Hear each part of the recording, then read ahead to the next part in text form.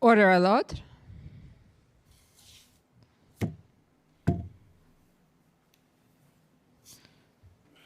The Public Order Emergency Commission is now in session. La commission sur l'état d'urgence est maintenant ouverte. Good morning. Bonjour. Okay, so we have a new witness, I expect, this morning. Who's on for the commission?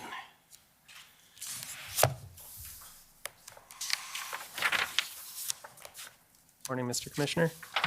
Jean-Simon Schoenholz, Commission Counsel. Our witness this morning will be Mr. Jim Willett.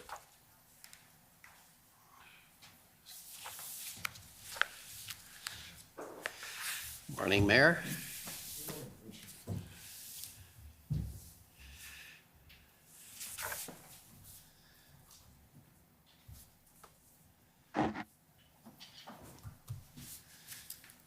Mr. Mayor Willett, will you swear on a religious document or do you wish to affirm? I swear on the Bible.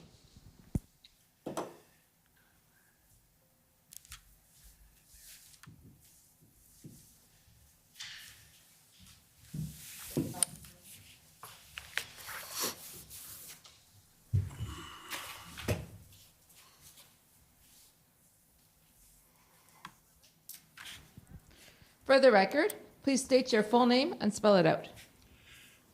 My full name is Jimmy Willett, Jimmy Willett. Do you swear that the evidence to be given by you to this commission shall be the truth, the whole truth, and nothing but the truth, so help you God? I do so swear. Thank you.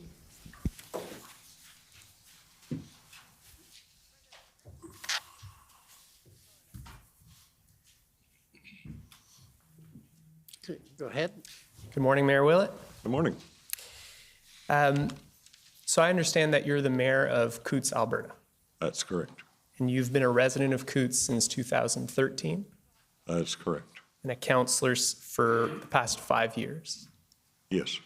and mayor for 4 years now. Yes. Okay. And you had an interview with me and my colleagues on September 6th of this year. You remember that? Yes, I do. And you remember seeing a summary of your interview? I do. So if we could just pull up WTS 6012. So this is going to be a summary of that interview.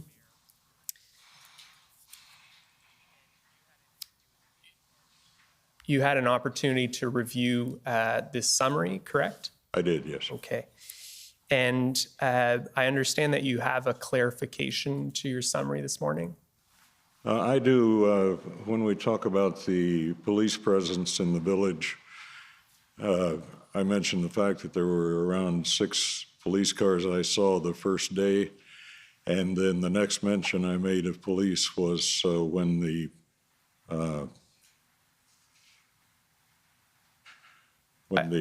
group moved in on the 1st or 2nd of February. Actually, there was a police presence growing all the time in the village. It didn't go from 6 to 50 in one day, 3 days into the protests. Yes. So I'll bring you to that passage just so we can confirm. So on the second page, and it's the 4th paragraph down. So this is where you say the paragraph starting on January 29th. Second to last sentence, he observed approximately 6 RCMP vehicles at the border that day. Then you say on February 1st, an additional 42 RCMP vehicles arrived at the border. And what you're saying is that between those dates, there was a gradual buildup. There was a buildup, yes. Perfect, thank you. So we're gonna put that summary into evidence. Now I understand, Mr. Mayor, that you live about 4 blocks from the border and 3 blocks from where the protest was occurring. Is that about right? Yeah, that's correct. And while these events were happening, would it be fair to say that you attended the location or went to look what was going on a fairly regular basis? That's correct, yes. And what's the population of the village of Coutts? Last census had us at 224. And I understand that the village's amenities include a convenience store, a restaurant, a bank, but that a number of the other services that residents would use would be found in Milk River. Is that correct? That's correct. All of the major things that you take for granted in a larger community, we have to go to Milk River for. Doctor, pharmacy, dentist, hardware store, any of that kind of thing, grocery store. And Milk River is about 18 kilometers away. 18K. Sounds good. So if we could just pull up COM 924. This is a map of Coots and the surrounding area. We looked at a similar map yesterday with one of the other witnesses, and so I won't go into detail on this, but if we can just go to page 5. And if we could, yeah, that works. So my understanding is that the blockade formed around the point identified as checkpoint 4. That's correct. That's correct. And Smuggler's Saloon, which we'll talk about a little bit today, that is a local establishment, and that's identified here on the map as well. Yes. And that's where a number of protesters regularly met. Yes, that became a gathering spot, yeah. Perfect. And so my understanding is that the blockade that occurred was on Highway 4. Is that correct? Yes. And that highway connects Coots and Milk River? That's our connection, yeah.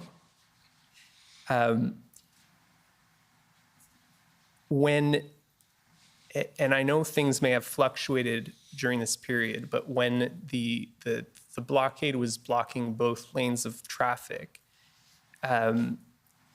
was it preventing Coots residents from traveling to Milk River? Yes, it was. And would it have also been preventing traffic flow from the border, coming out from the border? Well, yes, yes, And any traffic south to the border? yes. Okay.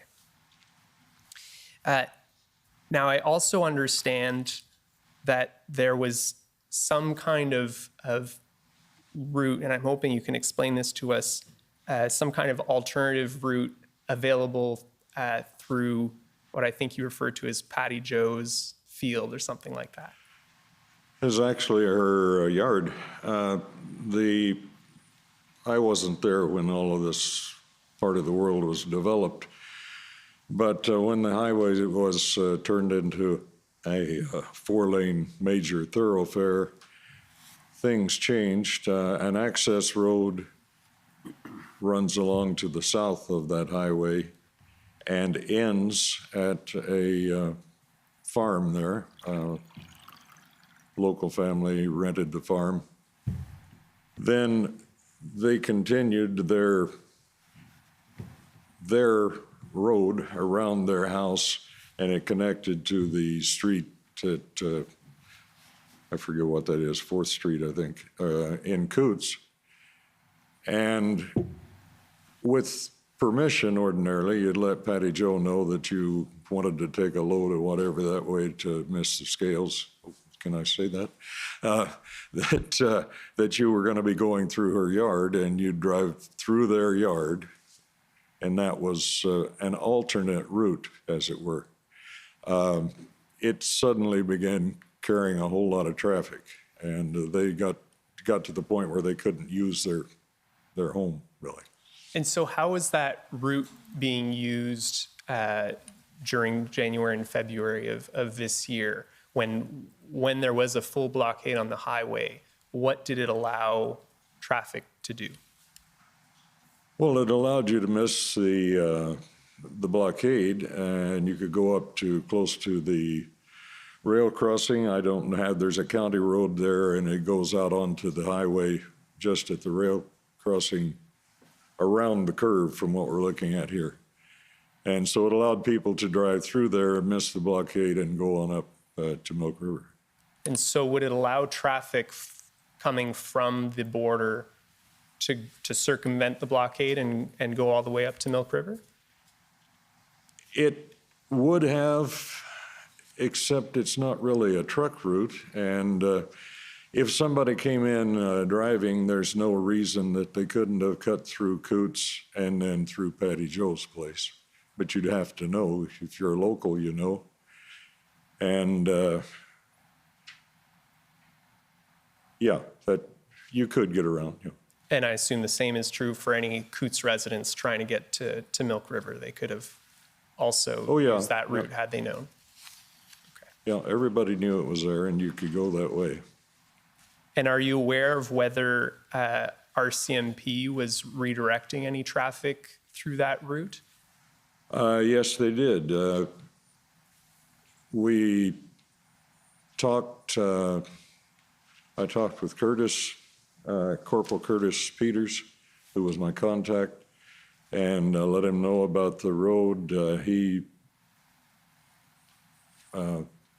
wanted to, they made some communication, and what we wound up doing, what they wound up doing was making a square. The ground was frozen, and so they were able to run straight ahead from the street, make a right at the end of Patty Joe's property and go down that way, so you didn't have to go through her yard. And so it became an unofficial exit point. In fact, they took trucks through there later.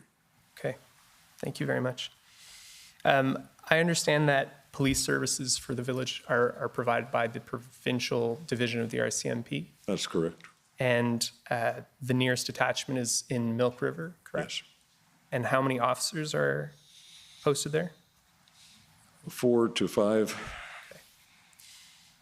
I'd like to go to COU 50249.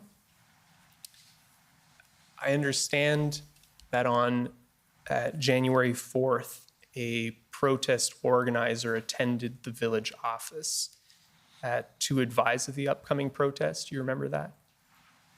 Yes, you'll see this is signed Kelly. She's the assistant in the office to my CAO, and she received a phone call. And during that phone call, how did the protester describe the anticipated protest? They were just giving us a heads up that they were going to be coming and doing a slow roll around the entrance to the country. And as you can see, it says that they won't be blocking any residents from using the entrance and exit. If we can go to COU 401515.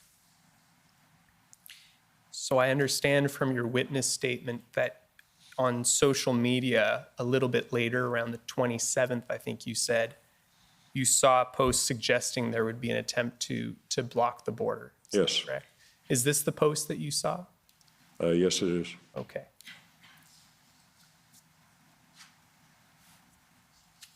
And do you know where you saw this posting? It was on a bulletin board out of Lethbridge.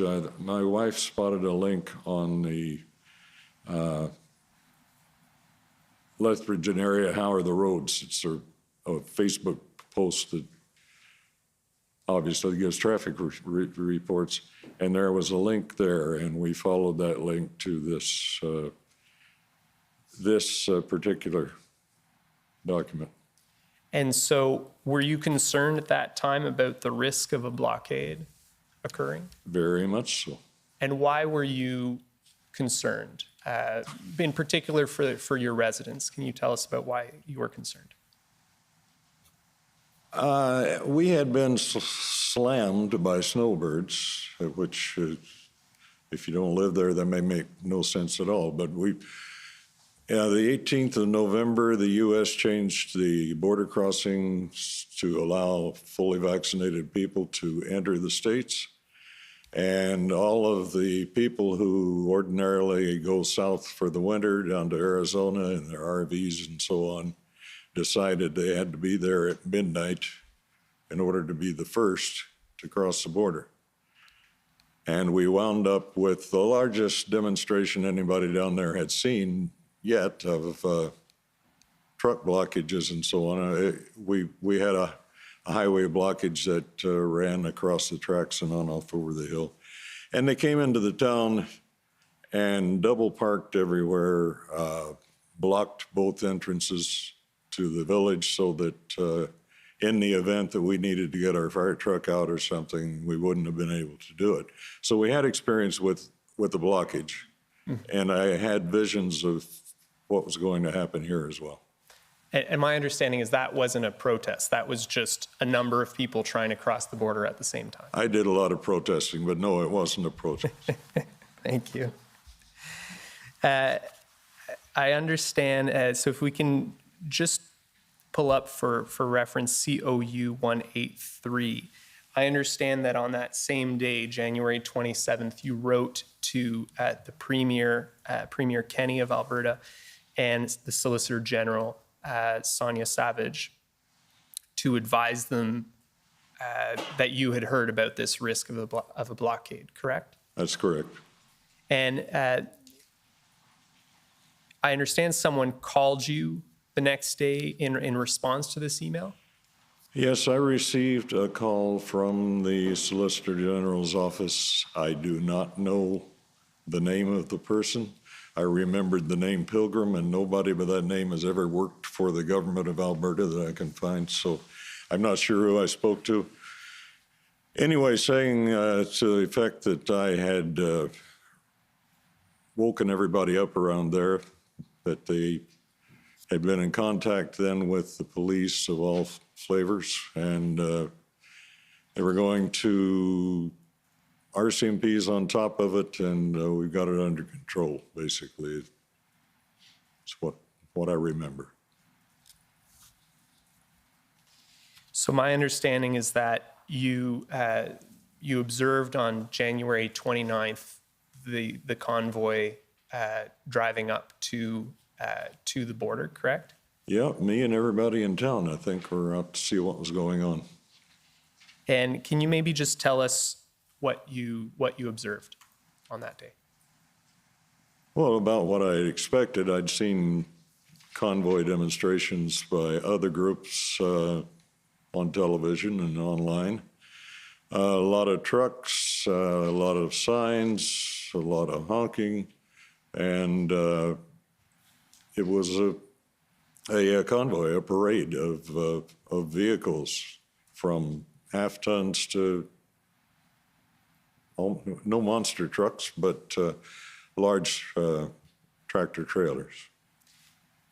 And that pinpoint, that checkpoint 4 that we looked at before on the map, that's where you saw them begin to U-turn, to head back towards Milk River? Yeah, that's Highway 500, and it's a major crossing point that comes up from over the tracks out of, to the east of the village, and then makes a crossing there with Highway 4. So it's the first place that you could really make a U-turn, or the last place, I guess, if you're coming from the north. It's the last place you could make a U-turn, either there or our next exit, and it was smaller. So the RCMP, I think, had decided this was the best place to turn everybody around. And my understanding from your witness statement is that about 45 minutes later, you observed that they had blocked that intersection where they were U-turning. Is that correct? Yeah, I think the RCMP told me 42 minutes, but it happened, yeah. And how many RCMP vehicles did you observe that day? Again,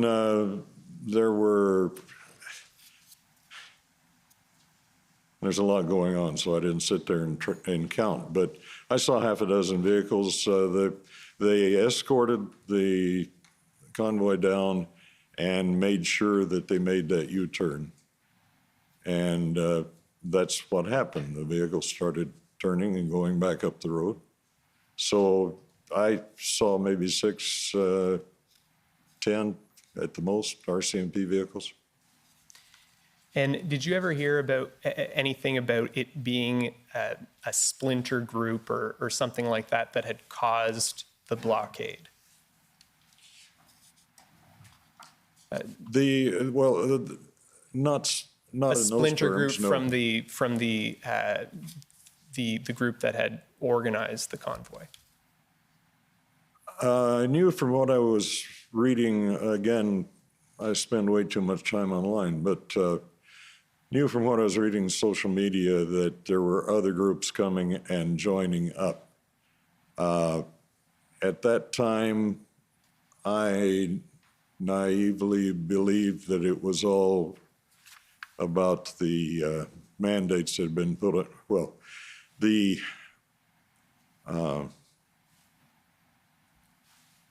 removal of the, you'll have to forgive me, I do this once in a while. I thought that it had to do with cross-border truckers having their permissions removed. For 2 years, they'd been traveling back and forth, exempt from vaccination requirements and so on. And just when things were starting to loosen up, I mentioned the 18th, people are starting to go across and everybody's getting more normal feel. Suddenly, the federal governments in both Canada and the US decided that you no longer have an exemption, you're going to have to be vaccinated. And I think that was a tipping point. So I thought everybody was coming for that purpose. Okay. Long question, long answer. That's okay. You told us in your interview that the RCMP appeared to be caught off guard by the blockade. How did you come to that conclusion? Well, at that 42-minute mark, when the trucks drove into the median and across both lanes of traffic going both directions, it became obvious that nobody was in control. Nothing happened other than flashing lights and talking to the guys, and it came to a standstill, and that was it.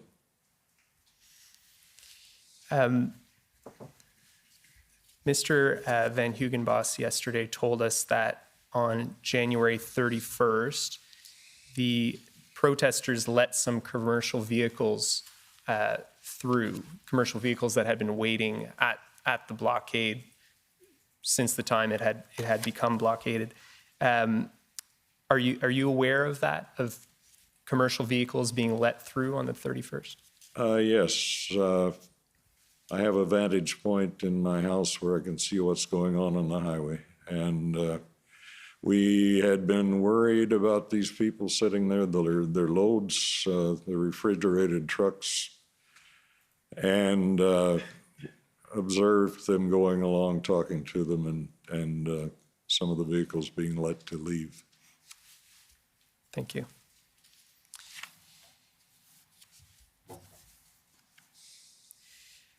I understand that you had regular communications by phone and text with Minister Sani, the former Minister of Transport for the province, correct? That's correct. So we'll pull up your text messages with her and go through some of those. That's COU 6016. And we'll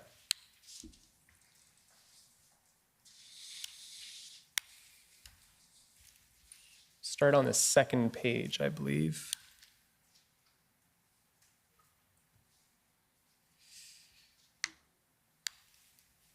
So in here, this is February 2nd at 12:41 p.m. Minister Sani,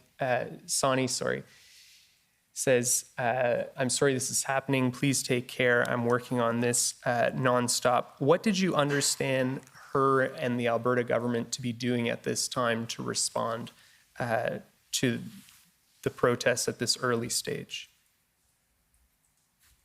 Well, I understood her position, not just from text so much, we had phone calls as well. She was working both sides, trying to talk to the people who'd organized the protest, and also with the provincial administration to get some kind of action happening. She's responsible for, or was responsible at this time, for seeing that that traffic flow works. I mean, that's our lifeline in Alberta. And so she's pulling out all stops, talking to anybody she can. I know she talked to truckers, she talked to Marco, I have trouble with his last name, but he'll forgive me. Anyway, with the contact people for the convoy, anybody that she could talk to. So I, knowing the minister the way I do and the dedication that she shows for her position, it means just what it says. She's working on it nonstop. And so your understanding is that she was trying to negotiate some kind of resolution. Yes. If we can go a bit lower. Okay. So here we see at 6:16 on February 3rd, you asked Minister Sawney whether she was willing to come to Coots to meet the protesters. You recall that? Yes. And the response is, of course, I just have to get clearance from the boss and the RCMP. Did she ever come to meet the protesters? No, she did not. She got as far as Lethbridge and didn't get permission to come farther south. And you understood that to be permission from who? The provincial government. Okay. Did you ever receive an explanation for why that permission wasn't granted? No. And why did you believe that it would be helpful for her to come to Coots? We thought at the very first that it would be convenient because, as I said, she's responsible for transportation, and this is a transportation-related blockade. She thought that possibly she could come and talk to people and explain to them that the importance of having that corridor continue and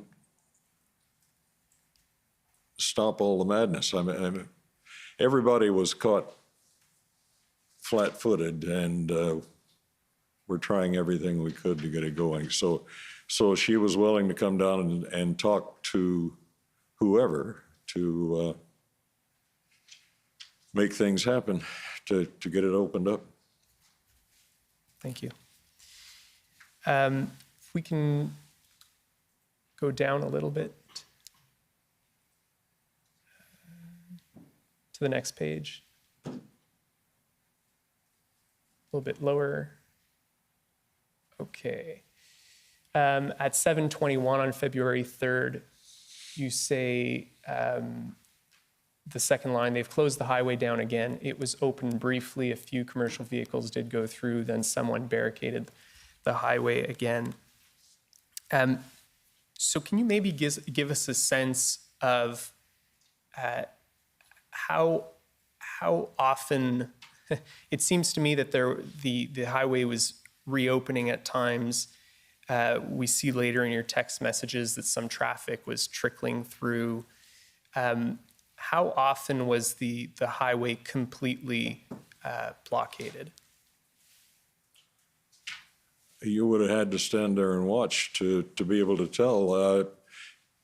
It would be open, we'd see a truck or two or three go through, and then the next thing you know, well, it's closed again. And the whole idea, I think, that at this point that they were trying to do was to open up a single lane each way and keep traffic flowing. But it was, well, you saw mentioned here earlier, they're trying to find a leader. At that time, there were several different groups. It was mob rule, I guess. I don't like that expression, but that's the idea. There was nobody really able to just get everybody together and say, okay, we're going to do this, and everybody would go out and do it. And so that's what was happening. We had traffic, and then we didn't have traffic. And you're attributing that to the lack of leadership in the group at that time. At that time, yeah, there was no cohesive structure that I could see.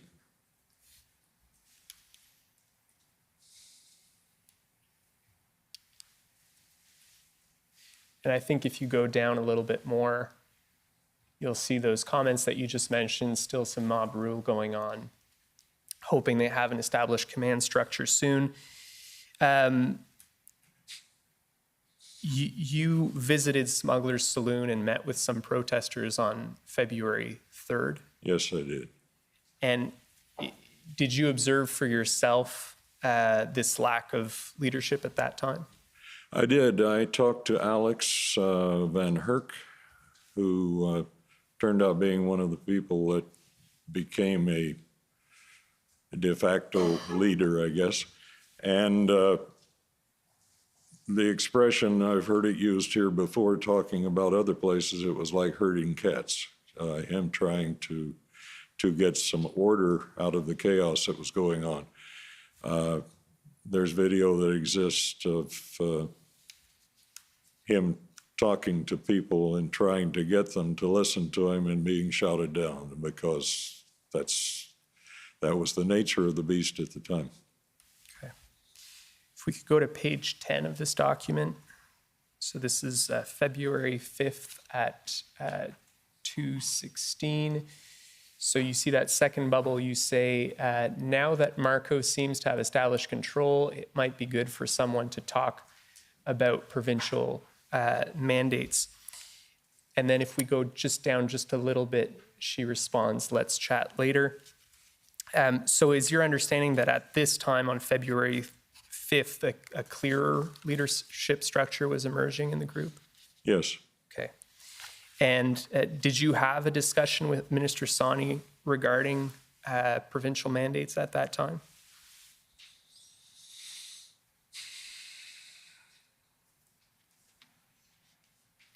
It's quite possible. We had phone calls in here, but you've seen how good my memory is.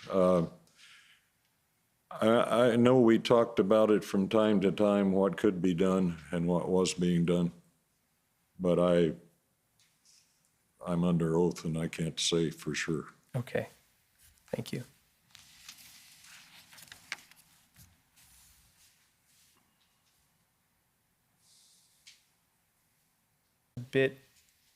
Just to page 12, and this is February 5th at 11:59. So just a bit lower till we get to 11:59. There we go. Here you tell Minister Sani the messaging to the protesters needs to be controlled better. There seems to be conflicting messages being circulated as true. You recall that? Yes. And what was the problem with the messaging at that time as you understood it? The feeling that I was getting was that someone was building up hopes that things are going to happen on a provincial level very quickly, and the Premier is going to announce that all the mandates are off. We knew government doesn't work that quickly. Premier Kenney was, the old expression, caught between a rock and a hard place. He's definitely there because, well, we know all the stuff that goes on. He was working to remove as many mandates as possible, as quickly as possible. But a lot of these people were being told that there was going to be a caucus meeting and they were going to drop all the mandates. And don't know where that came from exactly.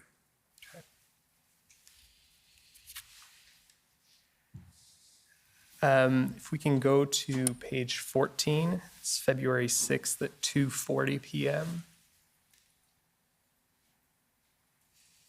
So you say that you talked to Mayor Fader, and I believe that's the mayor of Fort McLeod, is that That's right? correct. And Glenn Motz, who's a federal MP, correct? He's our MP for that, for that writing. And you say you talked to them about Marco. Marco was not in favor of the illegal action and has been working to move toward a legal protest. And when you say working towards a legal protest, did you understand that to be opening one lane each way? Yes. And were those efforts successful? Again, it depends on the time of day and which way the wind was blowing. Sometimes it was successful. My son came down from Edmonton one day, from Calgary rather, came down from Calgary one day, and after he got through the checkpoint in Milk River, he drove into Coots. He said, "There's no trucks out there." So they were shifting and moving things around. So sometimes the road was open and sometimes it wasn't. Thank you.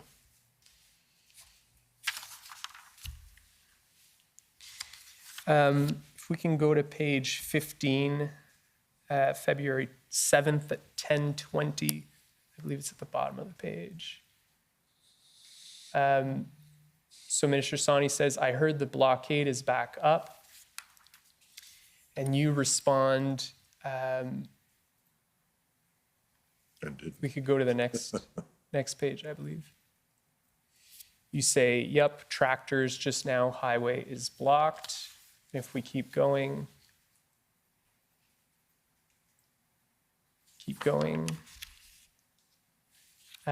She says, "I guess they were hoping for an announcement today." Was your understanding that this tractor blockade on February 7th was because of frustrations associated with the lack of an anticipated announcement, as you were just mentioning? That's the word that I got from talking to someone else, that they'd been expecting the announcement to come down that all the mandates were off. And again, this is from misinformation they were getting from somewhere. And when they didn't, they blocked the road again. And this is a member of the protest who told you this? Yes.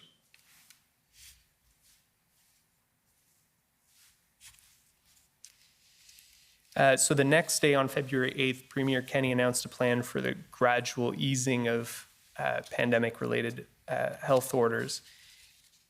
Did that have any impact on the blockade?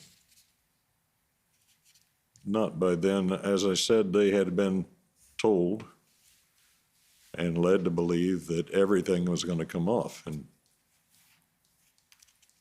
obviously it didn't. And so those people who chose not to understand how government works decided they're going to show us. So blocked it again. We can go to page 19. This is on February 8th. We can go down a little bit, down a bit more. So you say need access to some land, no construction. And then on page 20, if we can skip down, Minister Sani says, "I'm glad we could help you out with the land parcel." Was that in connection with the plot of land for the legal protest site that was Yes. established in Milk River? Yes. Yes, I'd been in the meeting in Milk River with the mayor from Milk River, Reeves from the county of Warner, some representatives from Trying to think who else was in there. Anyway, we had a meeting and a discussion of where to have an alternate parcel of land. The Milk River people and the county determined that there was Queensland available. And so I happened to have the contact information for the Minister of Transport who could make that happen. And that's what happened here. I gave her the note that they'd be calling her. They did. She made things happen so we could get that parcel. And did you understand, was there any buy-in from protesters on moving the protest to that site? No, at that time, there wasn't a great deal of interest in moving from the highway to a plot of land just beside the highway. And I understand, though, that once the blockade in Coots came to an end, there is a group that moved to that site. Yes. Is that correct? And they stayed there for a number of weeks. For a long time. It looked like a unhoused encampment.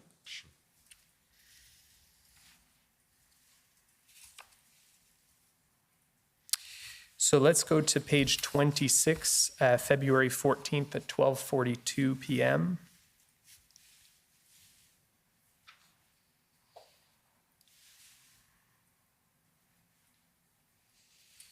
So Minister Sani asks you, are there people still there at the blockade? You respond, oh yeah, nobody's leaving yet. It's all fake news. So your understanding at that time was that the protesters were not leaving yet, correct? That's correct. I didn't hear until later in the afternoon that things were changing. And what did you hear that afternoon? Sometime in the afternoon or early evening, I think it was my contact with RCMP, Corporal Peters, let me know that they'd been notified the thing was coming to an end. So you were told by the RCMP that they had been notified by protesters that day that they would be leaving the site? Yeah.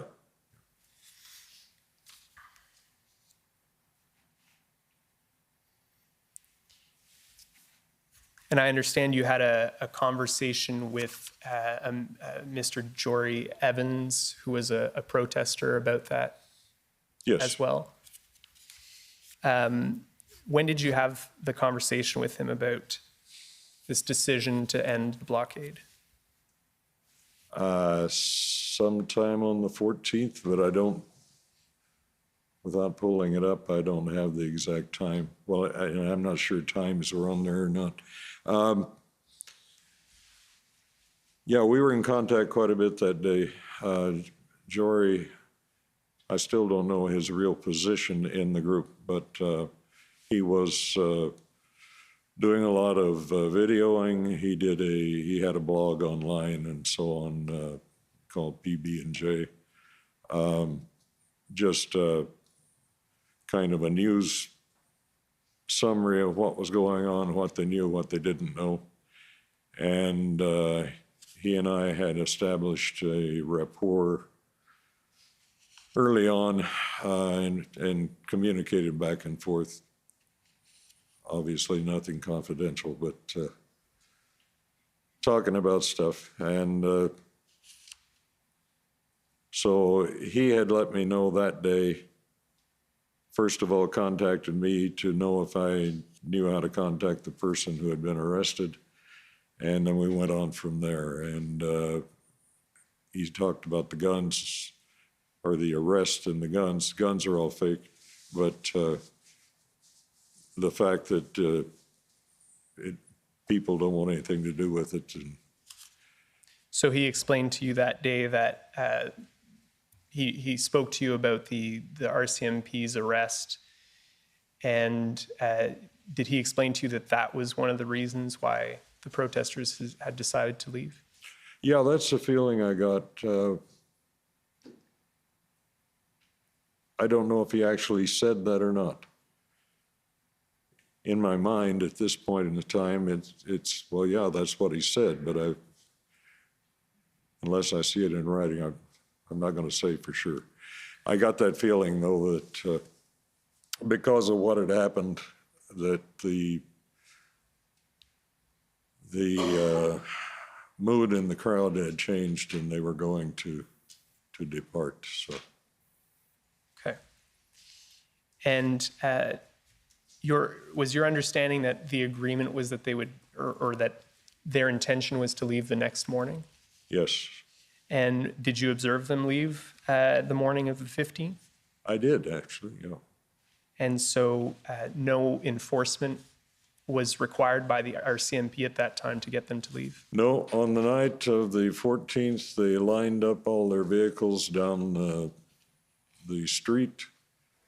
We have a auction firm out there called Ritchie Brothers that auction off from time to time a lot of agricultural equipment.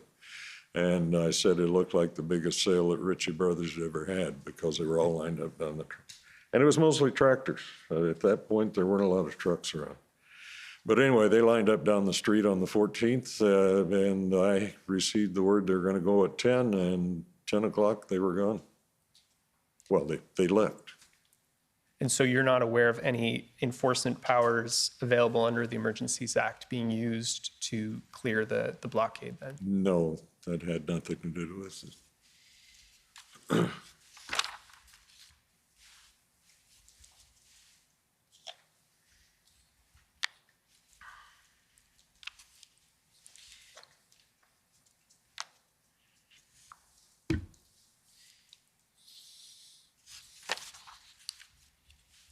When you met with the protesters on at Smuggler's Saloon on February 3rd, did they explain to you what their plan was, what their objective was?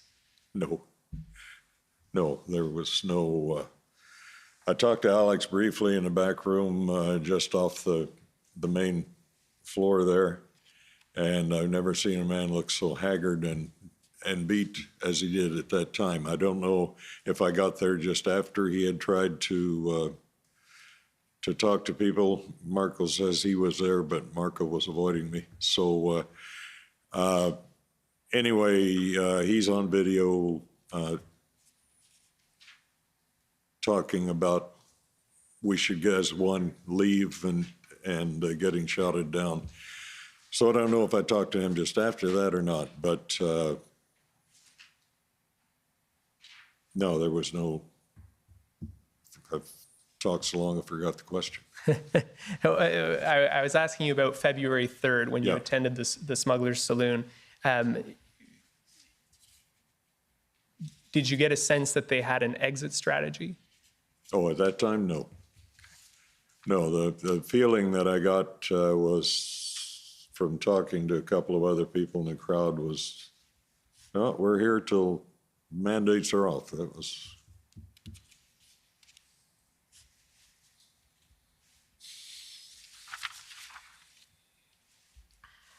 If we could go to COU 6012, these are your Facebook messages with Mr. Evans.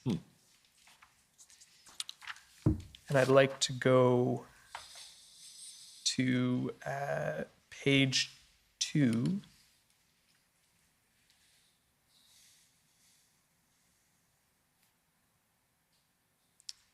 If we can go down a little bit.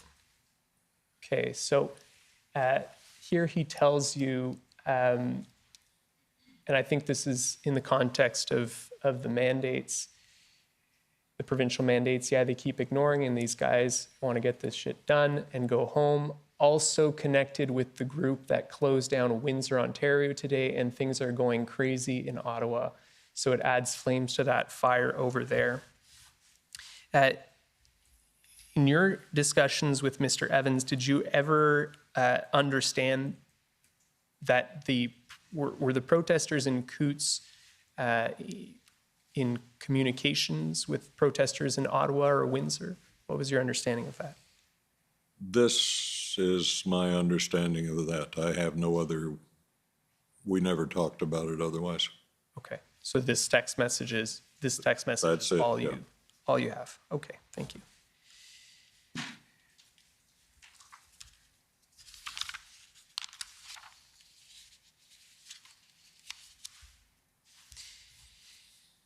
I understand that Mr. Evans told you about concerns he had with respect to more extreme elements participating in the protest. Can you tell us about that? Yeah, we had a meeting where I talked for quite a bit, for 45 minutes or so. And one of the things if you go back far enough in my history, bear with me, go back far enough in my history, I worked in mining in northern Manitoba, was a steel worker steward, went through wildcat strikes and so on. And there were always hardline guys and then the guys that were there for a good time. You could have a wildcat strike and everybody's up and up and up, and then it tapered off and you wound up with the core, and you might even find guys that you'd never seen before there. And we talked about how that was a danger, and if something like this, the longer it went on, the more the opportunity existed for outside elements to come in and cause disruption. And he agreed with. And he agreed with that. Agreed with that. That was one of his concerns.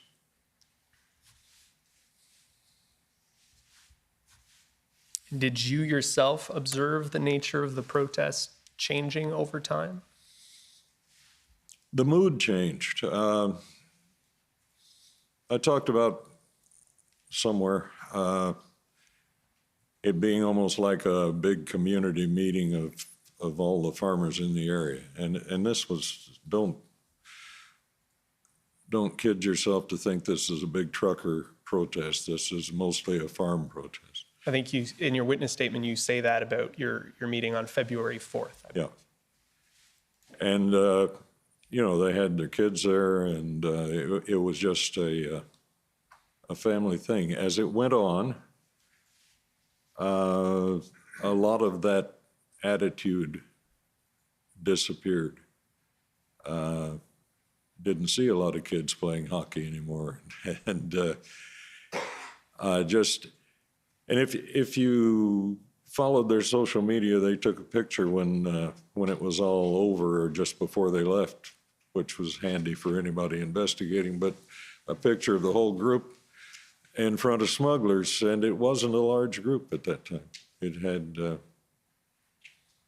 gotten smaller. But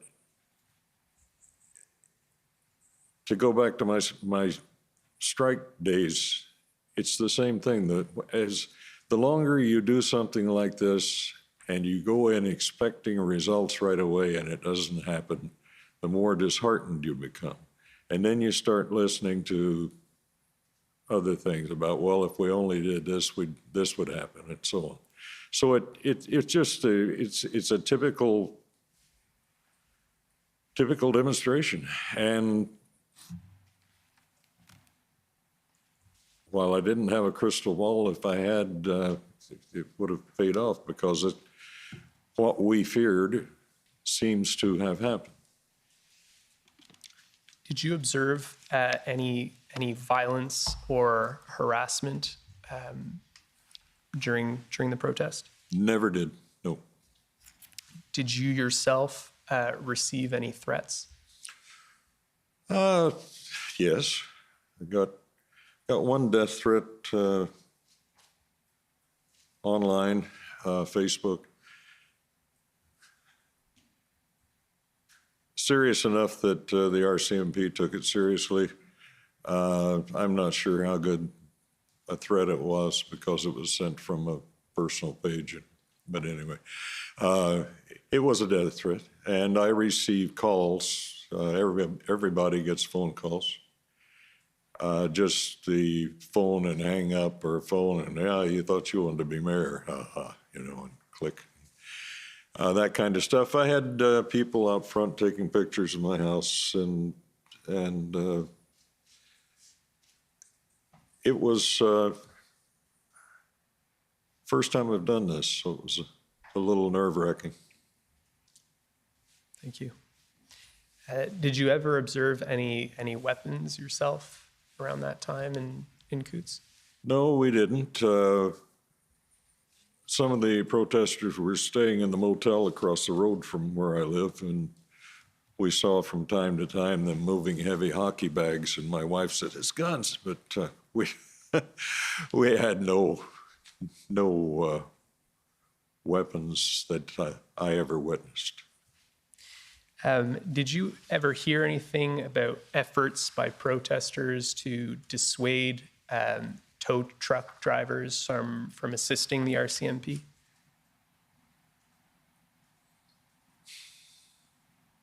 Not directly. Social media, I saw what was going on, but I never directly talked to anyone.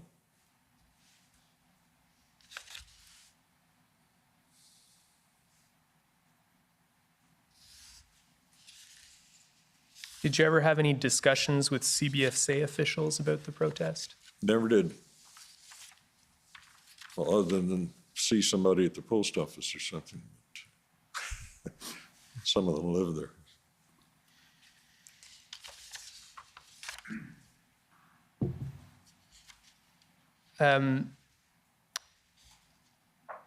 I understand that the RCMP attended a village council meeting on February 8th. And in your summary, you state that they described their response as building the airplane while you're flying it. What did you understand those comments to be referring to? Well, just the way it sounds. As I said, we all got caught flat-footed. Nobody had expected this to happen. And I'm not sure of his rank, but anyway, the answer to the question was, we're building the airplane as we're flying it. We're making it up as we go along. We've got tactics and we're trying them, and if they don't work, we try something else until we find out how it works. It was an education, I guess, for everyone. Thank you. In the short time we have left, I'd just like to talk about the impact on the village and its residents. In the summary, you say that the blockade greatly disrupted everyday life for Coots residents. Could you maybe explain to us in what ways? I have done a mental survey, and I think I had about a 70-30 split in the village, the 30 on my side and the 70 supporting the protest, regardless of what it meant. We still have neighbors that won't talk to each other because of the protest. They didn't get out and do. We had a lot of sympathetic people in the village who figured it was our duty to feed everybody. If they need a room, give them a room. These are all good people, and we should really look after them. As unneighborly and heartless as it seems, my opinion was, if you came down here and you've blockaded the highway and now you're not wanting to leave the protest, but you need your medication that you left at home, the road goes that way, go get your medication. Instead of making a public scene about, I don't have my medicine, can you bring it to me? We don't have food, you know. You got food at home. That was my answer to those kind of complaints. My neighbors, being good rural Alberta people, figure if somebody's in need, you look after them regardless of how they got there, I guess. And there was a lot of sympathy over and as I said, the driving force of the protest, the original cause had to do with cross-border vaccination, and then it mutated into my body, my right, my, you know, all of the different conspiracy things that have gone on. And then people didn't didn't let that go. And so it still exists to this day. How significantly did the protests interfere with residents' ability to access services in Milk River? Depended on the person, how comfortable they were with driving past monster pieces of equipment. I think we heard Marco yesterday talk about how one tractor is intimidating, even if it's sitting still, if you haven't been around them.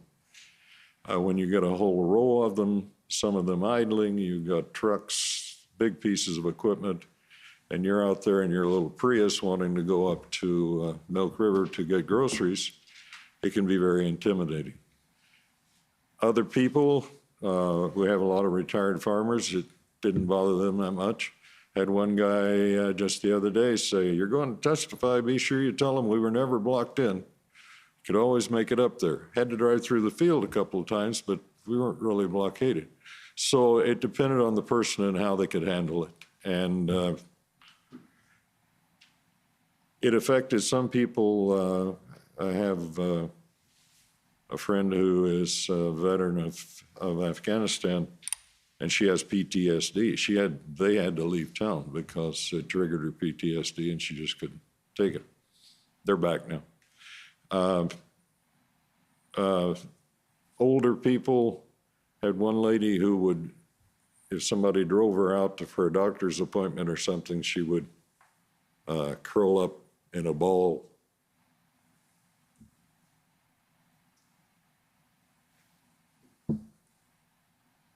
Wasn't going to do this, but just depends on the person, how they grew up, what their situations are. Some people it really bothered. Thank you. Did you hear any reports of intimidation of some of your residents by protesters? A couple, and you take it as, take everything with a grain of sand, grain of salt. Had a couple of people tell me that they were coming back into Coots and being stopped by protesters and they'd say to the guy, "Well, what do you think? Should we let these people through or not? Or should let this guy through? And, where do you think you're going?" And that kind of thing. But nothing, we had a situation where a neighbor, someone decided it'd be funny to tell everybody that there were free showers at her house, so she had people showing up at the door, that kind of thing. But not a lot of, there was no physical intimidation, and it was basically just the going through the gauntlet to get out of the village. Like I said, if you drove through and up the highway and through the ditch, maybe, well, you could go. So. Lastly, I just want to ask you, was there any impact on emergency services or access to emergency services? For the most part, no. When it first happened, it was like when we had the RVs or the entrances, they said they wouldn't block it. You have to understand, we depend on the ambulance coverage from Milk River, the medical clinic there. We have a volunteer fire department, we have volunteer EMS, and you'd have to understand AHS to know, the health services, to know why we have an ambulance that we can't use. But anyway, we have one. We cover our fire department then is a rural fire department that covers everything out in the surrounding area, especially to the east. There's only that road at 501, which is the road that crosses the tracks to get out to there. That was one of my major concerns, was that we had egress quickly in the event of an emergency, and then that we could get an ambulance in. The RCMP ran an ambulance down the highway to test that and the protesters were able to clear it through quickly. So it was handled. But for the first few hours, there wasn't any awareness on the part of the people. I said more than once, I got the impression that the protesters, Coots was an afterthought. They wanted to plug the highway and, oh, gee, there's 250 people over here, and we kind of affected them too. So it took us a while to work that out. But no, after everybody was made aware, things were fairly good. Thank you so much. Those are my questions. Yep. Mayor Willett, thank you. Thank you. Okay, so first up is the Government of Canada, please.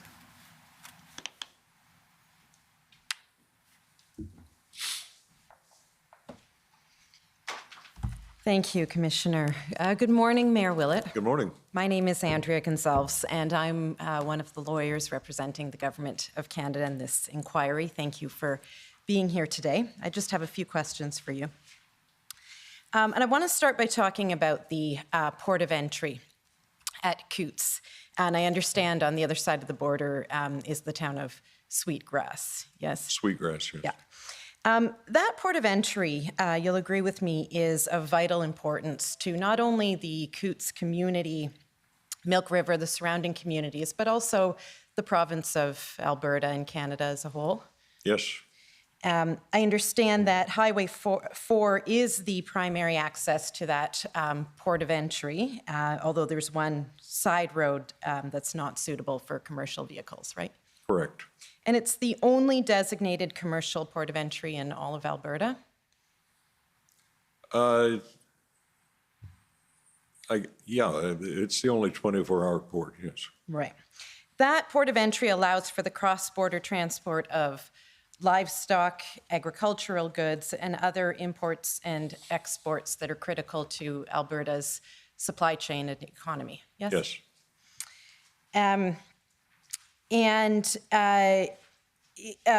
You can see, I assume, from really your front door, the constant flow of trucks that are carrying billions of dollars worth of goods north and south across that border. Yes.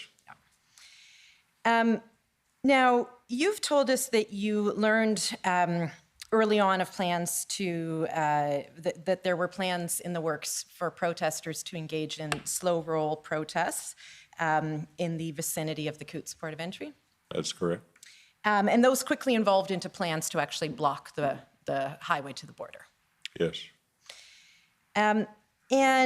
That would have really a twofold impact on the people of Coots, both their access north into Milk River and the amenities there, right? Yep. As well as south down across the border. And so I would expect this raised some alarms for you as mayor of this village. Yes. Yeah, and you acted quickly to communicate to residents how they could best prepare themselves, right? You sent out that little notice. Yes, I did. Yeah, it's COU 701. I don't think we need to pull it out unless you want to look at it. But you were trying to best equip your residents for the unknown of what was going to come, right? That's correct. And that notice included advice like pretending that they live in a big city. Yeah. What did you mean by that?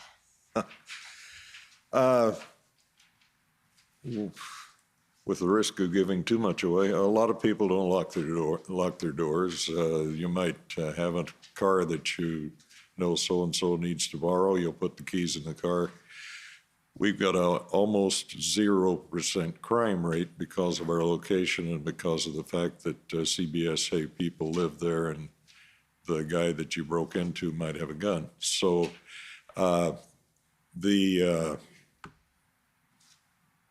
just people get very comfortable with it's typical small town Alberta. And there were folks coming in that nobody knew. Yep. And you were concerned that that might pose a safety and security risk to the people of Coots. Yeah, like I tell a lot of people, you're driving south, getting ready to hit the border, you don't even know Coots is there. And although we can watch and wave. And if you've got a stranger in town, word gets around, there's a car going around and I don't know who it belongs to, and oh, that's so-and-so, they're visiting so-and-so. The telegraph works very well. And all of a sudden, the potential existed that we were going to have massive influx of people driving up and down the streets, and I just wanted everybody to be careful. Don't let your kids out to run across to the playground because somebody might be coming, not looking for kids there. Everybody in town knows your kids live there, but if they come in from out of town, they don't. Just a heightened awareness, I guess, of your situation. Okay, and another step you took in the early stages was to reach out to the provincial government. Yes. We saw in your examination by Commission Counsel the January 27th email that you wrote to Solicitor General Savage to advise of the planned protest. You recall Yeah. that?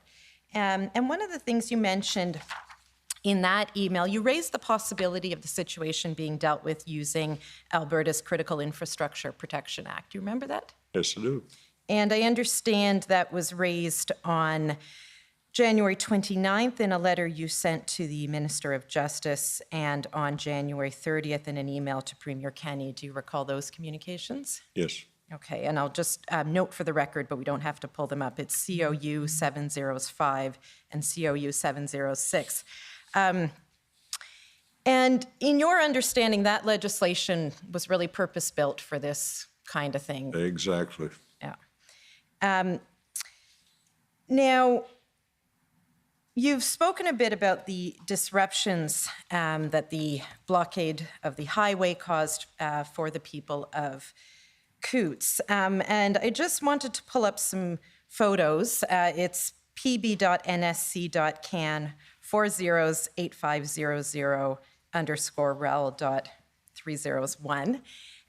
You mentioned that you did travel to the protest sites on occasion. I just want to confirm that these photos reflect or similar to what you recall seeing when you were there. Apologies, could you repeat that document ID, please? Yeah, the whole thing. pb.nsc.can.408500_rel.301.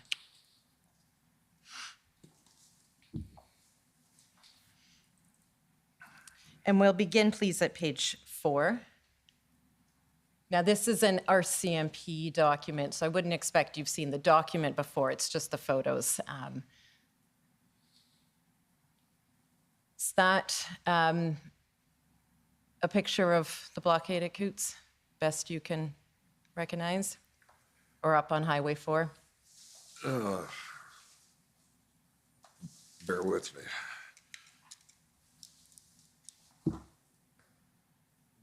We'll just make that a little bigger there. I can't place that exactly.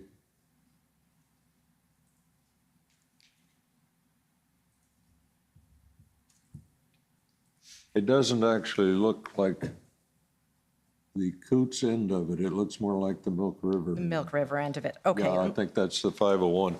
Okay, and what we see there, though, is there are trucks parked in the median between the two directions of the highway. Yeah, but again, this is actually not a full blockade. They're doing a slow roll through that. That's a slow roll. Yeah. Okay, let's go down to page 7, please. Okay, that's Coots. That's Coots. Okay. And page 9.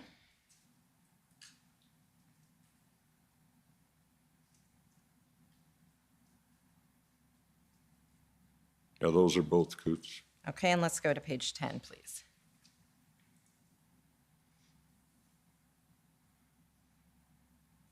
Sorry. not the one I wanted. Let's try 29.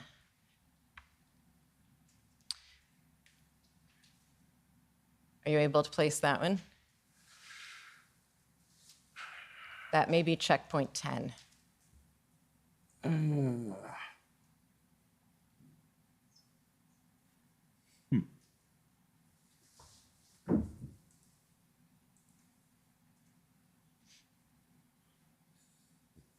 It doesn't get any bigger.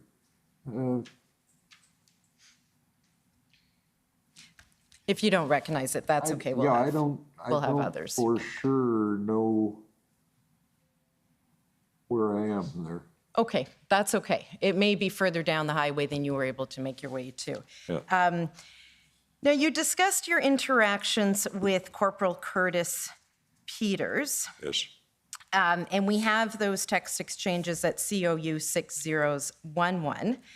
In one of your text exchanges, you asked him to speak to the school bus driver. I just want to be clear on this. Children from Coots attend school in Milk River. That's correct. And in this text message, you're explaining that the weather is supposed to turn bad, and you were concerned about her traveling on the highway and folks having to navigate a field to drop off and retrieve their kids. Can you just explain that concern? Yeah, the school bus driver was a little concerned with coming through the blockade. And so what she had offered as a solution was to come basically the back way on a county road up to Patty Joe's that we talked about. But the fact is that you have to drive either through there or through the field, and she didn't feel comfortable taking the bus through there.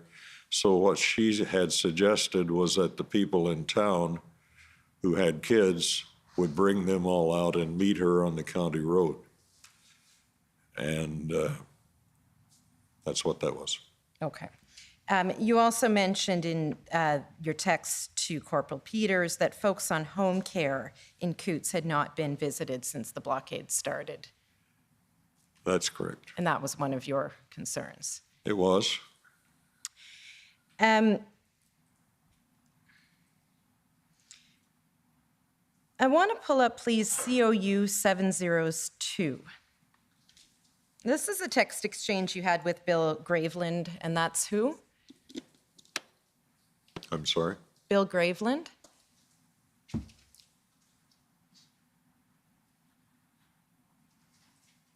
Oh, Bill Graveland, yeah. He is a reporter for Canadian Press. Okay. And if we go to page 3, please.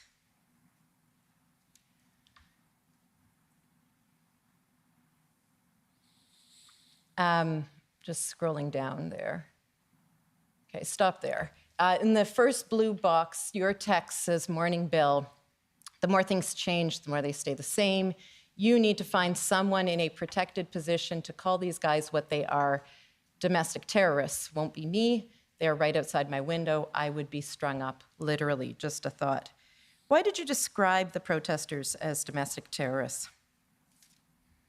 Well, unlike most of the people in the front rows here, I'm a Google lawyer. So when I look for the definition of a domestic terrorist, these people seem to fit that bill, and yet no one ever labeled them that. And so I just floated the idea out there, one side to Bill, on the other side to Minister Sani, that maybe they should be called that to get a little more attention. You felt they were terrorizing people by their behavior. Because they were causing harm to the country. Yeah. And if we go down to page 4,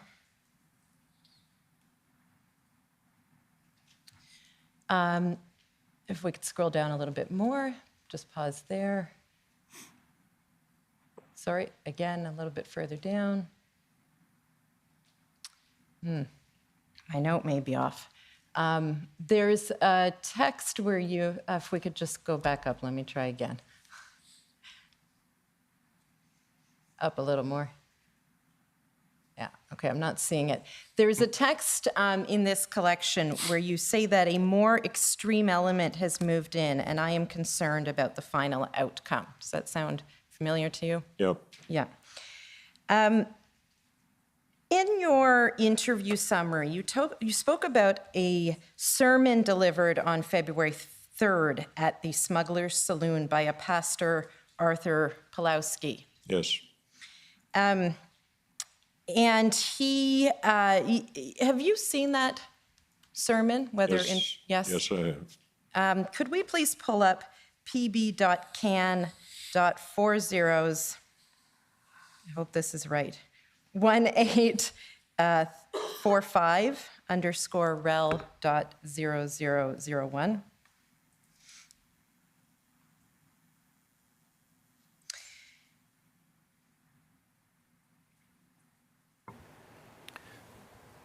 Was that pb.can.40s1845?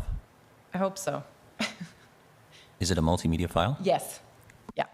While we're digging that up, that sermon, I understand, was delivered on a day when MLA Hunter had told you he had negotiated a deal with protesters to open up one lane of traffic. You recall that? I think that's right, yeah. And in a text message to Minister Sawney, you described this sermon as being inciting. As being Inciting. inciting, yes. Yeah. And in your interview summary, you said that it strengthened the protesters' resolve. You recall that? Yep. I'm hoping we can just watch a few. Sorry, having difficulty locating that one. Okay. I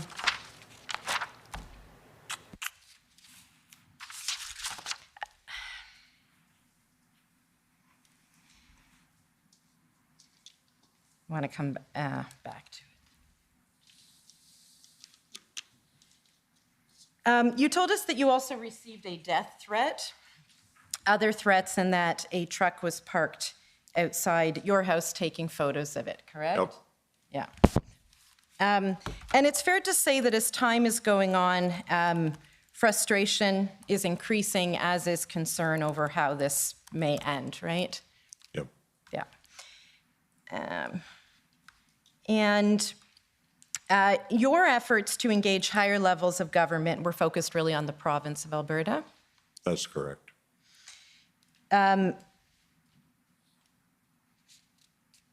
Did you ever receive any explanation for why the province did not make use of the Critical Infrastructure Protection Act as you had suggested? No, I did not. But you have to remember, I'm the mayor of a small village. I'm kind of at the bottom of the ladder. So I was not privy to everything that was going on. Okay. And I now have the correct reference for that video. It's pb.can.40s135. 1835. 1835.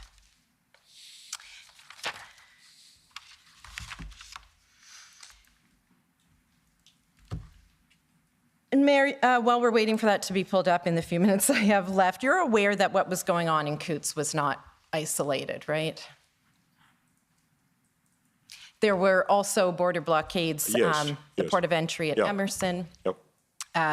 Ambassador Bridge in Windsor, Yep.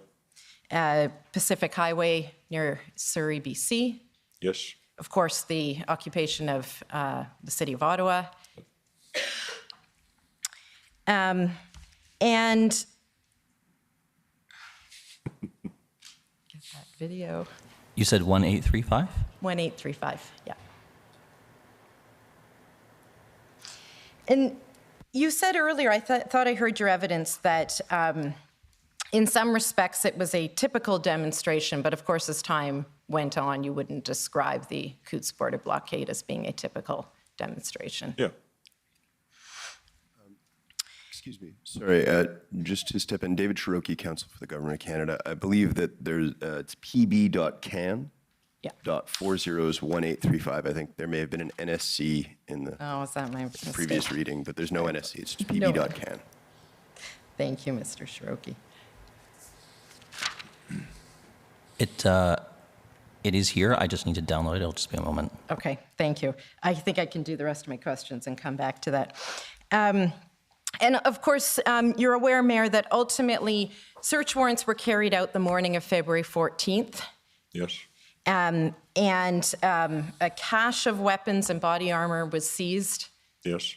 And there were a number of arrests made, right? Yes. And you were informed, in addition to these arrests, an attempt was made by a vehicle to ram a police vehicle. Yep. Again, we don't have to pull it up while Mr. Clerk is doing me another favor, but the email to you about those arrests is COU 50453. And even with those arrests, I think I understood your evidence that it took some time for the protesters to clear out. Well, sometime it happened on the 14th and they left on the 15th, yeah. Right, and that was after the Emergencies Act had been invoked, right? Just barely, yeah. And you mentioned in your witness summary, you understood there were rumors circulating among the protesters that the Emergencies Act would be invoked, and among other things, their bank accounts could be frozen, right? Yeah, again, that was social media, but yes. Yeah. Okay, so Mr. Commissioner, I'm just waiting for that video to load.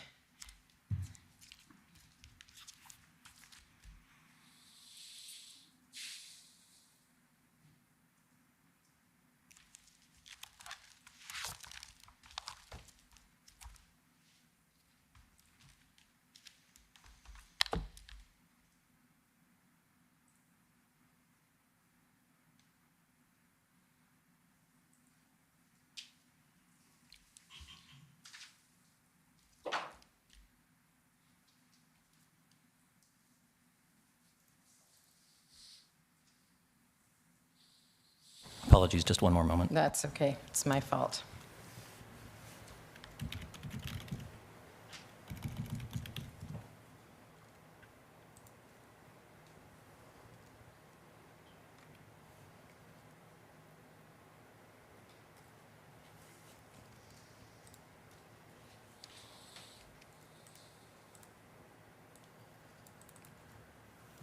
And we'll just play from the beginning, not the whole thing, but just... People in my country in 1980, finally they said our children are worth fighting for. Yes. And they did it, and they took it to the streets, and they paralyzed the entire system. Yes, thousands were arrested. They gained control. Yes, people were tortured and beaten. Yes. There is a price attached to freedom. How do you think the Second War ended? Millions had to die. How do you think the First War ended? Millions had to die. And that's the price that we have to be willing to pay if our children are going to have a free and democratic society. Yeah. That's right. This is our time. For 2 years, we have been dancing polka with them. For 2 years, we have been trying our best to reason with the villains. But I know villains. See, bully will never stop bullying. He will keep stealing from you all the time. They have big appetites, those greedy dogs. We can pause that there. You have Thank you. Mayor Willett, is that video of the sermon that Pastor Pawlowski delivered at the Smuggler's Saloon on February 3rd? It is, yes. And that's the video you understand was, or you've described as inciting the crowd and the Yeah. protesters. Thank you. Those are my questions. Thank you, Commissioner, for the indulgence. Okay, thank you. Next is the government of Alberta.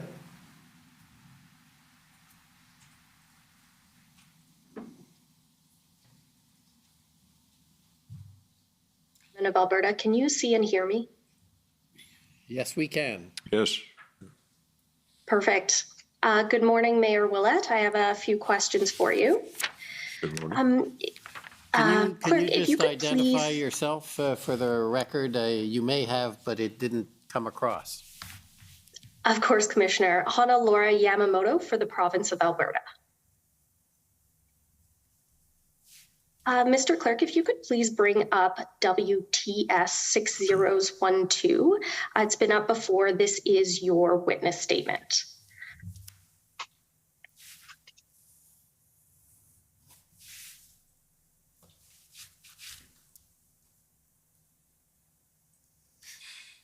And just while that's coming up, so on page 5, you stated that you did not receive the type of support you expected from the provincial and federal governments. So what kind of support did you expect from the federal government? Well, at that point, it seemed like we were not getting anywhere, and I was looking for somebody to do something to get the highway unblocked and get things happening again. So any kind of support would have been make them go away and make this end. I wasn't in a position to say exactly who should do what, but somebody should appear to be doing something in it. At this time, it didn't look like anybody was doing much. Okay. And so I have the same question with respect to the provincial government. What kind of support did you expect from the provincial government? Same story. We had as I mentioned before, an act that was supposed to give unlimited powers, basically, to protect infrastructure and remedy this exact problem, and yet it appeared to me nothing was going on. Now, I've seen the situation reports since then, and it show that there was action in the background, but I wasn't privy to that. So where I was sitting in my office looking out the window, I didn't see anything happening. Okay, so now that you say that there's things that you saw going on in the background, in your opinion, is that statement still true that you believe that the provincial government should have made better use of the Critical Infrastructure Act?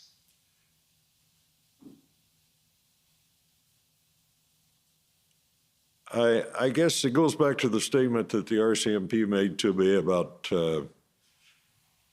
building the airplane as we're flying it.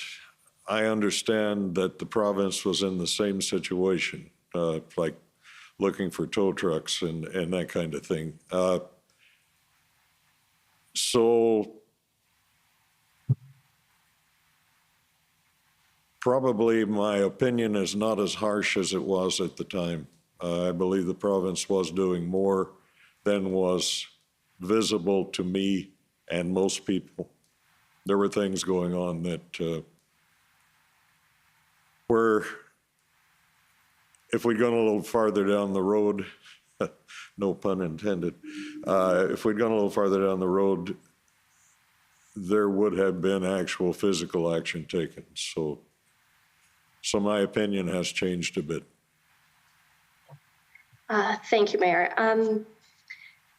So you understand as well that the RCMP was the lead agency responsible for responding to the border blockade occurring at Coutts, and they would make the operational plans and decisions? I don't know, was my ears playing tricks or not? Can you do that a little slower, please? I apologize. I should slow down for the translator as well. So you understand that the RCMP would have been the lead agency responsible for responding to the border blockades occurring at Coutts, and they would have made the operational plans and decisions. Correct. Okay. And you worked with the RCMP throughout this blockade? We were in contact all the time, yeah. Okay.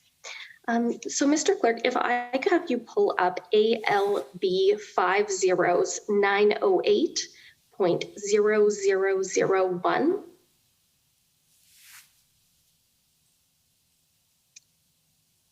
So what you're going to see here is a statement from the Alberta Minister of Justice and Solicitor General Savage on February 8th, 2022. Now, the 4th and 5th paragraphs from the bottom is just where we want to go. Perfect. And it says, those participating in this illegal blockade could potentially face charges or actions under any number of laws, including, and it includes the Critical Infrastructure Defense Act, and goes on to say, whatever action law enforcement may take is at their independent discretion. I trust the authorities to lay appropriate charges wherever the evidence provides reasonable grounds to do so. So based on that statement, do you now understand that it's the RCMP that would have made decisions whether or not to undertake enforcement under the Critical Infrastructure Defense Act? Correct. I understand that. We saw your texts with Minister Sawney. We don't have to pull them up, but those would be under COU 6016. So these texts show contact every day, often multiple times a day from February 2nd to 18th, as well as you said you had phone calls with Minister Sawney? Yes. Okay. And you also had a phone call with the Premier? I did. And at no time did you make requests for specific supports or assistance from the province? I think we, when I talked to the Premier, we talked more in generalities. As I said earlier, he was kind of caught in a pinch point between darned if I do and darned if I don't. We talked about that. He talked about the fact that he could only do so much because of the lack of surge capacity in the hospitals. He mentioned that he was going to be talking to governors in the northern states to see if they would put pressure on that side, because even if we did get rid of the provincial mandates, the federal mandates still sat there, and that was the thing that triggered the whole deal in the first place. So, no, it was more a generality thing. I did not hit him up for any kind of action.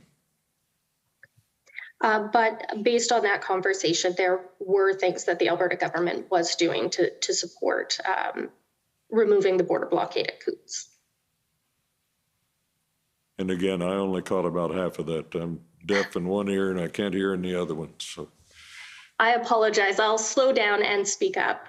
And based on that conversation with Premier Kenney, Alberta was providing supports, even if you weren't asking for specific supports, correct?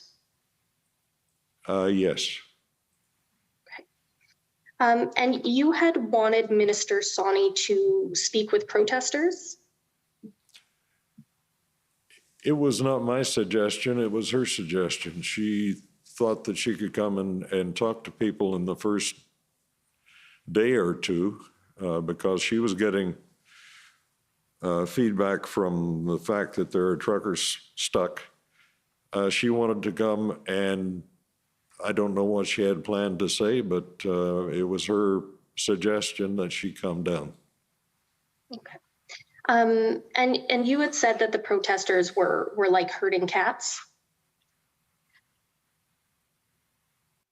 The protesters were letting, I'm sorry. Were like herding cats. Sorry, excuse me. Yeah, that's what Alex told me when the first time I made contact with the guys at Smugglers. He said at that time that it was like that's my expression, but that was the impression. He said he'd get a group here and a group there and try and get them all together, and they'd make a decision. Then they'd walk out the door and forgot what they talked about. So he was very frustrated. So there was no definitive leader of the protest? At that point, there didn't appear to be. And I just have one point of clarification. So in your evidence with my friend Commission Counsel, you said that tractors lined up on the side of the road on the 14th. And I just want to clarify, that's so traffic could flow? Oh, but then they were off the highway And I think at that point, traffic was being held up in Milk River still, but there wasn't any really physical blockading going on the morning of the 15th. Possibly on the evening of the 14th. I couldn't do 24-hour coverage. But no, the tractors were all lined up. They were just getting ready to leave as a group. And so they pulled them all in, actually pulled them into the village and down that street and lined them up along there. So they were out of the way. Okay, and you're not sure if that was the evening of the 14th, or did that start the evening of the 14th where they were moving the tractors? When I went down the morning of the 15th to see what was going on, they were all lined up down the street. That's all I know. I don't know exactly when. Like I say, I wasn't sitting watching them 24 hours a day, so I'm not sure when they moved. Okay, perfect. Thank you, Mayor Willett. That's all my questions. Thank you. Thank you. Next is the City of Windsor.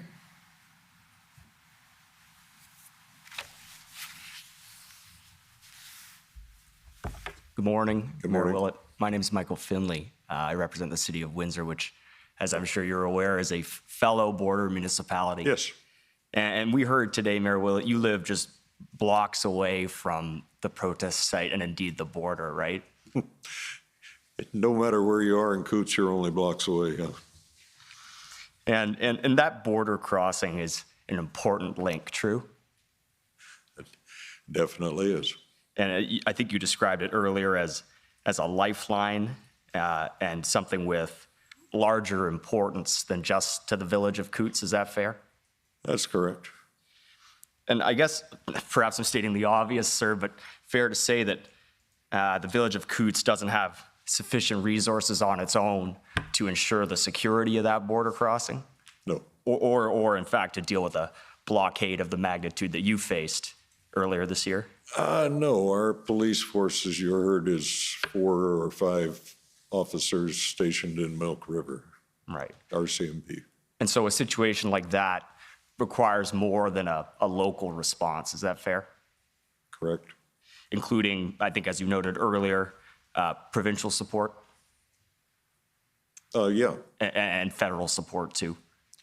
Yeah, well, it's RCMP, so it's provincial and federal. And so that being so, would you agree that one might benefit from having a plan or at least a framework in advance to deal with situations like the one you experienced, even if they're not exactly the same in future? Sure, yeah. Would be nice if the old hindsight's 20/20, but it would have been nice to have a plan, yeah. I think you spoke about being caught flat-footed and building an airplane while it's flying. I guess we can agree, you sticking with that metaphor, it's probably better to have the plane assembled in advance before it takes to the air. If we're talking about police response, they had response for certain situations, but this was a situation that was unique at the time to anything they'd faced. And so I'm not going to be an apologist for the RCMP, but I think they were doing well under the circumstances. I don't think it's fair to say they had no plan. They would have had plans for demonstrations and so on, just nothing of this magnitude. Right, and I suppose all I'm getting at is it's better in this type of circumstance, I hope you'll agree with me, when you have a multi-jurisdictional issue to deal with, to have some plan in advance to address it. Yeah. Well, thank you, sir. Those are all my questions. Yep. Thank you. Next are the convoy organizers.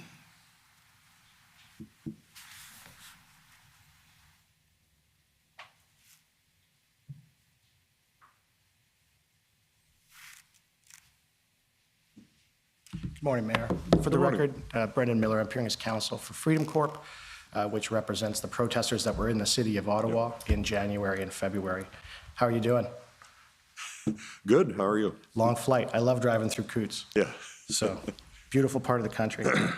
So, if we could please bring up, it's the document that my friends have already referred to from the federal government.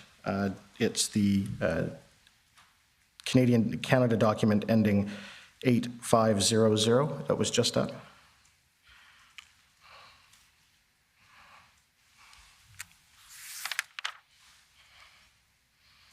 Apologies.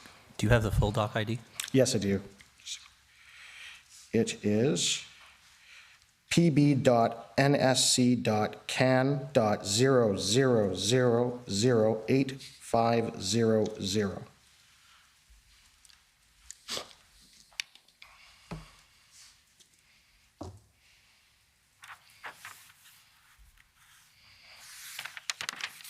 Okay, and could we please scroll to page 32? It's just loading still. There we go. Okay. So this is the document my friend put to you. It's a PowerPoint put together by the RCMP. And there you can see that they are doing what they refer to as community engagement and talking and listening to protesters, supporters, and residents of Coots. Did you witness any of that? Not personally. Yeah. Only on Right. line. But you ended up going and speaking to the protesters yourself too, didn't you? Yes. Right. And I understand that when you did that, you ended up doing an interview with CTV and City News about that experience. Do you remember that? I don't. Okay. Well, let me ask you, do you remember saying this? I just want to put this. This is a statement that's been attributed to you. I wasn't negotiating or anything else. I was just there to find out if they were as bad as some people have said, and they're certainly not.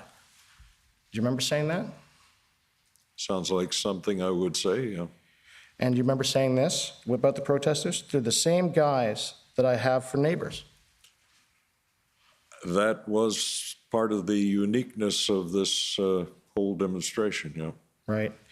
And you also said they're the guy that owns the farm up on the hill, the guy that hauls for local businesses. Do you remember saying that? Probably did. Right.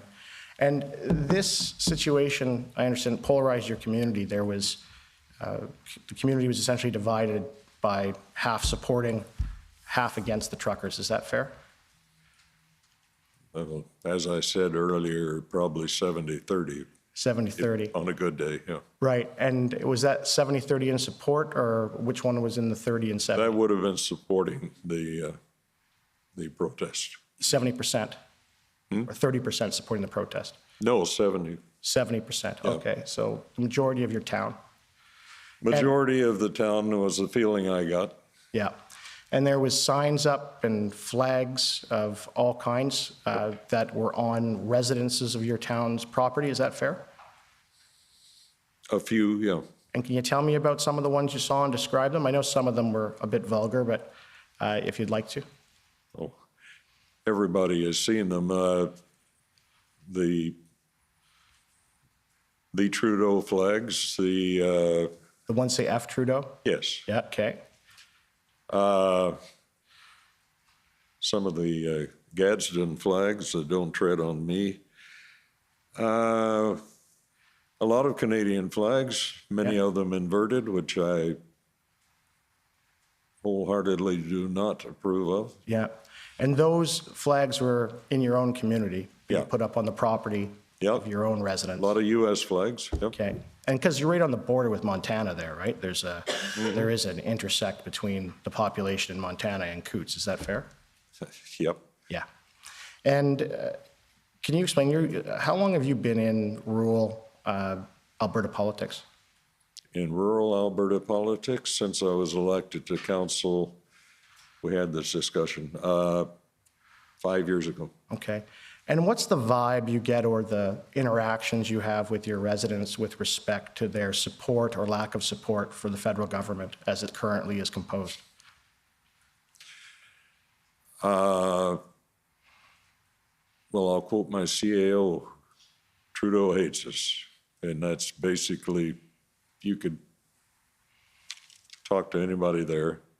There's a great dislike for the federal government on a Okay. high percentage. And what is these dislikes? What are they about? What are these people's grievances in your residence and in that area?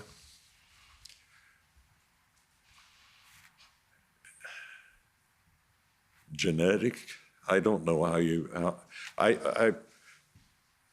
lived in Alberta for half my life, which means a long time. And I've seen this us versus them thing grow, east versus west.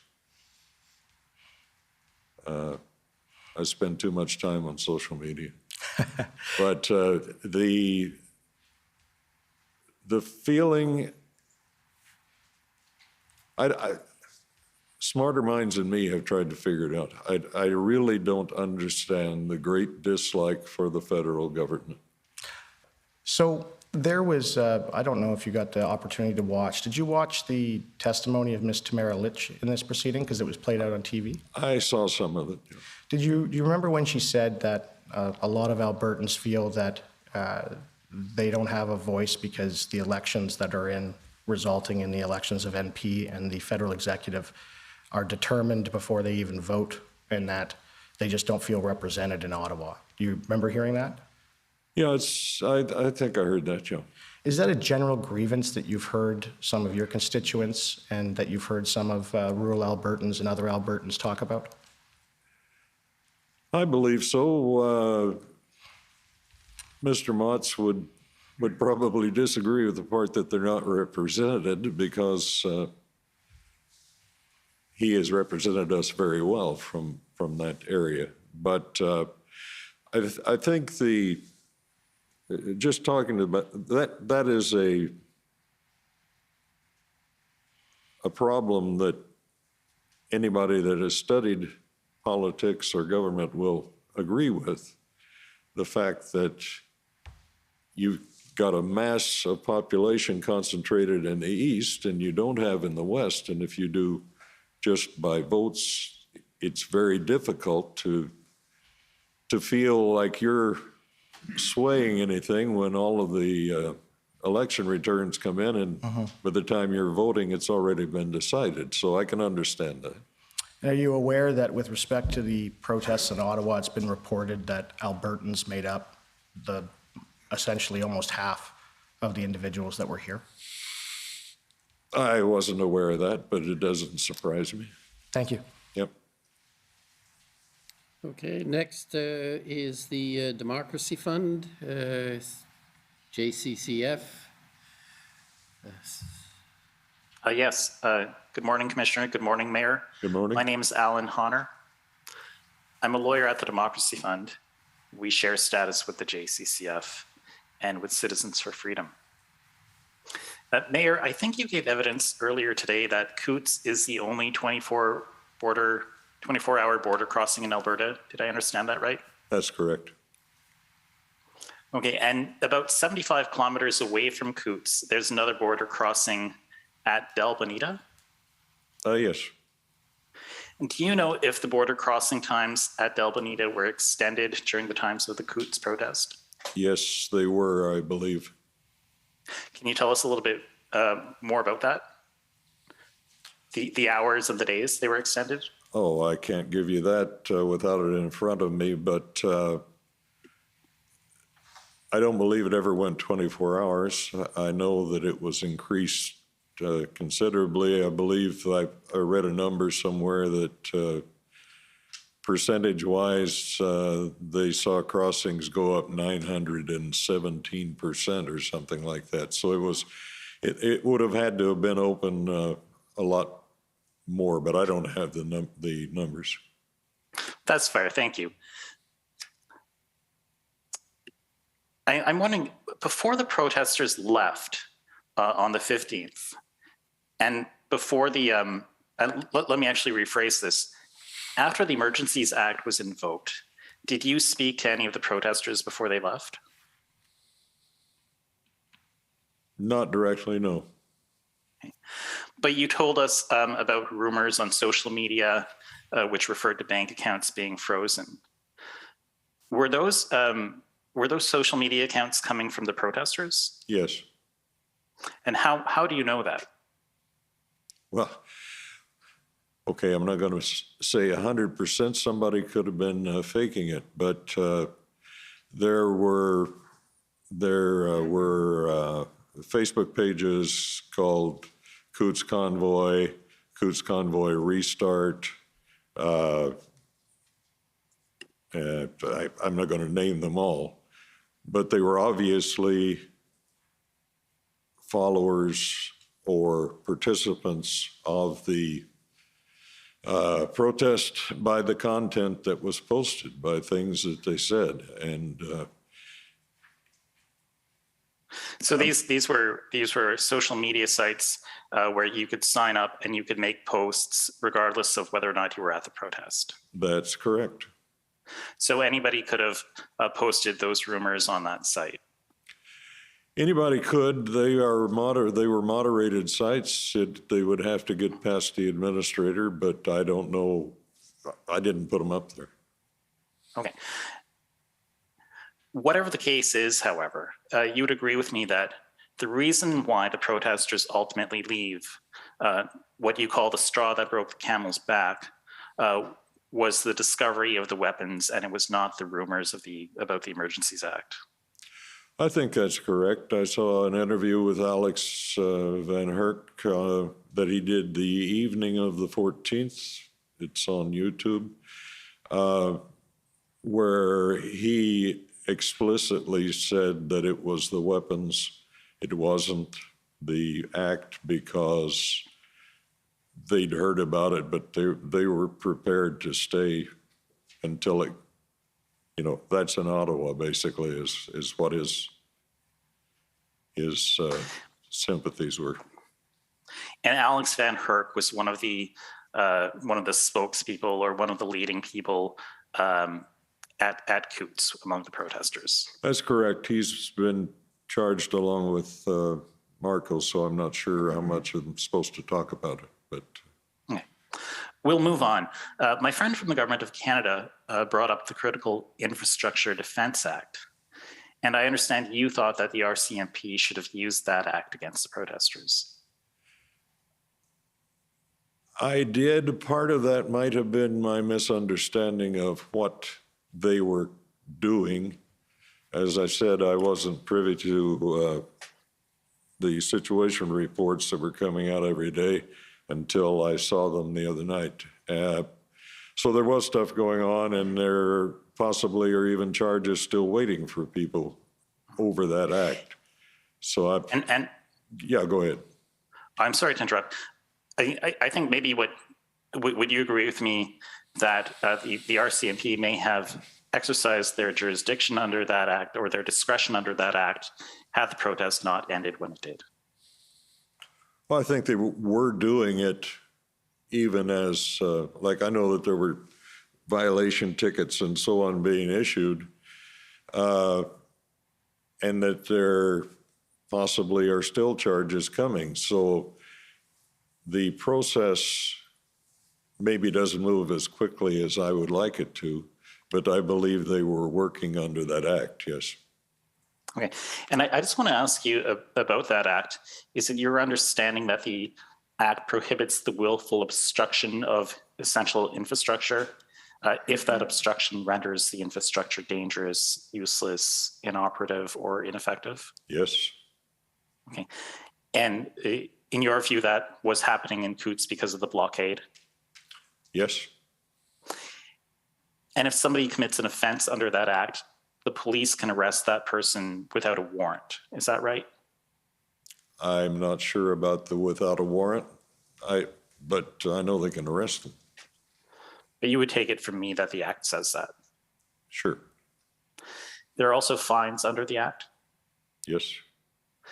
And does it accord with your understanding that the fine for a first offense can be no less than $1,000 and can be as much as $10,000? I've heard that, yes. And that a fine for a second offense or a third offense can be as high as $25,000? Sure.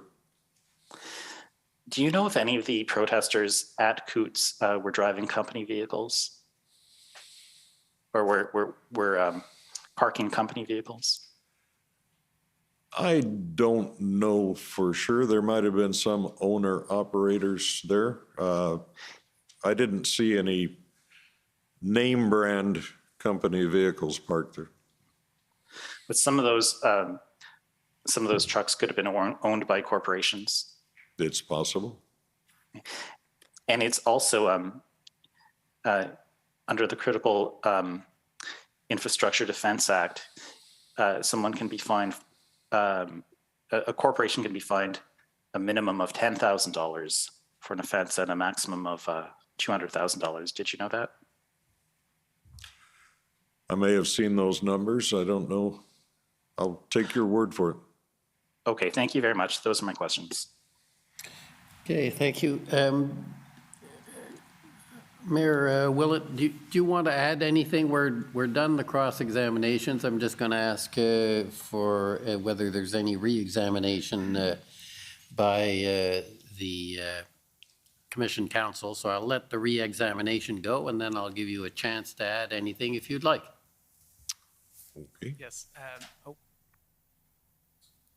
Yes, okay. I just have two brief questions for you. Just to clarify a point, when you were talking about your discussion with Mr. Evans about the arrests on the 14th, I think you kind of trailed off a bit under your breath and said something about the weapons were all fake, something like that. Is that something Mr. Evans told you? I believe he mentioned that there was a rumor they had been planted, even at that early date. And then I know that YouTube video I saw of Mr. Van Herk, where he also said he didn't believe that they were real, but they were going to, that was what was being said, so it was what happened. But yeah, to answer your question, that's what was said. I just wanted to confirm that was not your own assessment of the situation. That was not my assessment, no. Okay. Thank you. Yeah. Okay, so that's it. Do you want to add anything before you head back west? It's cold out there. How long can I talk? No, the situation that happened there were a lot of people that said that I was against the protest. And I wanted to make it perfectly clear, I was never against the protest. You have that freedom, that right to protest anytime you want, as long as you don't break the law and interfere with my right to travel and so on. I mean, in a way, I participated in their protest because along with the other border mayors, we communicated with the federal government saying this is not right to treat these guys after the 2 years as if they suddenly become pariahs or something. So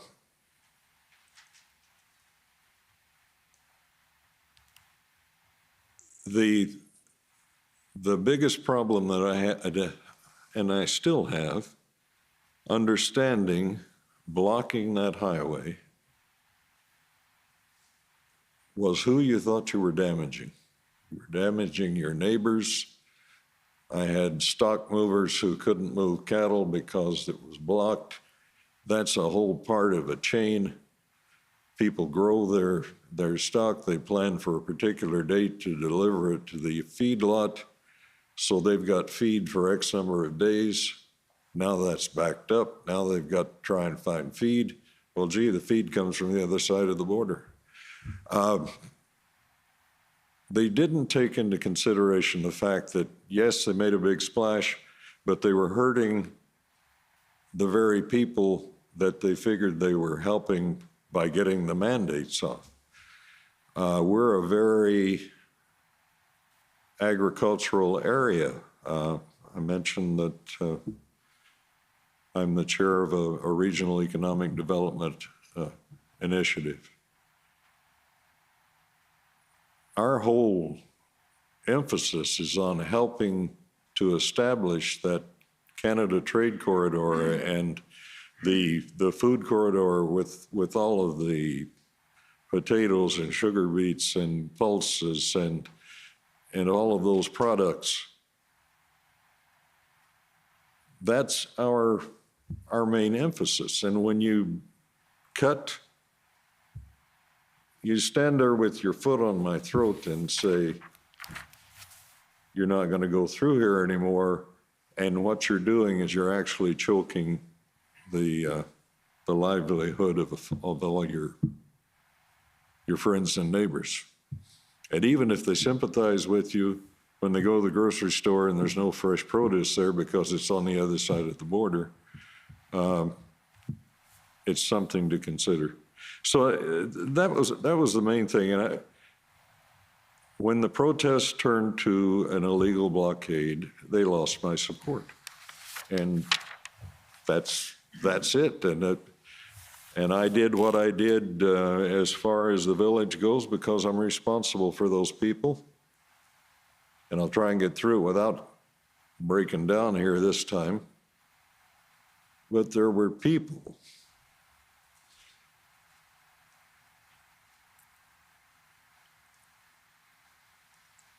it was literally, people were literally physically frozen and not able to go through that blockade. And since everything is on the other side, it was a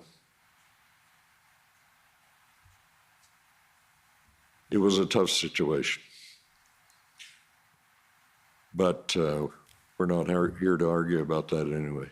The feeling that I got, to be truthful, is, which I have to be, right, is that the federal action had very little to do with the resolution of the blockade there. I think it was the police action, the finding of the undesirable element. I know that happened. I've talked to neighbors who saw the actual police action that night. It wasn't carrying in weapons and planting them. It was a raid with SWAT-type vehicles. We had a field hospital set up at the fire hall and that kind of thing. So it was a very serious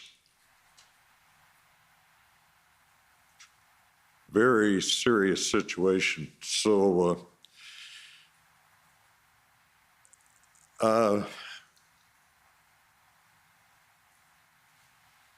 and one last thing, I'm very complimentary of the police. The RCMP handled themselves very well.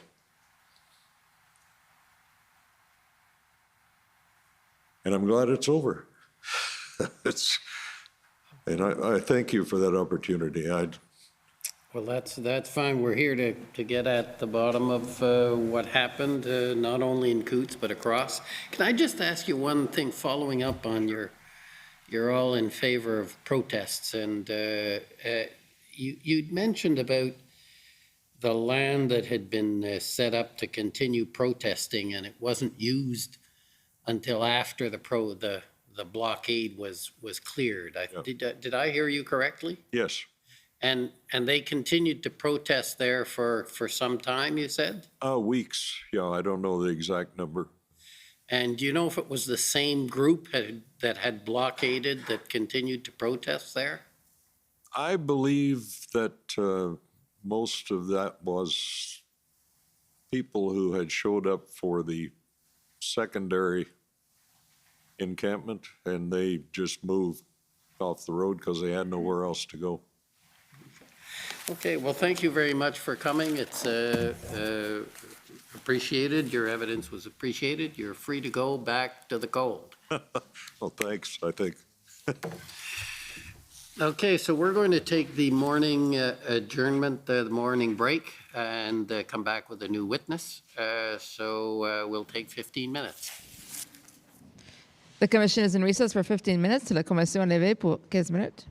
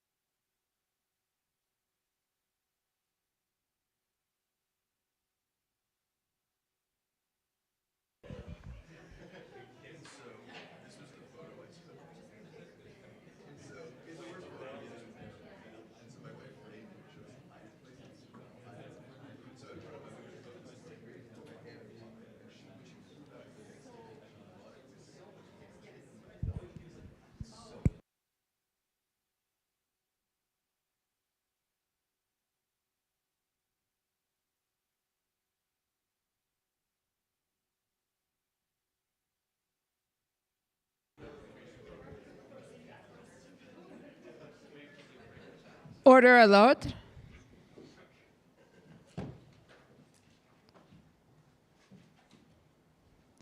The commission is reconvened. La commission reprend.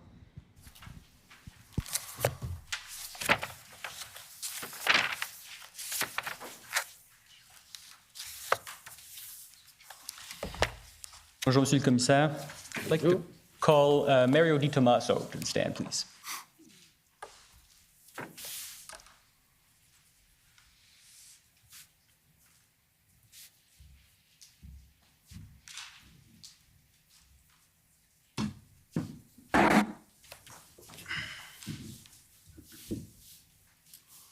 Mr. Di Tommaso, will you swear on a religious document or do you wish to affirm?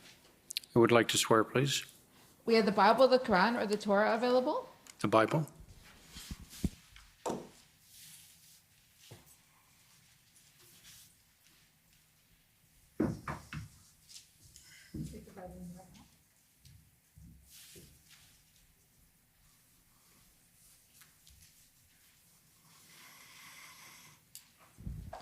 For the record, please state your full name and spell it out.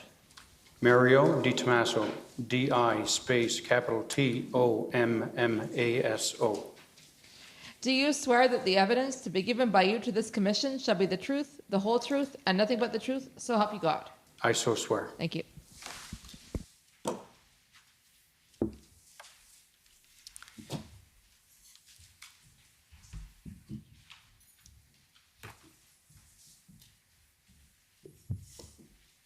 Good morning, Mr. Di Tommaso. Good morning. For the record, my name is Gabriel Poliquin, Senior Counsel to the Commission. We just have a few little points of business here. If we could pull up document WTS 6041, please. So that's being brought up. You sat down with us, Mr. Di Tommaso, in September for an interview, and we produced an interview summary, which I believe you and your counsel have had the opportunity to review. Is that correct? Yes. Okay. Are there any changes you would like to bring to the interview summary today? No. Okay. So we'll enter the summary into evidence. The next documents I'll refer to, I don't think it's necessary to put them up. The first one is AFF 60114, or 14 for the record. And the second one being ONT.IR.701, which is the first one is the affidavit that you swore advising on behalf of the province that Ontario's institutional report, which is the second document, that document is accurate and complete. Is that correct? That's correct. Okay. We will enter those into evidence as well. So, Mr. Di Tommaso, you're, of course, the Deputy Solicitor General for Ontario. Before we proceed, Commissioner, may I have your indulgence? I'd like to use a calendar with key dates on it for reference. It just has key dates on it, if that's permissible. I don't see a problem. That's fine with me. Thank you. Okay. Indeed, we'll be discussing lots of dates, and so, Yes. orienting yourself in time, I think, is probably advisable. So, yes, just to start over, your position, of course, is Deputy Solicitor General for Ontario, correct? Yes. Okay, and are you the only Deputy Solicitor General? No, so there's another Deputy Solicitor General in the ministry, and she is responsible for the corrections portfolio. Okay, and only the corrections portfolio? Correct. Okay. And that was your position at the time of the events that are of interest to this commission, correct? Yes. January, February 2022? Yes. Okay. Now, just to set the table, if you could give us an understanding of the role of the Solicitor General as a government department within the province of Ontario, the government of Ontario. So the Ministry of the Solicitor General, led by the Solicitor General, responsible for the safety and security of Ontarians. The minister runs both the correctional side, which looks at 25 institutions, bail and parole. And then there's a community safety side that has 9, or at the time had 9 different pillars, delivering public service and policy development with regards to the safety and security of Ontarians. So at the time I had 9 divisions that reported to me directly, and the OPP was one of those 9 divisions. Okay, I was getting to that. And so as part of your responsibilities, would you describe it as a responsibility of oversight on the OPP that you would have? To some extent, yes, but the OPP reported to the Solicitor General in terms of policy and longer-term initiatives, but certainly the OPP reported to me on a daily basis, and that was Commissioner Kariq. Okay, and we'll get to that in detail, in fact. And the Solicitor General's responsibility under the Police Services Act includes to monitor police forces to ensure that adequate and effective police services are provided at the municipal and provincial levels. You would agree with that? Yes, that's under Section 3 of the Police Services Act. That's correct. And of course, that extends to the whole province of Ontario, correct? Correct. Okay. And when we talk about responsibilities of oversight, and here I understand that there's a difference between the Solicitor General as a government department and your responsibilities, but when we talk about oversight of the OPP, what does that include? So with regards to oversight, I do not have the ability to direct the Commissioner in any way with regards to any policing operations, day-to-day operations that and deployment. That remains the exclusive jurisdiction of the Commissioner of the OPP. Having said that, anything to do with human resources in terms of expanding or contracting the size of the OPP, procurement, financing, that type of thing, that responsibility lies with me, and I have frequent discussions with the Commissioner on those topics. Okay, and we'll get to specific examples, of course, of this when we get down to the facts. But just to clear something up, when you say expanding the size or the size of the OPP, are we talking about the size of the OPP as a whole, or the size of the OPP deployed in a specific location? As a whole. So for example, when various initiatives come to the table that require additional resources province-wide to implement an initiative, I will have discussions with the OPP Commissioner on what the staffing needs are, prepare a Treasury Board submission, and hopefully with the approval of Treasury Board, grant the Commissioner the ability to expand the size of the OPP to implement whatever initiative is on the table. So it's province-wide. Okay. Okay, so just to summarize, is it fair to say that the kinds of decisions that are in your jurisdiction, and forgive me if I use your in a broad sense, I realize that they're the responsibilities or the jurisdiction of the Solicitor General, and you're in charge of implementing those responsibilities on a day-to-day basis. But the sorts of decisions that are under your jurisdiction are when human resources need to be expanded. That has an impact, of course, on the public purse, as it were. This is where you come in. Is that correct? And decisions that are under the jurisdiction of the Commissioner of the OPP are more related to operations. Is that correct? Operations, deployment, discipline, yes. Okay. Now, during the events of January and February 2022, how were your responsibilities implemented? In early February, I was receipt of information from Commissioner Kariq with regards to this convoy that was coming through Ontario and on its way to Ottawa. And so in those communications, Commissioner Kariq was informing me of the various steps that he was taking to mitigate the possible impact of the convoy arriving in Ontario. And at the time, I recall having conversations with Commissioner Kariq that there was a plan in place in Ottawa, and that he, the Commissioner, was deploying whatever resources were required by the Ottawa Police Service at the time. I had some level of information that the intention of some convoy organizers was to stay longer than anticipated. But the plan that was communicated to me by Commissioner Kariq was such that my understanding was that the truckers would be invited into the boundaries of the city of Ottawa, but certainly not downtown, that they would be parked away from the downtown core, and then the protesters would be bussed in. I was also comforted by the fact that Commissioner Kariq was in contact with Chief Slowly discussing various options and providing the resources that Chief Slowly was requesting. So just following up on a point here, you were informed that the plan was to have the convoy protesters parked elsewhere out of downtown and then bust in. So when did that information come to your knowledge? I believe that would have been the 27th or 28th of January. Okay, and I wasn't looking for an exact date, but so it was before the protest happened. Okay, and you were informed of that by Commissioner Karik? Yes. Okay, and do you know where he got that information from?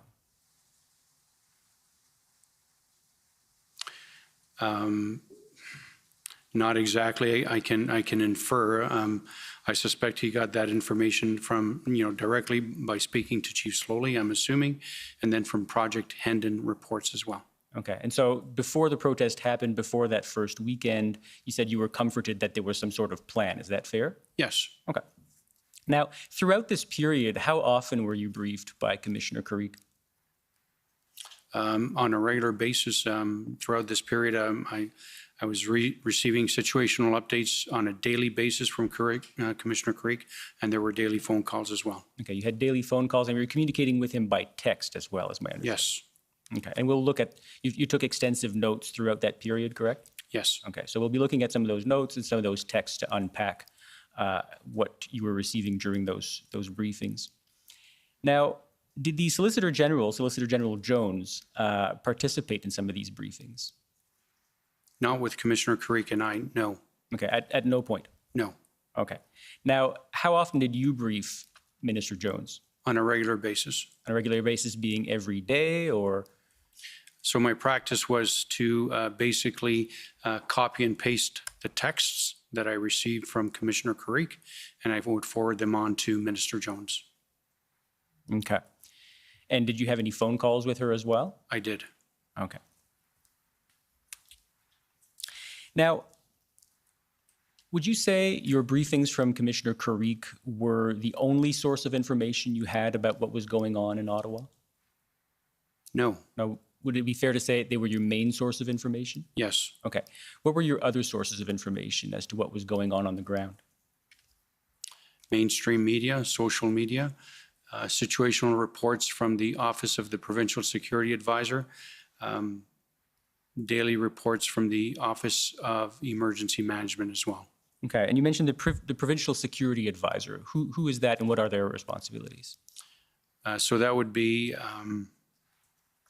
Assistant Deputy Minister Chris Letang, and their responsibilities are to engage in dialogue with various stakeholders on the intelligence front and then distill that information to me. So I knew that certainly Assistant Deputy Minister Chris Letang was in his office was in receipt of these Hendon reports. I was not.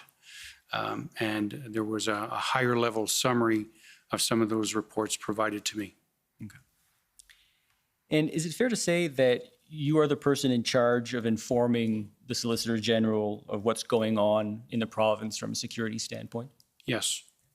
And is it fair to say that it's Solicitor General's responsibility to brief and inform Premier Ford? Yes. Okay. And that is, and to your knowledge, is that Premier Ford's main source of information in terms of public safety in the province? Would be Minister Jones, yes. Okay.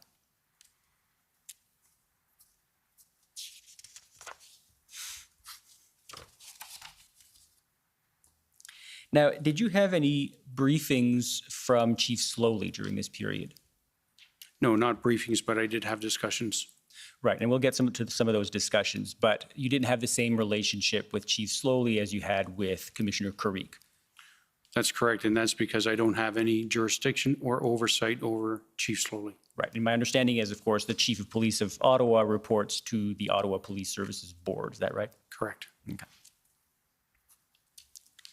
Now, and we'll get to more details later on, but as a general matter, if you have significant concerns with the way a police chief in the province managed a situation, could you pick up the phone and call that chief of police and let them know what your concerns are?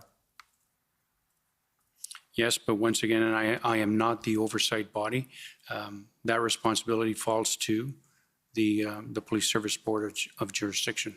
Okay. And in what circumstances would you pick up the phone and let them know your concerns? Well, you're asking me to speculate. If I had concerns, I would certainly be in a position to pick up phone and call various chiefs of police. I suppose, let me put the question this way. So, of course, I understand that Chief of Police reports to the OPS, but suppose a police services board were to talk to you and say, we have concerns about our chief. Would that be an opportunity for you to express your concerns directly to the police chief, or is that just not done? So I've never had the experience where a police services board has contacted me to have a discussion with their chief of police. I've never had that experience, and I think that would be problematic, quite frankly. Why is that? Well, the oversight, the responsibility and accountability for monitoring the performance of a chief of police lies exclusively with the Police Service Board of Jurisdiction. Okay. Now, turning to Windsor, did you have any regular contact with Windsor Police Service Chief Pam Mizuno? I had one call with her. Okay.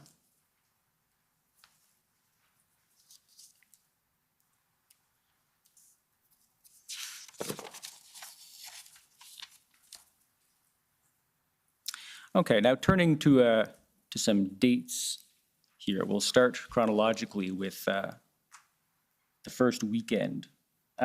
Before the convoy made it to Ottawa, you already had some information that they were coming, and you established that you were comforted that there was some kind of plan to deal with the situation. Did you have any concerns for that first weekend? I did not. Ottawa Police Service, quite frankly, is one of the major policing services in Ontario, if not Canada. They are led by an able leadership. They have plenty of experience with regards to protests on a regular basis. I knew that Commissioner Creek was in regular contact with Chief Slowly, and I knew that the OPP Commissioner was providing resources to mitigate any possible risks. And so that certainly gave me a sense of comfort as well, that the plan was to keep the truckers out of the downtown core and then be bussed in. So from that perspective, from that information that Commissioner Creek relayed to me, that gave me a sense of comfort. And so didn't have concerns over the first weekend. However, with the media, with what it was, displaying all the activities over the first weekend, that concern certainly grew. Yes, and we'll get into that first weekend in more detail. But before the weekend began, I take it your expectations would, given the experience of the police service, given the leadership, that your expectations were that, was this going to be a passing event, a short-lived event? I don't know what my expectations were.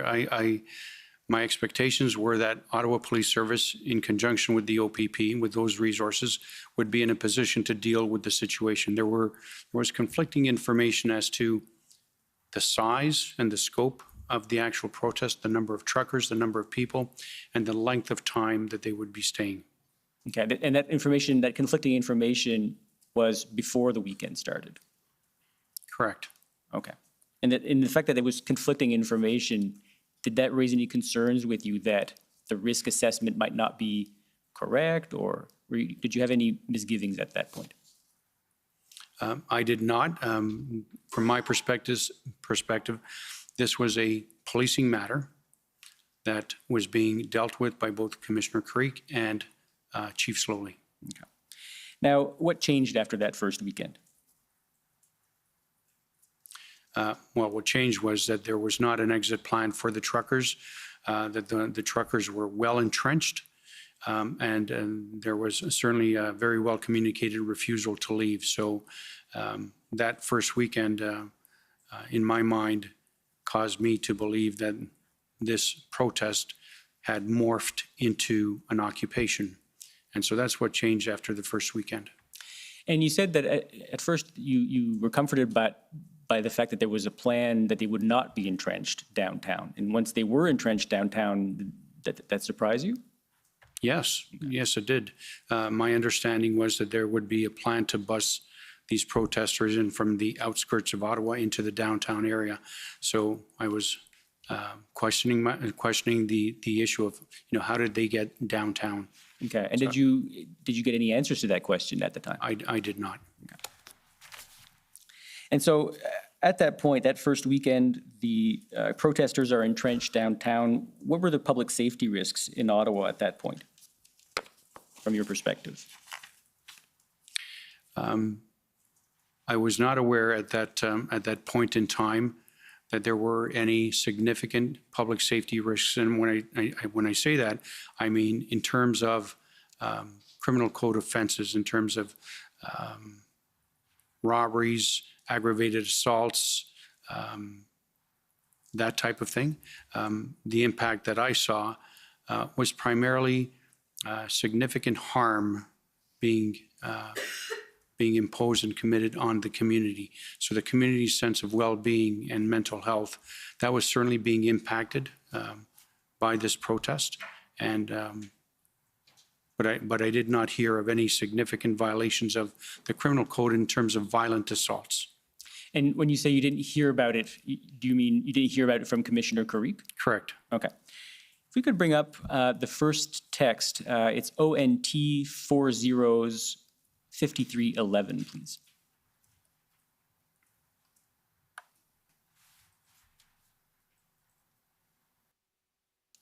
So these are texts exchanged between you and Commissioner Karik. Thomas is TC is Thomas Karik, correct? Yes. Okay. If we could just scroll down a little bit.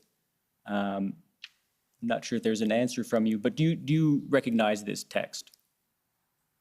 I do. Okay. And so if we could just start from the top, please. So in point form, he reports road services and heavy equipment have been utilized to maintain emergency routes, OPS parking remaining, convoy vehicles on Sir John A. Macdonald Parkway, roadway almost at capacity, downtown remains gridlocked. Oh, sorry. Slow down a bit. I'm for sorry. the interpreters. Downtown remains gridlocked, vehicle traffic is not feasible. If we could scroll down. And you look at the second point, crowd continues to grow but remains calm. Crowds estimated to be 1,000 at Parliament Hill and another 1,500, 2,000 within the streets. PPS reported no major issues. And I believe it says further down that, or that may be the next text, but we can go to that later.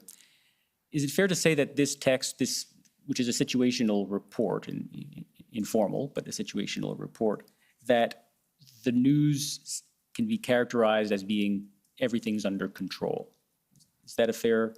That's fair. Okay.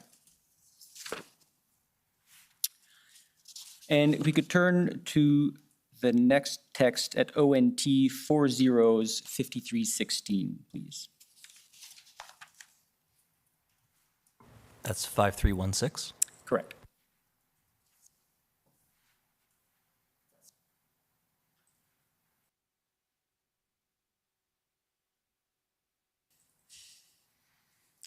I believe that's the continuation of that text chain. Starts with crowd diminished overnight, but remained in good spirits. Again, PPS, OPS reported no major issues and other pieces of information. Again, is it fair to say that from your perspective, everything's under control? Yes. Okay.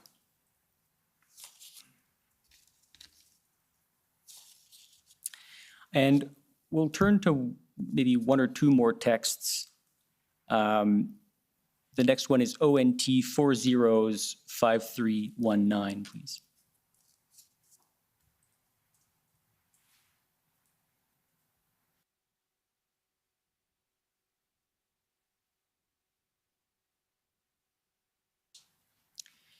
So here's a piece of news that is a bit more concerning, perhaps.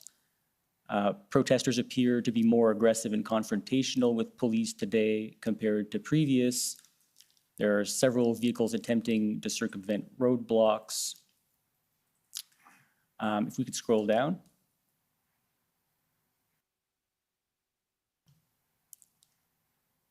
And we see that a convoy 50 kilometers in length may be headed to Ottawa. Convoy is unconfirmed. I don't know if that changes anything from your perspective of things being under control. So what's the date of this particular text? You could scroll up. I think it's January 31st. Oh, we don't have the date. But I believe on the previous one, it said January 31st, and this is the continuation of that text. So yes, I am becoming a little concerned given the fact that the protesters appear to be more aggressive and confrontational with police today compared to previous. But I also have a sense of comfort in knowing that the OPP, YRP, and OPS public order units are being utilized. Okay. So that concern is mitigated somewhat. Okay. So it would be fair to characterize it this way, that there are issues going on in Ottawa that, of course, require law enforcement to intervene, but there are no issues with law enforcement at that point from your perspective. That would be correct. Okay. Now, on February 3rd, you had a call with Rob Stewart, who at the time was a Deputy Minister of Public Safety Canada. Do you recall that phone call? I do. Okay. And we'll turn to your notes for that one just to jog your memory if you need to. That's ONT 405153, please.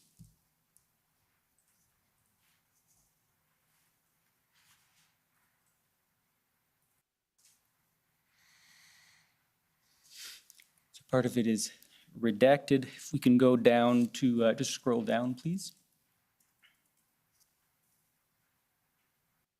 Okay. So you have a phone call at 1300 hours, I think, with Deputy Minister Rob Stewart. He says that there are 300 commercial CMV, that's commercial vehicles. Yes.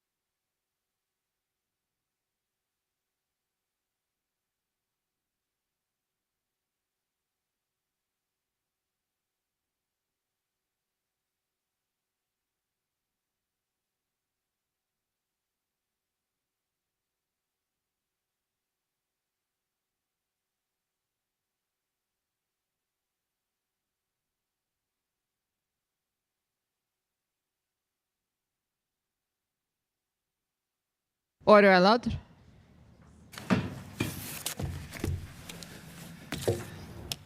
The commission is reconvened. La commission reprend.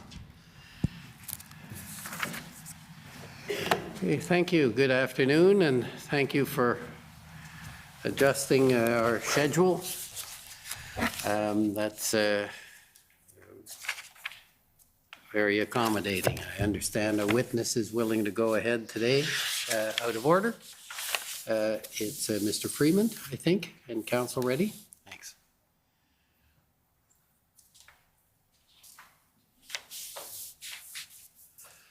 Mr. Commissioner Jean-Simon Schernholz for the commission. And as you said, our next witness is Mr. Ian Freeman. Okay.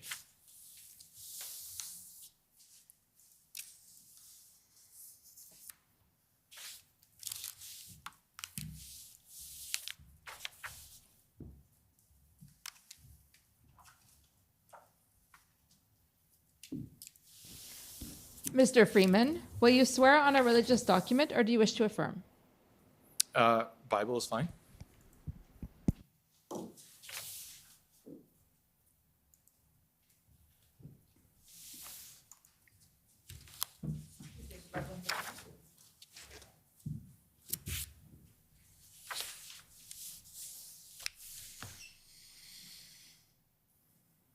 Sir, if you could please stand behind the microphone just for the record. Thank you.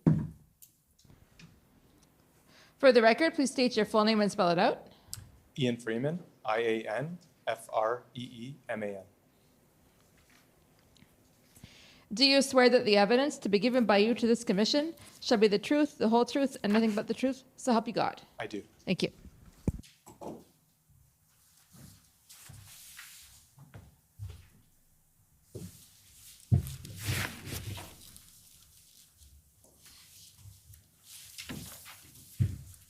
Hi, Mr. Freeman. How are you?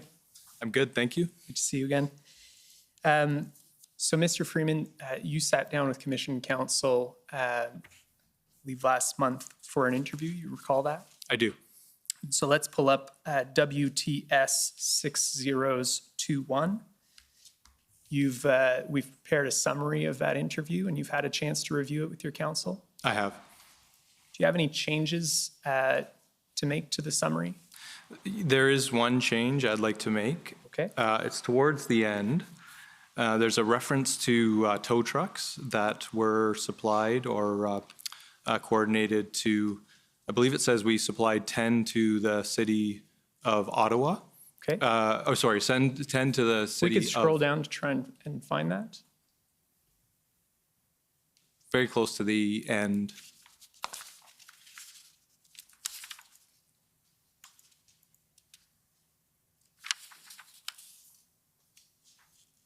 I think keep going.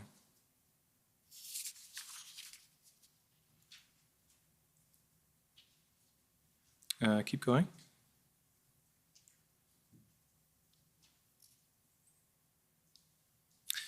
Yes, so it says here in this paragraph that's at the bottom of the page, Mr. Freeman's understanding is that MTO sourced some heavy tow trucks for Ottawa and up to 10 tow trucks for Windsor. It's actually 10 for Ottawa. For Windsor, we provided a name, a contact name for a tow truck to the OPP, but I don't believe they used that, that tow truck operator. Great, thank you. Any other changes? No. Wonderful, so we'll have that entered into evidence. So Mr. Freeman, could you start by telling us your current position? Currently, I'm the Assistant Deputy Minister of the Corporate Services Division at the Ministry of Transportation, which is also the Chief Administrative Officer. And I understand that wasn't your position during the events of January and February earlier this year. Yeah, that's correct. At the time, I was the Assistant Deputy Minister of the Policy and Planning Division at MTO. And can you tell us briefly what your responsibilities are and were at the time? Yeah, so as the Assistant Deputy Minister in Policy and Planning, I was responsible for developing long-term transportation plans, developing transportation policies. We had a unit that was responsible for intergovernmental relations, as well as other policy coordination type activities. Okay. And what generally is the MTO's mandate? Well, MTO's mandate is to provide safety for the transportation network, to do operating of the provincial highway system, to provide long-term transportation planning for Ontario's transportation system, and other safety and operational activities related to the transportation system. And your role within that is the lead on policy development. That's right. And who do you report to? I report to the Deputy Minister of Transportation. And who was the Deputy Minister at the time? It was Deputy Minister Laurie LeBlanc at the start. About halfway through the protest period in mid-February, we had a new, the Deputy Minister retired, and we had a new Deputy Minister, Doug Jones. There was a very brief period where an associate took over for a few days. Okay. And how many other Assistant Deputy Ministers are there? There are 6 other Assistant Deputy Ministers. Okay.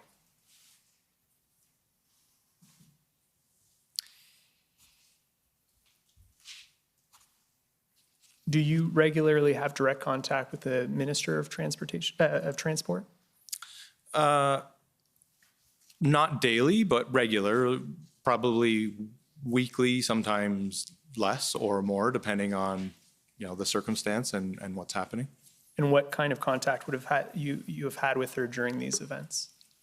During the events, we had occasional briefings with her to give her updates on what was happening operationally and the support that the ministry was providing, as well as discussions on what else could the ministry do from a regulatory or policy perspective. Okay.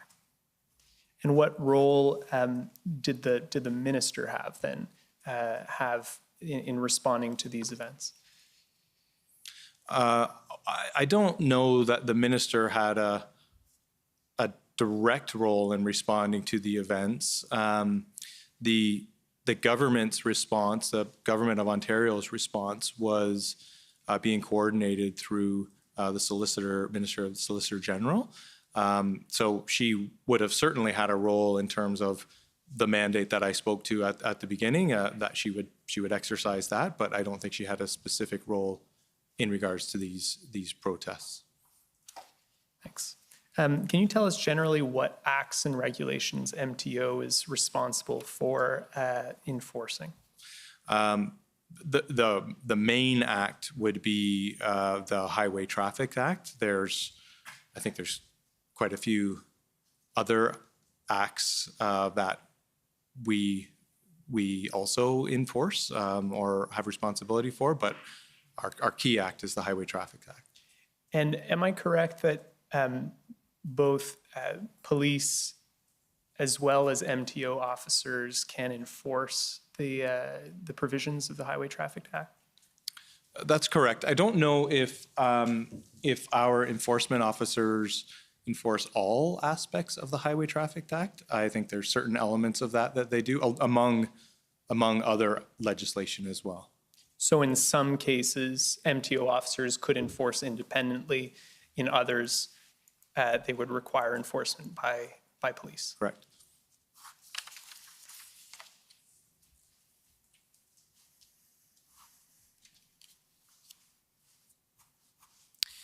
Okay, I'd like to go to ONT 50447.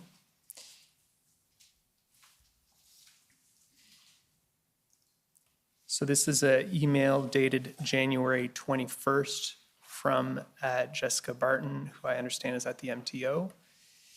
And if we go to the second paragraph, it says the convoy is expected to start in some areas of Ontario on January 25th, ending travel to Ottawa January 29th at noon.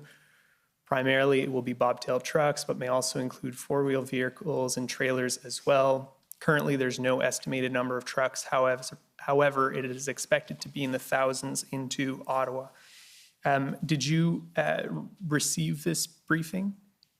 Yeah, if you go up, you can see the recipient list of this email. No, I wouldn't be part of that distribution list.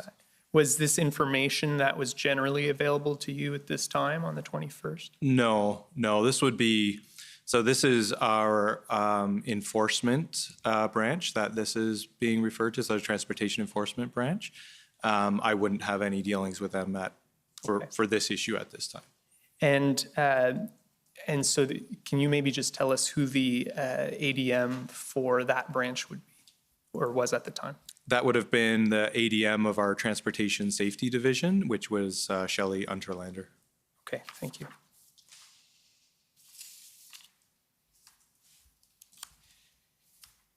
Can you tell us, do you have information on what MTO did at this time upon receiving this type of information in anticipation of the events? My understanding is the Transportation Safety Division developed an operational plan, which would be normal course of action for them to do, which would speak to what the officers, what's the flow of information, what their anticipated role might be, kind of rules of engagements for officers. I would also imagine, although I don't have direct knowledge of it, that our operations division would also connect with police through likely the OPP to see if there was any sort of information that might be needed from highway operations. So, for example, changeable message signs, any support that might be needed for police. But I don't have specific knowledge as to what activities they took at this time. Okay. But those would typically be the types of actions that would happen for an event such as this. And if we can go to ONT 405150, I just want you to confirm, I believe this is a copy of that plan that you just mentioned that was developed.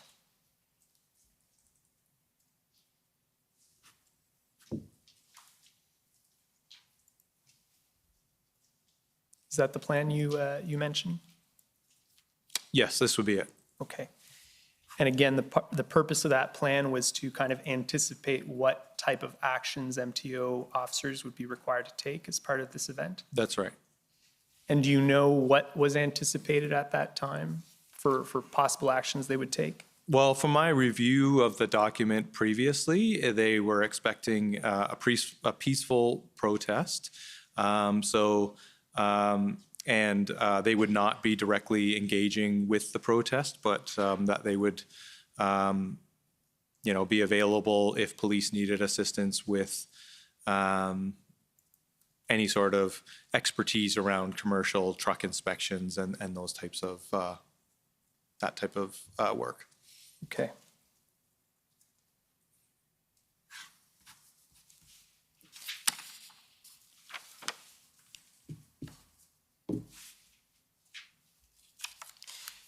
So have you had a chance to review Ontario's institutional report? Yes. It's been provided, yes. Yes. So we don't necessarily need to pull that up, but it states that on February 4th, MTO officers began supporting the OPP with issues arising from the planned protest at Queen's Park in Toronto. Do you recall that? I do. And I guess what support was being provided? My understanding was there wasn't any direct support that was needed. The officers were patrolling the GTA highways to be visible, but they weren't directly engaging in the protest activities. And would engagement have been only subject to a request by OPP? Yes. Okay. And that request didn't come, I take it? That's my understanding. And the request for that support, for that visibility in Toronto around that time, that would have been on OPP's request? Yes.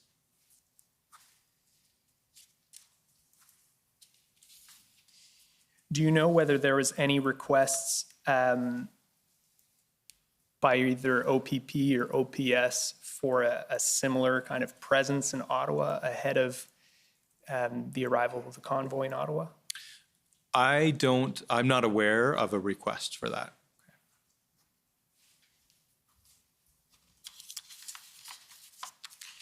How many, just to provide us with some context, how many MTO officers are there in the province?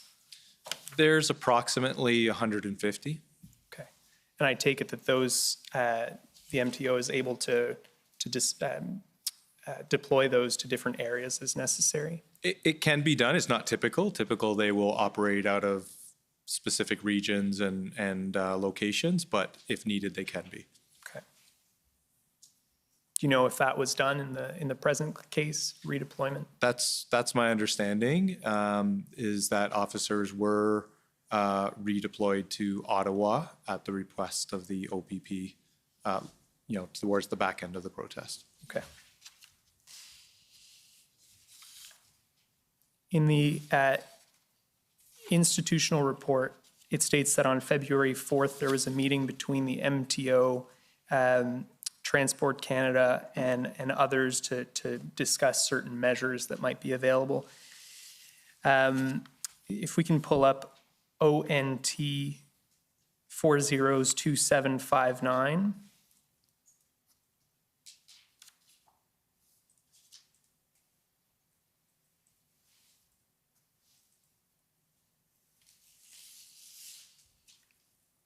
If we can just go down to the next email. Yes, so this is an email that you sent, I understand, with a summary of the calls. I understand there was a first call on a 4th and then a follow-up on the 5th. Is that correct? That's right. And this is your summary of those calls? The one that's showing here is my summary of the February 5th call. Okay. I'm not sure if further down it summarizes the 4th. Okay. I want to touch on a couple points in this email. So here at the point that starts by number 1, it says, I guess I'll start just above that. They being Transport Canada, correct? Yes. Are looking for the following, and then you ask for a response to this. You say, point 1, can we provide the impacts of any charges that could be laid to truck drivers, operators? For example, types of charges that lead to CVOR points. What are potential impacts of that? Insurance, sanctions, contracts? Are there other potential non-CVOR impacts? So what was the inquiry here from Transport Canada? What were they looking for? Transport Canada was interested in understanding if police laid charges, or even if there was the threat of laying charges, what would be the impact to commercial vehicle operators in Ottawa who were protesting? And just to be clear, they were interested in understanding, what type of highway traffic offenses, as an example, that might lead to sanctioning of a carrier. Okay. And you anticipate my question, defining CVOR, so that's very good. Did MTO make those inquiries? We did.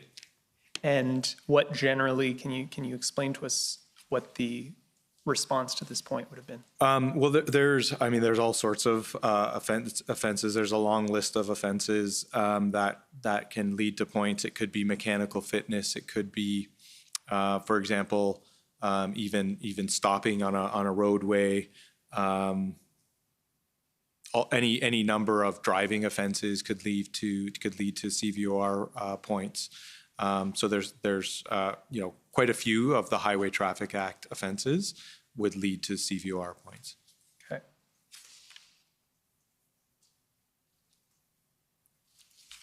Talk a bit more about that later, but that's a good introduction. Thank you. It continues at point 2. Some jurisdictions have legislation in place that protects critical infrastructure services from occupation, disruption with significant fines, etc. Does Ontario have anything not that I'm aware of?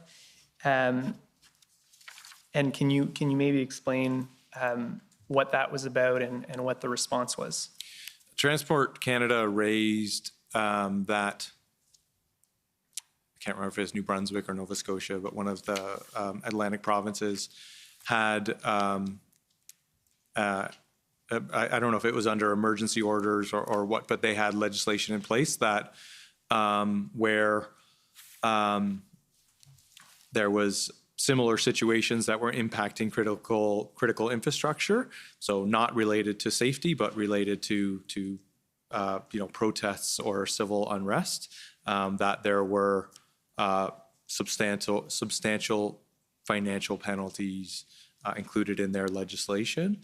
So Transport Canada was interested if anything existed in Ontario, and I wasn't aware of anything, and I don't believe we found anything that existed in Ontario that would be helpful. Thank you. It continues at point 3. Tow operators, are there any incentives we might recommend to get them to help if needed, or penalties if they don't? And then you say this is a tough one, as I'm not sure we have any direct contracts with them, et cetera, et cetera. So can you explain again what the nature of the request was here and what the response was? Yeah, I think simply put, Transport Canada was just wanting to know, should police need heavy tow trucks? Would MTO have direct contracts with tow operators that would be able to be deployed in the city of Ottawa? And so my comment there was that, excuse me, I didn't believe that we did have contracts with tow operators that would be applicable inside municipalities. But I was asking the question for them to find out. And what did you find out on that point? We did not. Thank you. Let's go to ONT 50311.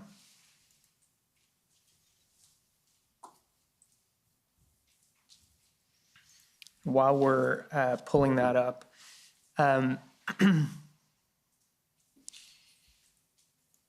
we've heard from the City of Ottawa that they asked the Deputy Minister of Transportation whether there was anything that could be done in regards to truckers' insurance or CVORs, but that the province wasn't prepared to do anything in that respect. So I guess my question is that accurate? What's your response to that? Yeah, there's several documents, I think, in the record that that speak to questions around this. So maybe if I could just try and explain the CVOR. Yes. How it works. So, and I think the deputy speaks to it a little bit here, but the way that the CVOR regulation works is it's a process by which there's escalating penalties and by which a safety record is built over time that allows the deputy registrar to take action. So what I mean by that is based on an operator's safety record, so based on the inspections that they have, the convictions that they have, or on-road events, so collisions, they accumulate points. And as they accumulate points on their record, the province takes escalating sanctions towards them. So it starts with kind of warning letters. It might involve an interview to talk to them about their safety practices. And then it would move to perhaps suspensions or other kind of actions to try and redirect them, perhaps a safety audit, up to eventually it could include a cancellation. At the time that we issue a cancellation or throughout this process, they're given written notice that this has happened. They're at the time of a cancellation, and then they are allowed to seek a hearing or a response in writing to the deputy registrar. There's based on that, there's also an appeals process that they're allowed to go through as well. So I think that was the the challenge that we were trying to communicate to Transport Canada and the City of Ottawa at the time was that the Highway Traffic Act itself and the CVOR is built around this process or these procedures that are well understood by the courts, well understood by industry, and to protect the legitimacy of it, we couldn't try and use that process to do something different. And that was the challenge that we were trying to articulate until the emergencies orders were put in place where it was a different regime. And I'm sure we'll get into that later. Thank you. That's helpful, and we will get to that.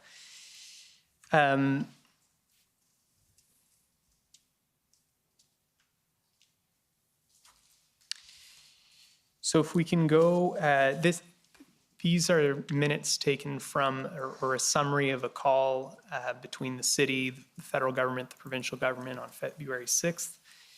And if we can go to page 6, my understanding is you weren't present at this call, correct? Correct. Your deputy minister was present. That's right. So if we can go down, down.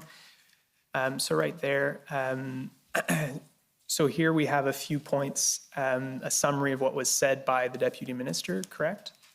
Yes. And here first it says on tow trucks, they will be working with the private sector to see what's available and can be provided. Are you aware of what efforts MTO made to work with the private sector to obtain tow trucks at that time? We started investigating this right away and had great difficulty finding tow truck operators that were willing to help.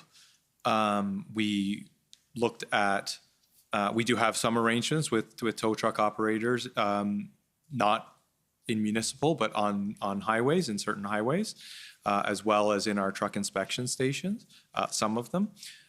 So we started contacting them, as well as any other providers. We spoke to some of their, stakeholder representatives that represent the tow truck industry, and had very little luck. Eventually, we were able to find a few that would agree to help out. But my understanding was, and I wasn't directly involved in this, but my understanding from those that were, that it was a very difficult process to try and find tow truck operators that would be willing to help. And are you aware of what was making that so difficult? It was the threat of to their livelihoods, to their business, and to their drivers. They had indicated to us that there was a lot of social media that was obviously, and a lot in the news about this, and so I think they were very worried that these are also their customers, that if they participated in this, they wouldn't have any business. But I even know when some names did leak out, they were inundated with calls and threats, and I believe some backed out as a result of that as well. And in the end, I think you've already said in your correction to your witness statement, MTO was able to find 10 tow trucks that were deployed to Ottawa? That's right. Okay. And how were those found? Just through calls, through contacts that were made by in our operations division. They were calling, late into the nights to try and find someone, and eventually a small number, one or two, said yes. And would those have been made available to the OPP? Correct. We didn't actually contract with them directly. They were we just helped facilitate for the purposes of the OPP. Do you know if the powers available under the Emergencies Act were used to secure those 10 tow trucks? My understanding from the area that was working with them, they weren't used directly. They weren't forced to do it, but the indemnification that came in the federal emergency order was helpful. because they were worried about damage to their vehicles. I was told they couldn't get insurance, so I don't know if this tipped the scales or not. I wasn't part of those discussions and when they made their decisions, but I understand that insurance was an issue for them and that this was helpful. Thank you. Second point says, from an enforcement perspective, the MTO is providing assistance where requested. However, enforcement resources are limited. Can you explain in what that referred to, in what way were they limited? I think just to the point of there's about 150 officers spread around the entire province, doing their daily safety mandate. So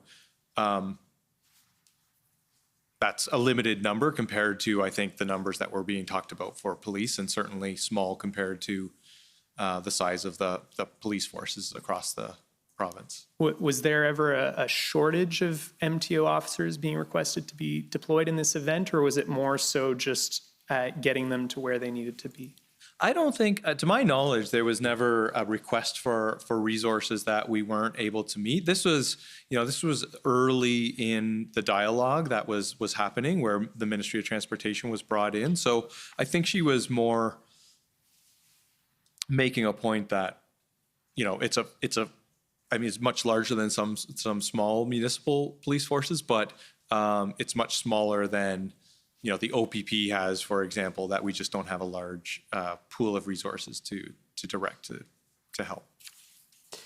The third point here, in response to the point about using licensing and sanctioning as a tool, she, being Deputy Minister LeBlanc, noted that demerit point is a long-term strategy that will not help with immediacy of the situation.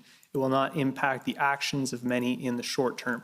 Can you, I think maybe you've already touched on this a little bit, but could you maybe explain this short-term, long-term dilemma?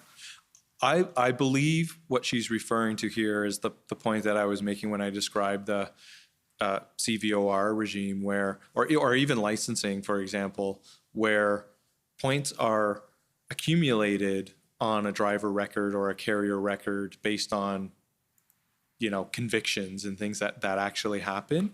And that takes time, so for that to happen, if there was a desire to see us jump to, for example, as some have indicated, just start to cancel CVORs, I think she was trying to make the point that that's not how we deploy that legislation. It's done through the process that I outlined before, which takes actually quite a bit of time to move through the system. And so your evidence then is that there was no mechanism to apply that kind of penalty in the short term. That's right. Okay. Last point, in addition, it seems that many of the trucks are from outside the province, and it adds a layer of complexity to the enforcement of the licensing regime. Can you explain what that additional complexity is when it comes to out-of-province vehicles? The trucking industry is regulated provincially across the country. So if you're a trucking company that's home base is in Alberta, for example, the province of Alberta regulates that trucking company. Ontario does not. So I think she was simply referring to that even notwithstanding the time that it would take to sanction an Ontario carrier, we don't actually regulate out-of-province carriers.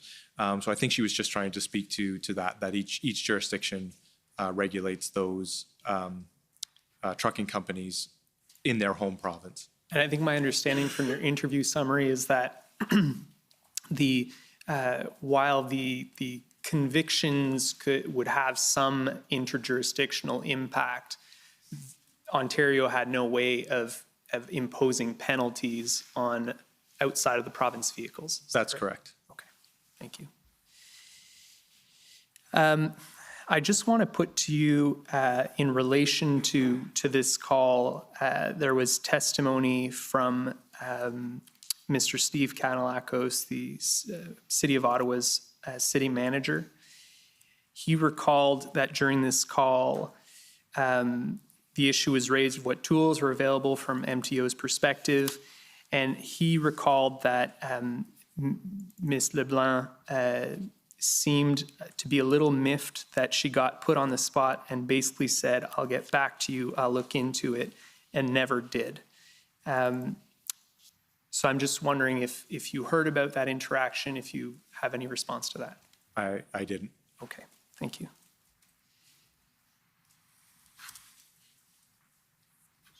Are you aware of any more detailed response on kind of the points you've outlined to me being provided to the City of Ottawa at any point outside of this call?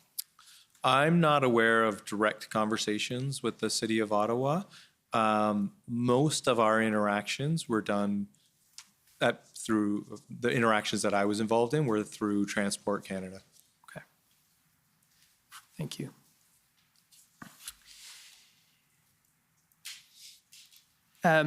So let's pull up ssm.can.50363. So my understanding from the institutional report is that Deputy Minister Leblanc attended a FTP, Federal Provincial Territorial meeting with federal counterparts to discuss transportation enforcement responses to the protests. So that would have been on the 7th. And if we go down, these are the notes from that call. You're familiar with those? Yes, I've seen these. And you know what the purpose of this meeting was? Can you just, on Monday, I think, I don't recall the specific purpose of this meeting, but I do know that because there were several meetings that were happening on Monday. And at that point, there was a desire to try and understand the options that could be deployed by transportation ministries and getting situational updates based on what was happening in each jurisdiction. I suspect that's what the discussion was here, but I would need to just look at the notes again. Okay. Well, here we can start at the top here. It says TC proposal, maximum enforcement strategy. You're familiar with that strategy that was put forward by Transport Canada? I'm familiar. I'm not necessarily that term of maximum enforcement strategy. I am familiar with a document that they created called an enforcement strategy. Okay. So let's go down to page 2. And it says here under Ontario, on the second point, collective enforcement rather than maximum enforcement. I understand that to be Ontario's response to to Transport Canada's proposal. Are you able to explain what was being proposed as a change to the Fed's proposal? I've read this and I'm sorry, I don't know what's intended by that statement. And I'm wondering, can you go back up to, I'm wondering if this was, and just like right to the top, I'm just wondering if it shows the, oh no, it doesn't show the attendees, sorry, okay. I'm just not sure if this was the call that Deputy Minister LeBlanc was on, or whether it was Deputy Di Tommaso that might have also been on this, because I think joint PSTC might have been transportations and Solicitor General. So it might, because a statement like that around enforcement doesn't sound like something that would have come from the Ministry of Transportation.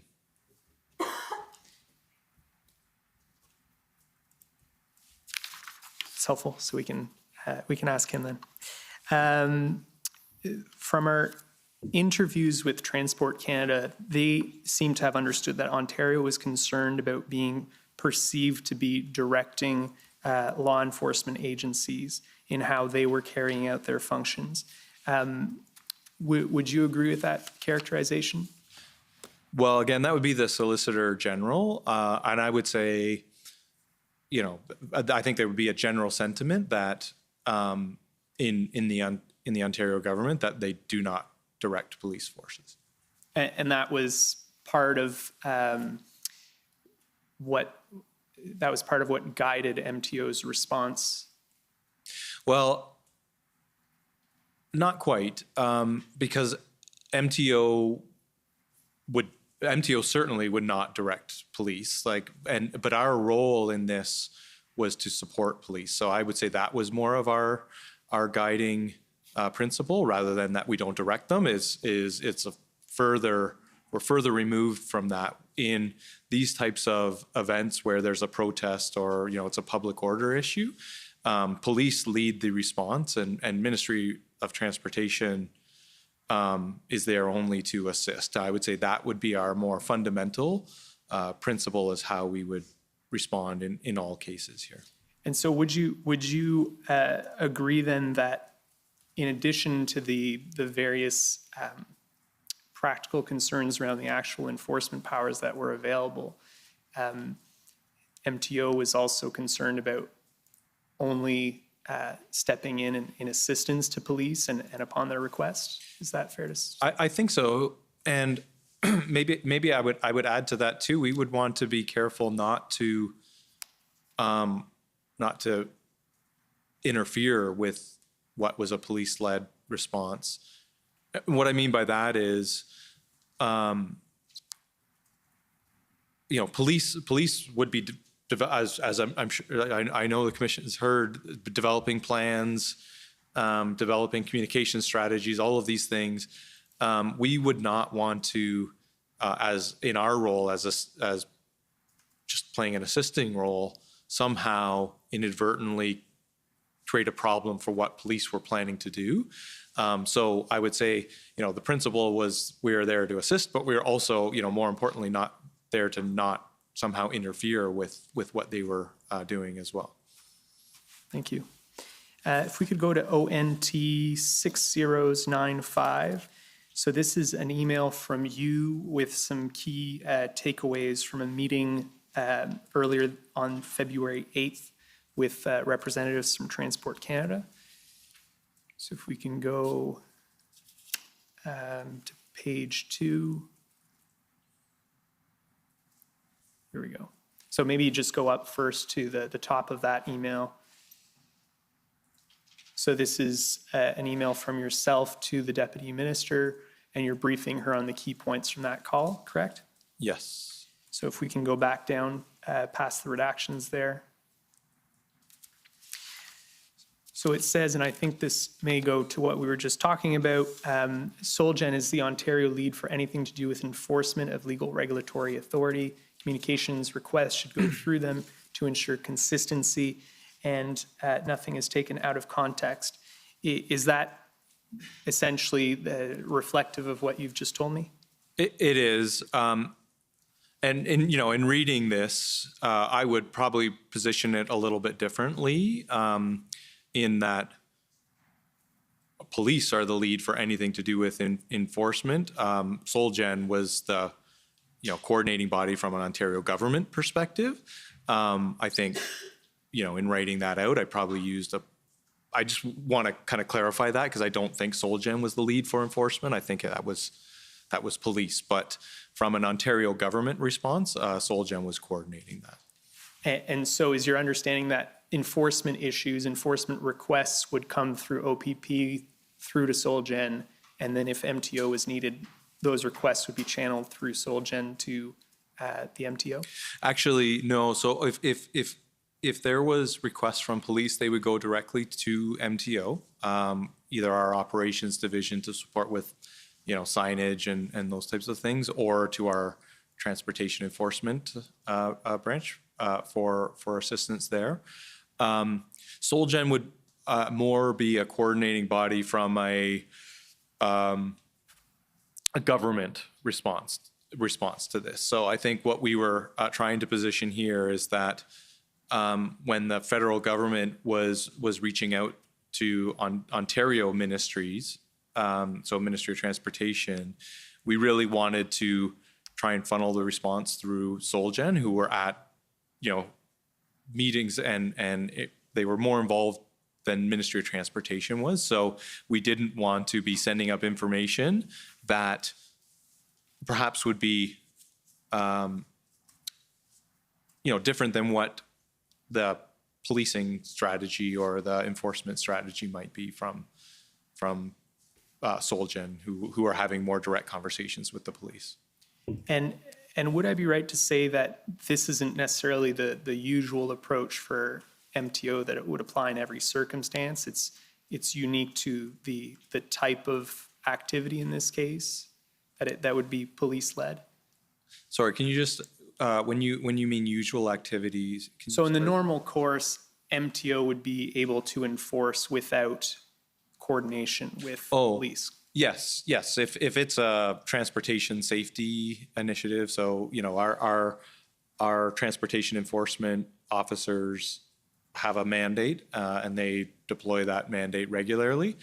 It does not involve policing, for example. They don't have the powers to arrest, or they certainly I would say if it was any protest, whether it was of this magnitude or even a small protest, police would lead the response to that. Moving to the second point, in Ontario, license demerits and operator registration points are affected by convictions, not charges. That point is just a reiteration of the fact that this is a long-term process, correct? That's right. I think the only thing we were just clarifying there is that the point on convictions, not charges. So for something to affect an operator's record, it has to be a conviction, not simply a charge. Obviously, and a conviction taking some time, it has to work through the court system. That's right. And then the final point, MTO enforcement is ready to assist with commercial vehicle enforcement that supports its road safety mandate at the request of police.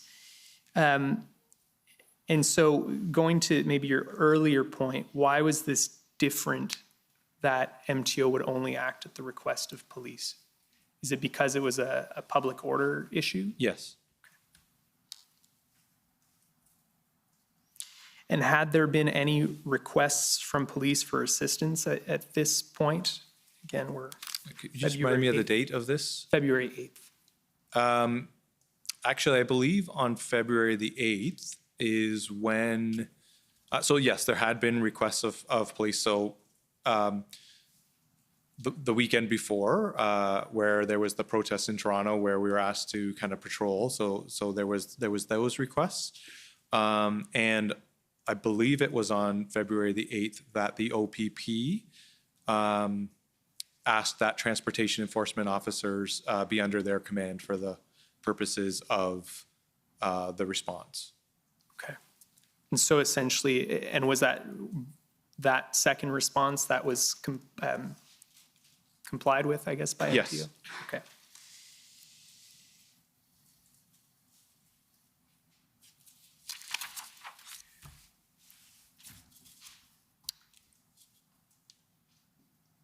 If we can go to ONT 50458. So this is an email from Parm Batal. Who is he? Parm is the director of the MTO enforcement program. Okay. If we can go down. Okay. So he says, I just got off a call with OPP Chief Superintendent Rowan Thompson. There will be a request coming through Solgen, I guess, to request a couple of things. Heavy tow and information and support. I think we've already talked about that. And then it says MTO enforcement support. MTO enforcement officers would be put under the incident command of the OPP to assist with ongoing protests across the province. That's the request you were just referring to? Yes. And so effectively, MTO officers would be available to the OPP, but they would only act at their request. Is that correct? Yes.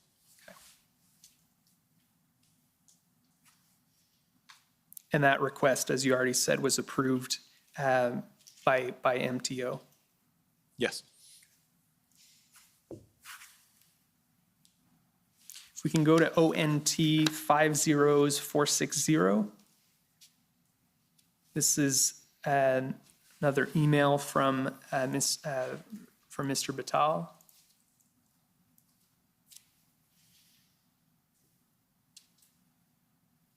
If we can just go down, down a bit more, down, down, down.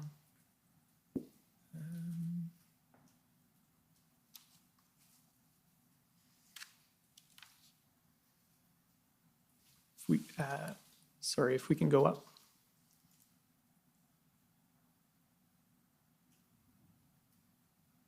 Up. Okay. So it's this paragraph under the bold. The role that MTO officers would do can include patrolling highways as a deterrent, provide intelligence on highways, be a subject matter expert on CMVs. What are CMVs? Commercial motor vehicles. Thank you. For the OPP, provide CMV expertise to municipal police services and OPP. CVSA inspections. What are CVSA inspections? It's Commercial Vehicle Safety Association, I believe. These are basically, it's an organizing body, but it's basically what he's referring to there is doing mechanical inspections of commercial vehicles. Dangerous goods support and providing other support as required. The work will be coordinated through OPP Emergency Operations Center, and MTO enforcement officers will be fully embraced within the OPP Incident Command for deployment and dispatch. So that's consistent with what you just told me, that they would be integrated within the OPP. And is the list I just went through there in that first sentence, is that consistent with your understanding of what they would be doing in support of the OPP? Yes. If we can just go up to the top of this email, just right up to the top. So are you aware of what was the purpose of this email? I don't know who he's sending to. It looks, I'm assuming he's sending it to all of the entire MTO enforcement officer group. So I think I think it's information sharing. So knowing that this is what's happening and to make sure officers are aware of what their responsibilities are. So it's effectively to brief officers on what the agreement is between OPP and MTO. Yeah. Okay. Yeah, and I know they ultimately updated the operational plans, et cetera, to accommodate this, but I suspect this was having just been informed and agreed to that's what they were doing. They were making sure officers were aware as quick as possible. Okay. Let's go to ONT 50461.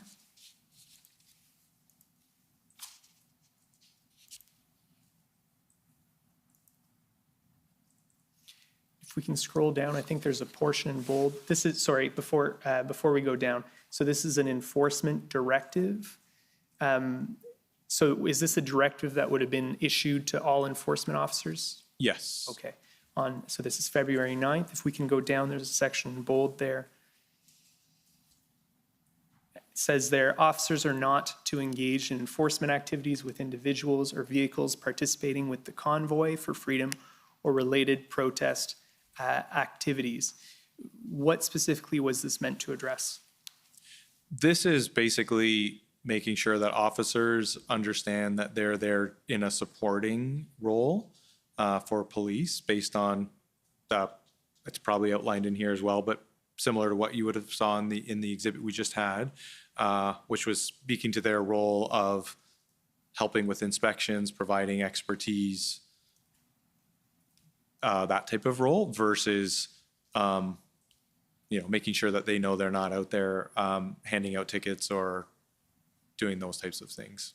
And was this direction coming on request to the OPP, or was this a decision from MTO not to have officers conduct enforcement themselves? I don't know where it came from, but it would be, it rings true as to the way that this type of, the approach and to this type of activity is, when there's a police-led initiative, police are there to do enforcement. We provide support and expertise within our mandate. But again, our officers they're not armed. They don't have firearms and things like that. So they would not provide that type of support. Thank you.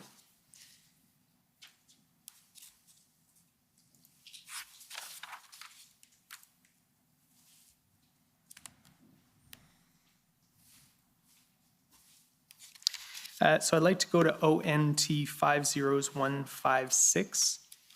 This is a February 8th letter from Deputy Minister LeBlanc to Deputy Minister Michael Keenan of Transport Canada. You're familiar with this letter, correct? Yes. Were you involved in discussions around the drafting of this letter? Yes. Okay. And can you maybe explain what the purpose generally of this letter was? What was it in response to? I think it was twofold. There had been a lot of discussions that we had back and forth between the Ministry of Transportation and Transport Canada, where we had committed to following up, and we wanted to make sure that our position was formally responded to. But I also think, there was many discussions where the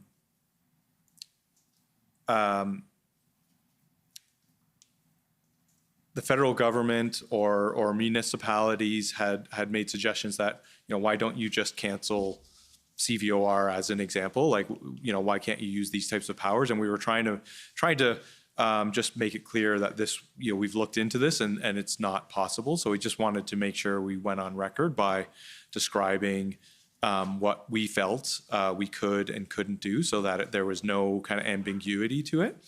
And the other piece was just to make sure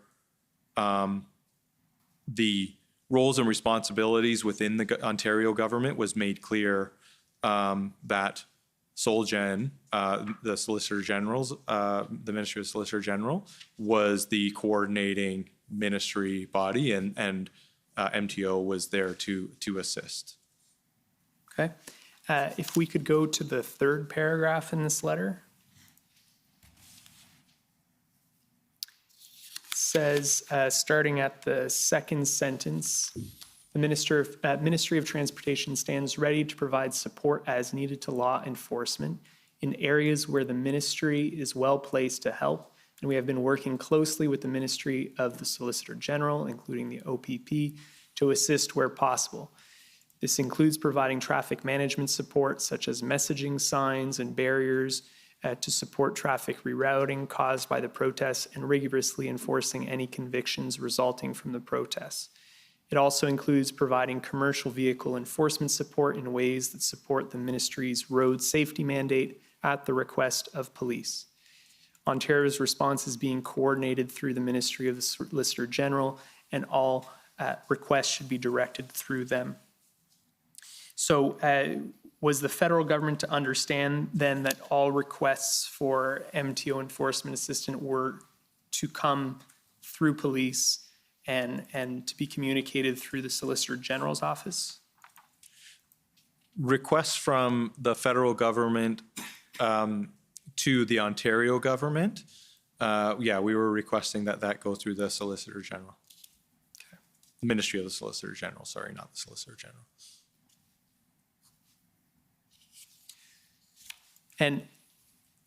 And so was the response here effectively communicating to the federal government that they were asking MTO to go beyond beyond their enforcement capabilities?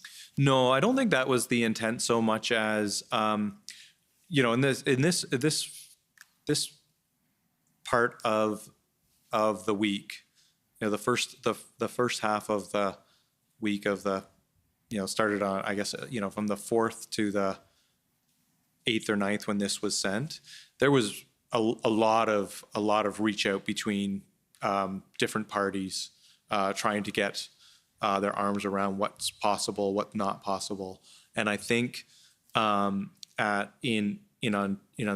Ontario, we were trying to put some order to our response so that we could be coordinated and most effectively support the operations. So I don't think it was meant to be anything more than that. It was to just try and put in a chain of commands, probably not the right language, but a proper communication flow so that we could make sure that as an Ontario government, we were all working together to support as best as possible. But it wasn't to suggest that anybody was overreaching and it certainly wasn't to try and be unhelpful in any way. It was trying to help us be organized in our response. And this last paragraph here on page 1, however, I want to clarify some potential misunderstanding on the applicability of driver's licenses and commercial vehicle operator permissions in a protest situation. I won't read the full paragraph, but essentially was the clarification here along the lines of what you've already provided on CVORs? Yes. Okay. Was the federal government asking MTO to apply sanctions under that regime, like without convictions?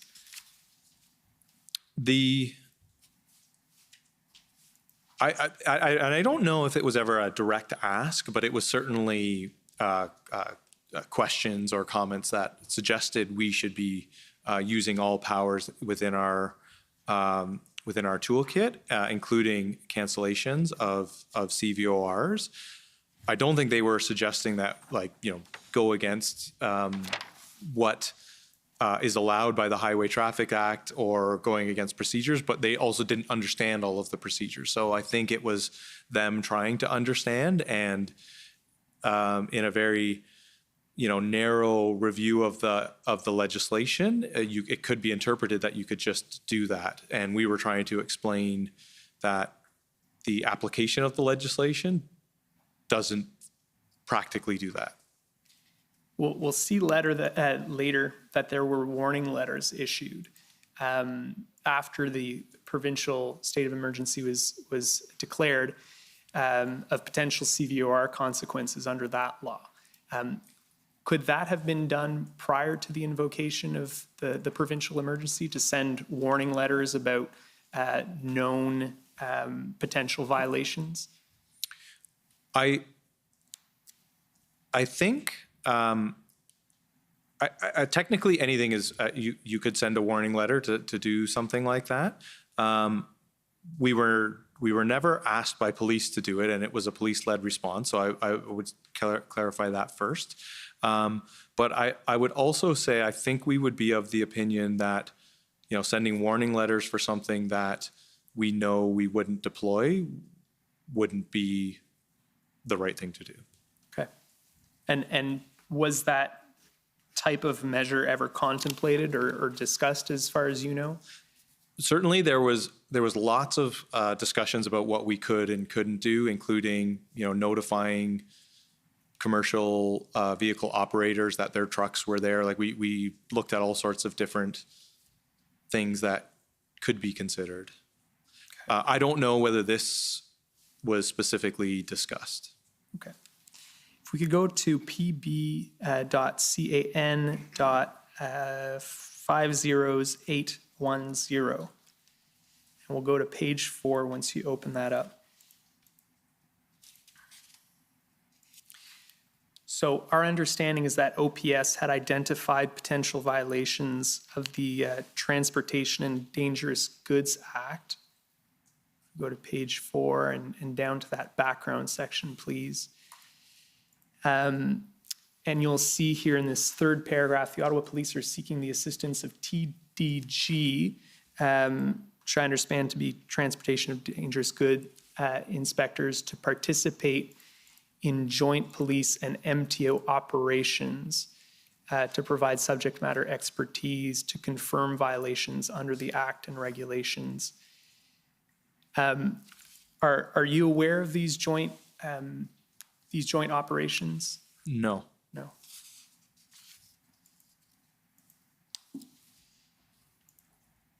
And so does MTO play a role in enforcing this Transportation of Dangerous Goods Act? We do. Yeah, the transportation enforcement officers are trained in transportation of dangerous goods legislation. And are you aware of whether MTO officers engaged in any enforcement of that act during these events? I'm not aware. It doesn't mean it didn't happen. I'm just not specifically aware of whether or not the officers, that was part of their mandate that was given if asked by police to do that. I do not know if they actually did it. Okay, thank you.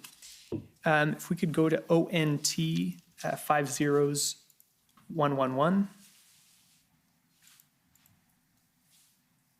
So this is a February 9th, I think it's an email.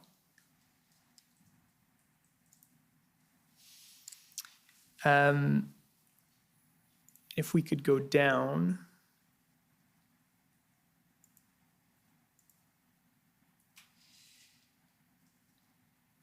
Right, so my understanding is in this email chain, there was a question of whether OPP would be collecting CVOR information in Windsor. And MTO was advised that most vehicles in Windsor were not commercial vehicles. Was that your understanding? Yes. Okay. And that was different than in Ottawa, I take it? I actually don't know how many vehicles there were in Ottawa and whether most or not. There's certainly a large number of commercial motor vehicles in Ottawa that we know, but as terms of whether it was most, I actually don't know. Do you know whether MTO received CVOR information on vehicles in Ottawa? We did, but only at the time when we were asked to exercise suspensions as part of the emergency orders. Okay, at the tail end Yes. of the protests. And is that something that was done on request of police? Yes. That MTO was provided with that information? Yes. Okay, thank you. If we can go to ssm.can.50374, and we'll go to page 3. So these are internal emails at Transport Canada on February 10th. I just want to get your comments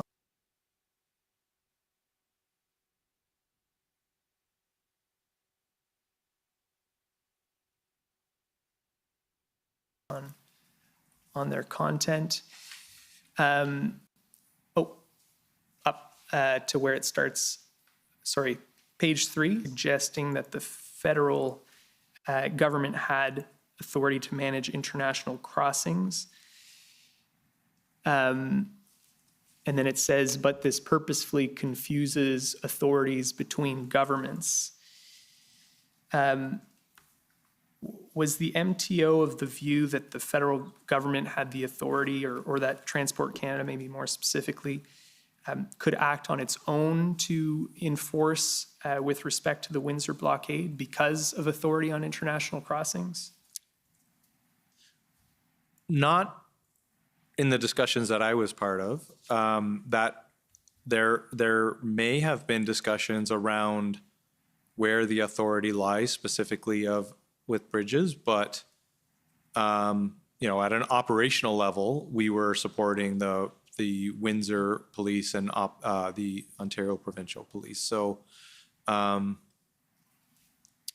wasn't part of the discussions I was having as to who had the authority. Okay. And if we go to this paragraph, the Bridges and Tunnels Act has some authorities, but they do not directly bring any authorities to bear on the blockade. And then it talks about how the protest here is not on the bridge itself, but is on the road in front of the bridge. Would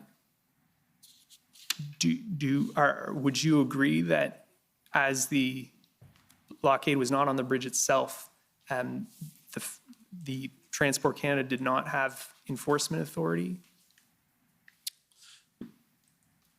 I'm not an expert in that, but that would be my sense, is that, and that seemed to be the way it was playing out, is that Windsor Police were leading the response to this with the help of the OPP and perhaps RCMP. I'm not sure whether they were involved or not, because we weren't directly involved in the police operations. But that, I mean, that's consistent with my understanding from a layman's point of view of what seemed to be happening. So I take it from what you're saying then that you're not aware of the provincial government purposefully confusing authorities between governments? No. Okay.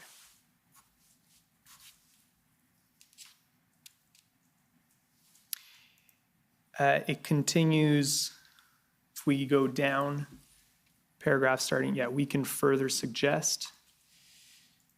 Quietly to Ontario truly wants us to invoke federal authority to manage this crisis. They need to declare an emergency they cannot manage, so we can thereby invoke the Federal Emergencies Act to manage the blockades, i.e. turn their request to use federal authority into a poison pill based on the fundamental reality of legal authorities. So it seemed that federal officials are suggesting that Ontario is trying to force the federal government to use its own authorities.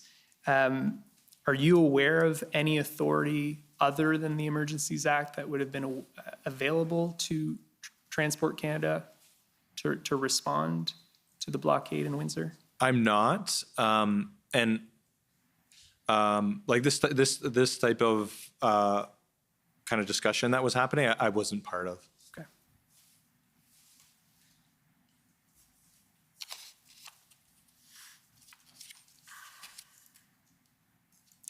Okay. February 11th, in the institutional report, it states that the City of Ottawa requested MTO inspectors to perform inspection and enforcement duties in and around Ottawa, and that MTO approved that request and provided officers. I understand from one of the documents that the city was requesting 4 MTO officers. You recall that? Sorry, is there a document that? Yeah, we can go to ONT 50463.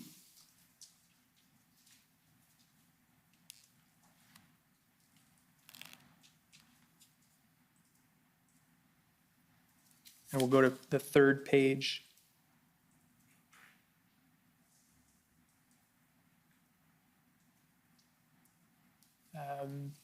If we can go down, oh, sorry, right at the top there, Ottawa City requesting our 4 officers. Yeah.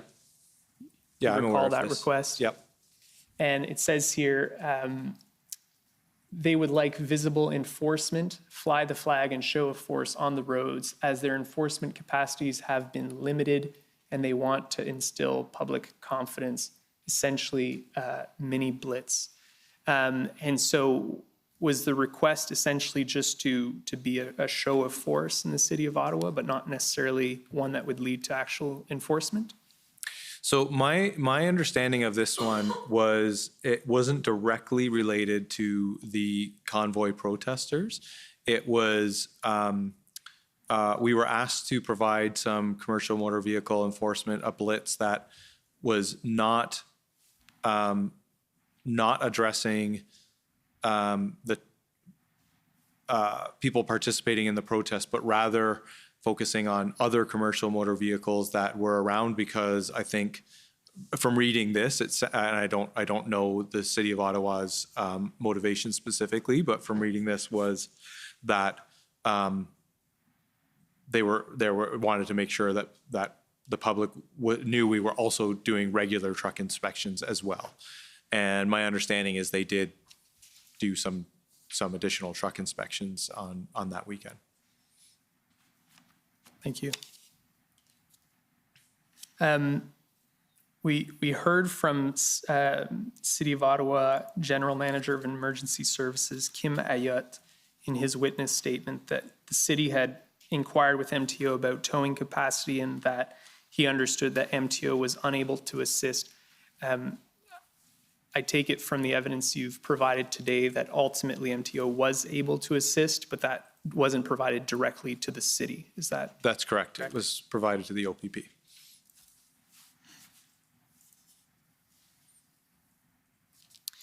The mayor of Ottawa testified that there were some discussions between the city and MTO regarding the potential of leveraging insurance to end the protests, and that the MTO was reluctant to explore this idea further. Can you maybe explain the specific issue of insurance?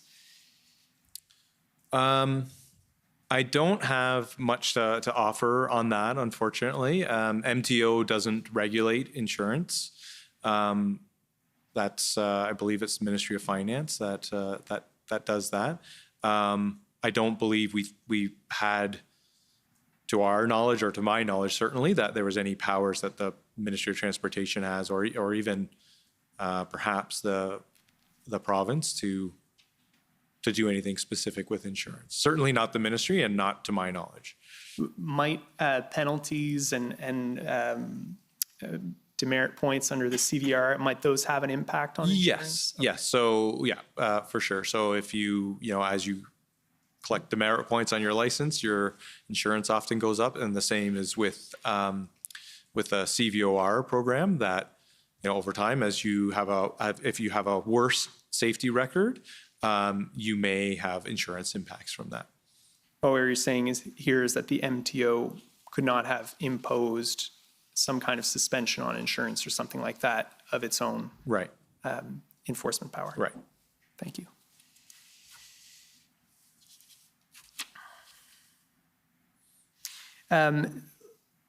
We'll pull up COM 50910. This is Ontario's emergency regulations that were adopted after the provincial state of emergency was declared.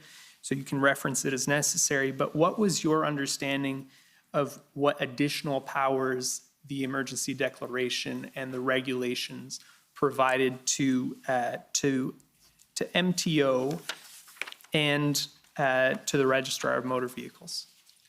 So largely, the first I would say is there was a direct nexus between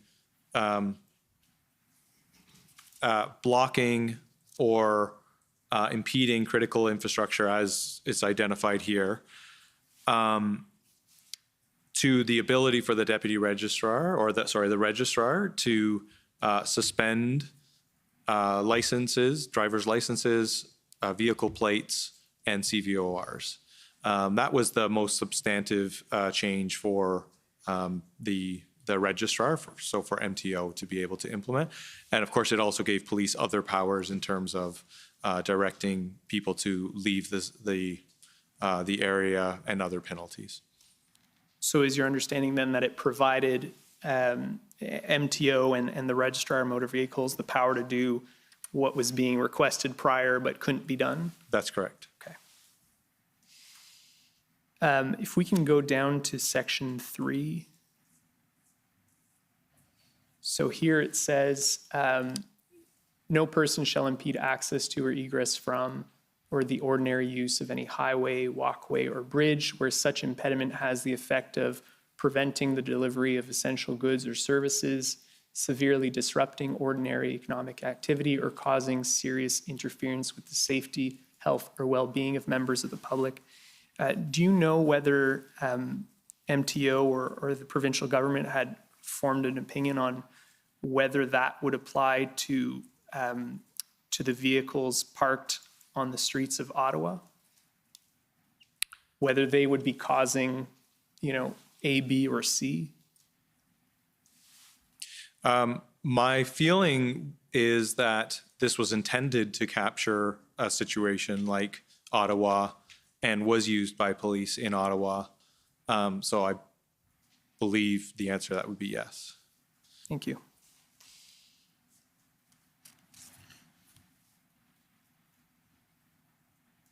And do you know whether either the MTO or the registrar used any of the powers? And I believe if we go down, it's, keep going down. So the power at section 5 to order the owner-operator to remove a vehicle. And then I think it's at section 6 is to impose penalties. Do you know if those powers were used by MTO or the registrar? They were. Not 5. I think police used 5.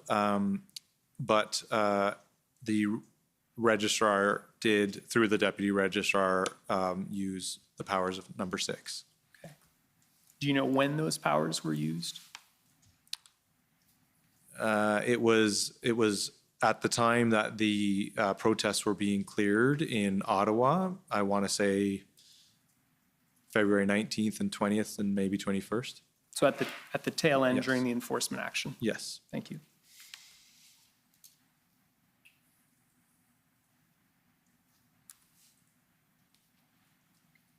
I see a request on, this is in the institutional report on February 12th, by the OPP to the MTO to supply concrete barriers.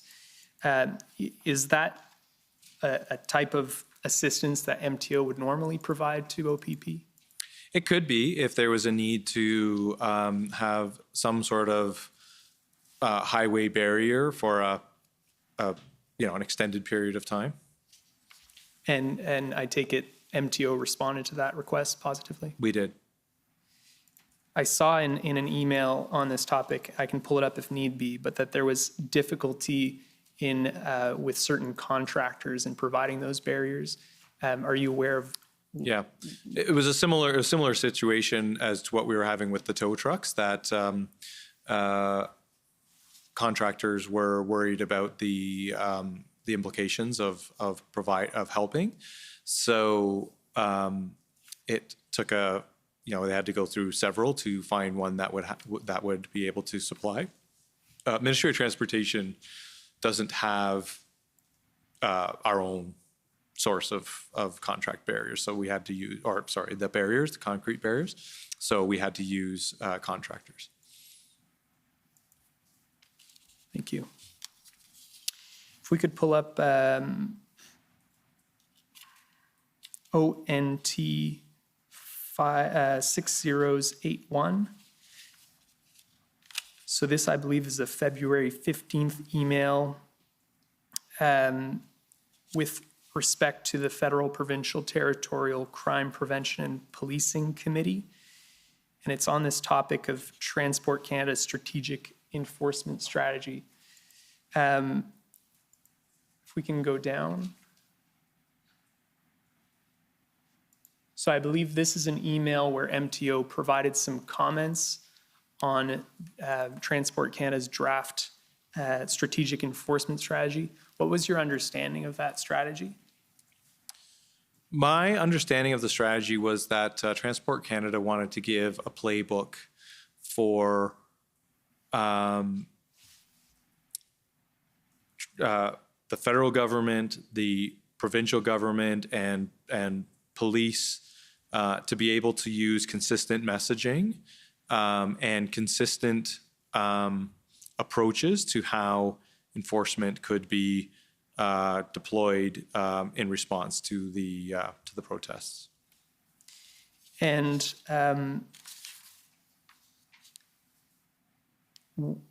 I understand MTO had some revisions, some proposed amendments to the strategy. Do you know what the nature of those amendments were? What were MTO's concerns? So, I mean, this would be pretty normal for. There's a good cooperation generally between the federal government and the province. So as they're developing documents, they'll send out drafts, and we provide our input. In this case, it was generally to try and make sure that it was. We tried to make like fact-based edits to their document. I don't believe it's in here, but I do know in meetings, we suggested that this type of document should go through, again, through the Ministry of Solicitor General. Okay.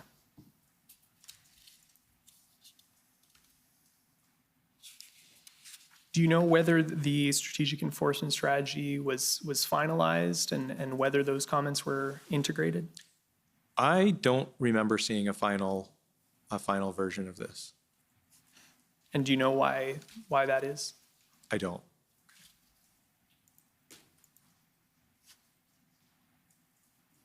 So do you know whether it was ever implemented then? I don't.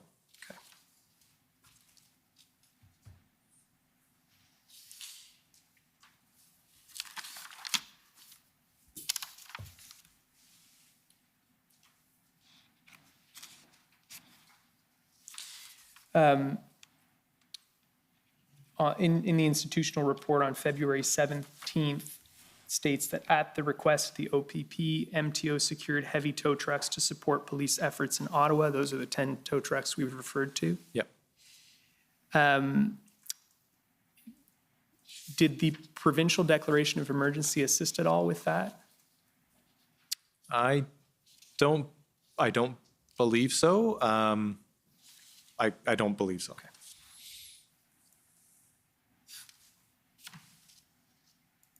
If we could pull up ONT 975.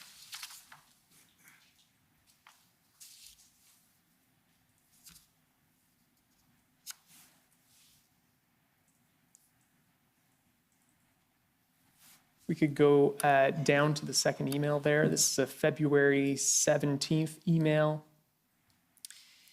I wanted to share, as FYI, a request we received from OPP to confirm access to driver photos in response to the trucker protest.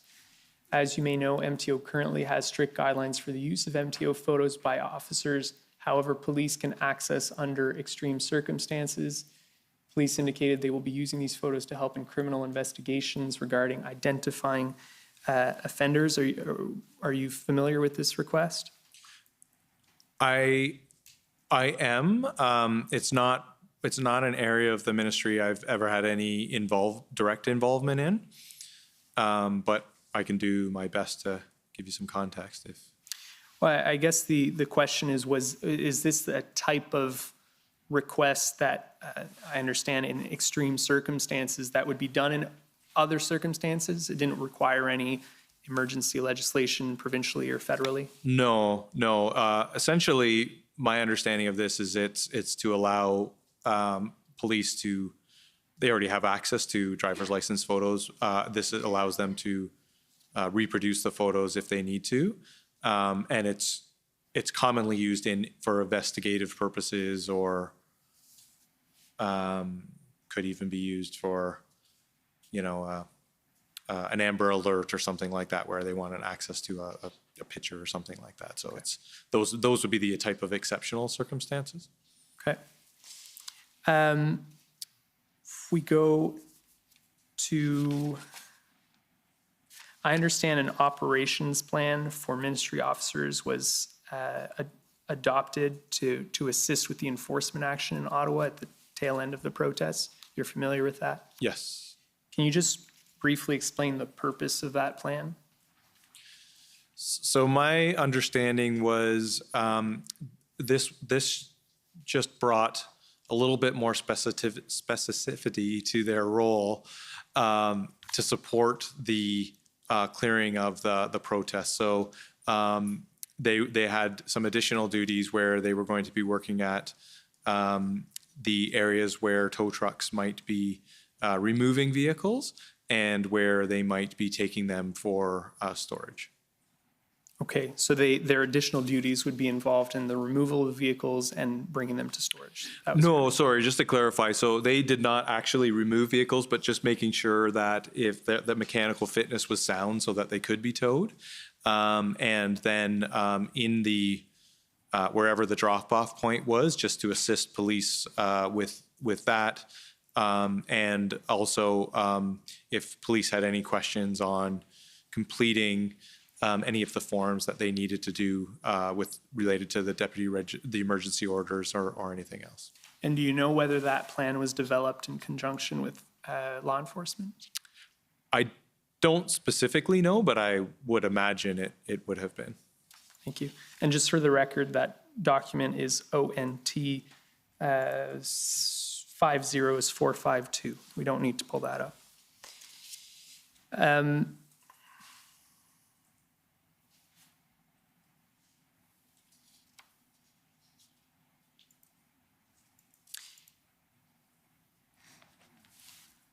If we could, I just want to pull up briefly ONT 50976.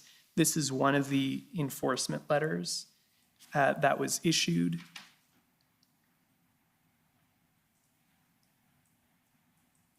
Sorry, one of the warning letters, if we can go down.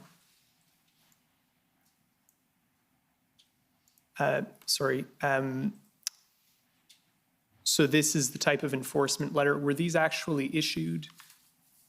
Yes, there was, I believe the number's around 50 to 60 of these that were issued at the request of police.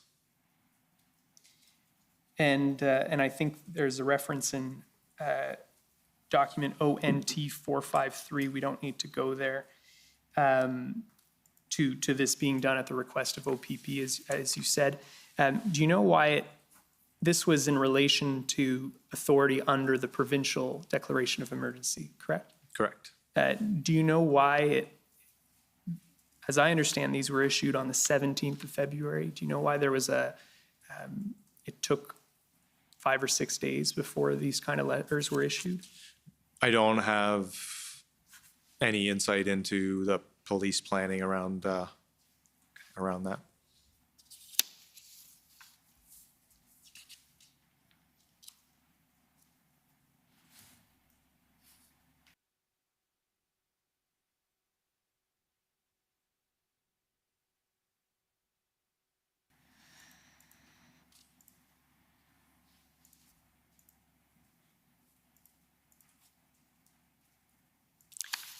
Lastly, I'd just like to go to ssm.can.50439. So I understand that there was a kind of a post-mortem discussion that was held between Transport Canada and the MTO. Is that right? Or maybe this is just... I don't specifically recall one. So it says here at the top, as mentioned the other day, we reached out to MTO for a post-mortem discussion on the blockades. This is on March 4th. Do you remember that? I don't remember participating in a call. It's possible I did. I don't specifically remember the call, though. Okay. Do you remember preparation for the call or No. hearing about it after the fact? No. No. Okay. So I'll just get your take on some of these takeaways from the call. It says, here are a few key takeaways. They being MTO, I understand, are now working through regular regulatory processes with respect to the trucks involved in blockades. For example, if there were tickets laid that impact CVOR, they will run the course of conviction and then would be reflected on the record. Can you explain what that Yeah, so that's as I was talking about before. So if there's a conviction that's related to mechanical fitness or driver behavior that is related to the commercial vehicle operator registration, once a conviction happens, it then goes on the CVOR record. And here it says that they are now working through. Has there been any change since the events in question here in MTO's approach to those types of convictions? No. No.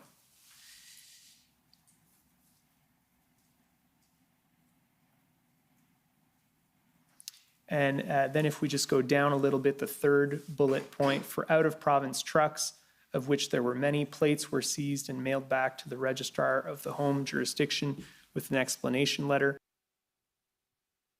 However, there is no mechanism to ensure that there would be an impact on the operator record. MTO is waiting to hear what the response from those provinces and territories will be.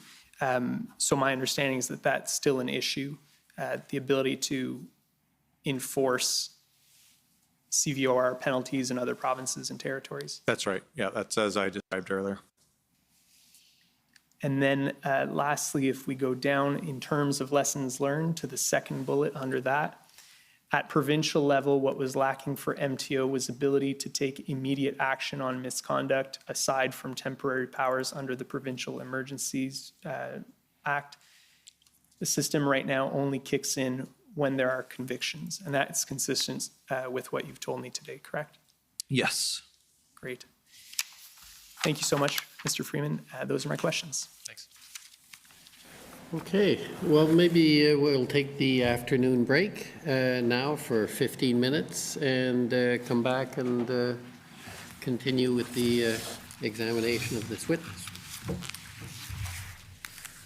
The commission is in recess for 15 minutes. La commission est levée pour 15 minutes.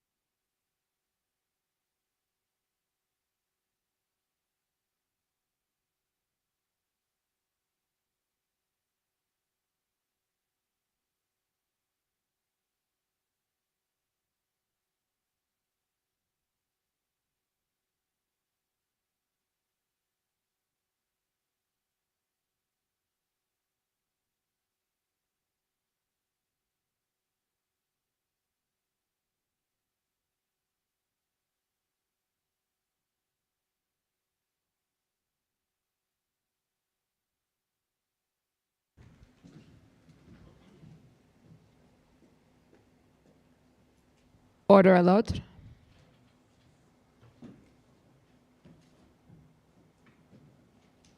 The commission is reconvened. La commission reprend.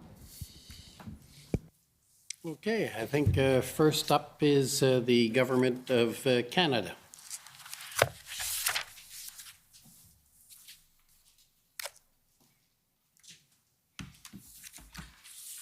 Thank you, Commissioner, and good afternoon, Mr. Freeman. Hi. My name is Brendan Van Nieuwenhuis. I'm one of the lawyers for the Government of Canada in this matter. Could we go, please, to ONT 50447?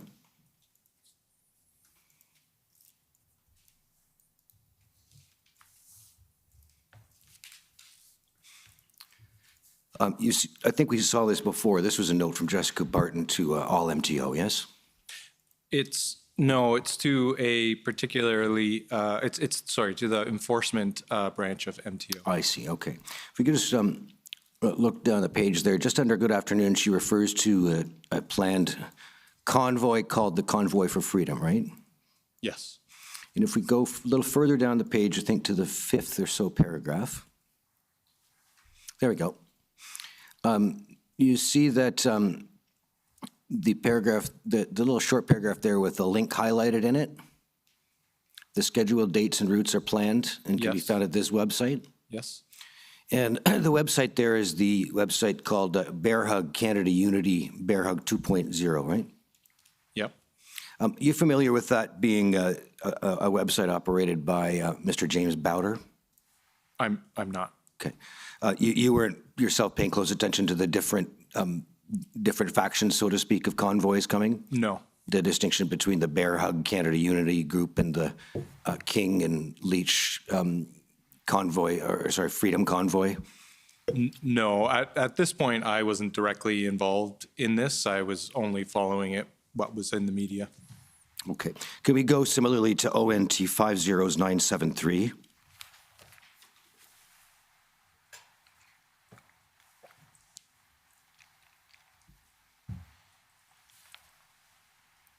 And this, too, is a note from Jessica Barton, and this is to Transport Canada, right? Yes. And this is sharing information also on January the 21st about the upcoming Convoy for Freedom? Yes. Yeah. If you can just go slightly down the page to that first entry in the table, you see already she has information with respect to a planned protest regarding border control in both Windsor and Sarnia, yes? Yes. And that's planned as what I think is referred to as a slow roll based on the description offered there? Yes. Okay. And then moving further down the page to the next table entry, you see again reference to the Convoy for Freedom and the Bear Hug or CanadaUnity.com website, correct? Yes. And so, again, to the best of your knowledge, there wasn't awareness on the part of MTO at that time of there being other convoy groups such as the Freedom Convoy group associated to Mr. Barber, Ms. Leach, et cetera. I don't know that I would take from this email that there wasn't awareness of other groups. I can't speak to why only this particular website is identified. So I can't say with certainty the answer to that question. Fair enough. Could we go to ONT 405150, please?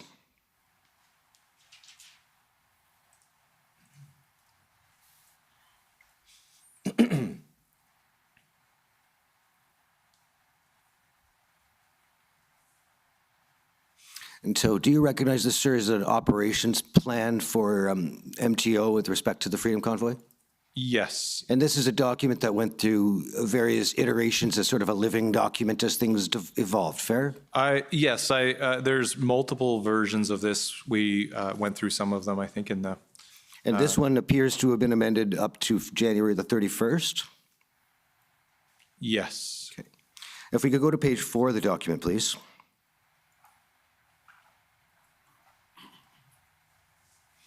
If you look at the bottom of this page, you'll see, if I've got my numbers right, yes, you'll see a list here of truck inspection stations across the province, right? Yes. And this is a list that tracks, it's not all of the stations, but this tracks the route of the Convoy for Freedom as I was understood by MTO at that time, right? I can't say for sure, but that it, without seeing if the document states that, but just looking at these locations, that would seem to be correct. Okay, and also just looking at the text above it, which said this plan's been developed. Right, yep. Right. Yep, yeah, that's correct. Yep. If you continue on to page 5. Okay, and just stopping at the first paragraph, again, you see this is a group of commercial vehicle drivers planning a truck protest dubbed the Convoy for Freedom, right? Yes. And then in the fourth bullet under background, sorry, the third bullet under background, you'll see that, again, this is associated to the CanadaUnity.com website as opposed to other groups, right? Right. Okay. Is it fair to draw the conclusion that the intelligence or the information available and promulgated by MTO was really being drawn from the CanadaUnity.com website in terms of intended routes and so forth? It's possible, but I wasn't part of the design or the creation of this document or really involved at this time, so I can't verify that for you for sure. Okay. But this document obviously only refers to that. If we just look under mission statement a moment, and carry over the page just to see if it continues. I can't recall. It does not. So if we go back up to mission statement, these are the key mission items that I guess have been compiled by your staff with respect to the operations plan, right? Yes. And you see that what's being considered is whether to close TIS facilities if necessitated by protest activities, right? Yes. Were you aware at the time that more trucks and convoys were anticipated to be joining the existing Ottawa scenario by that point? Recalling this is the Monday after the first weekend? I feel like by the Monday, we had a good sense that it was getting bigger than we had initially thought. And of course, we saw earlier, you already knew that there were affiliated or sympathetic protest activities that were contemplated or planned in the areas of the Ambassador Bridge at Windsor and at Sarnia, correct? Yes. And was it consideration given, so far as you're aware, to whether, in fact, it might have made sense to activate the TIS stations to require inspection of the trucks that were assembling in these locations? My understanding from talking to the enforcement director is they did have conversations with the OPP and they were asked not to use the truck inspection facilities for this purpose. Okay. If we go to page 7, please. In the second bullet point under enforcement, I see there, it reads in the last sentence, officers will not be involved in any commercial vehicle traffic stops of vehicles that are participating in the convoy protest unless directed to do so by the site leads, right? Yep. And was that similarly at the request of the OPP that your officers from MTO not be involved in such stops? I can't say that what went into this was at the request of the OPP, but I would say that, as a general application of these types of protest type activities, that MTO would not interfere. Could we go please to ONT.IR.701?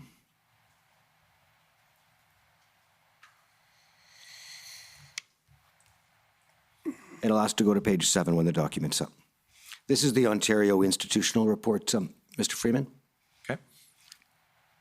And if we go to page 7, to the entry for February the 4th, and that's the entry for 16, sorry, let me actually do the first bullet. At 9:09 a.m. entry, do you see that? Yes. It indicates that MTO officers began supporting the OPP with issues arising from the planned protest at Queen's Park in Toronto, including blockage of GTI highways, right? Yes. And that lasted until Monday, February 6th, correct? Yes. That would be the second weekend of the convoy events? That's correct. And at that time, similar assistance was not provided by MTO with respect to the scene in Ottawa, correct? Well, my understanding on that weekend is MTO officers were also providing regular patrols in Ottawa as well. I believe MTO was also assisting with closing of highways. I don't know whether it was done through enforcement officers, but I believe that weekend there may have been some highway closures. I may be wrong in my facts, but I know there was definitely times where MTO assisted with closing of highways or exits at the request of the OPP. It's possible it wasn't on that weekend. Okay. Is it fair to say you don't recall when, but you believe that that occurred at some point? Yes. Okay. If I look at the next entry on February the 4th at 16:45, representatives of MTO attended an urgent meeting convened by Transport Canada, correct? Yes. And that was to discuss provincial and territorial mitigation measures directed at the Freedom Convoy protests, right? Yep. Okay. Could we go now, please, to ONT 402759? And just to be clear, you did not attend the February 4th meeting, correct? Correct.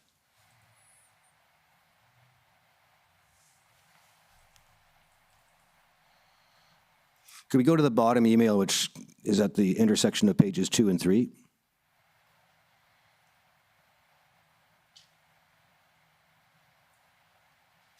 There we go. You see there's an email here from Aaron at Transport Canada, Aaron McCrory at Transport Canada to you and others, right? Yep. Your provincial and territorial colleagues? Yep. And Transport Canada here is again apologizing for the late evening email, but hoping to have a follow-up discussion tomorrow, that is to say Saturday the 5th at 11:30 in the morning, right? Yes. And I guess that's Central Time, so 12:30 here. Yes. And you attended that meeting? I did. If you go up page 2 to see your report onward from the meeting. There we go. Just go a little further up, we can see where it starts. Okay, so let's just see, you're reporting out to your staff, I believe. Could we just go to the email header? Reporting out to your staff, correct? One was my staff, two were Assistant Deputy Minister colleagues. I see, okay, to your colleagues and staff. Yeah. And you're reporting on what happened at the meeting from your perspective? Yes. If you just go a little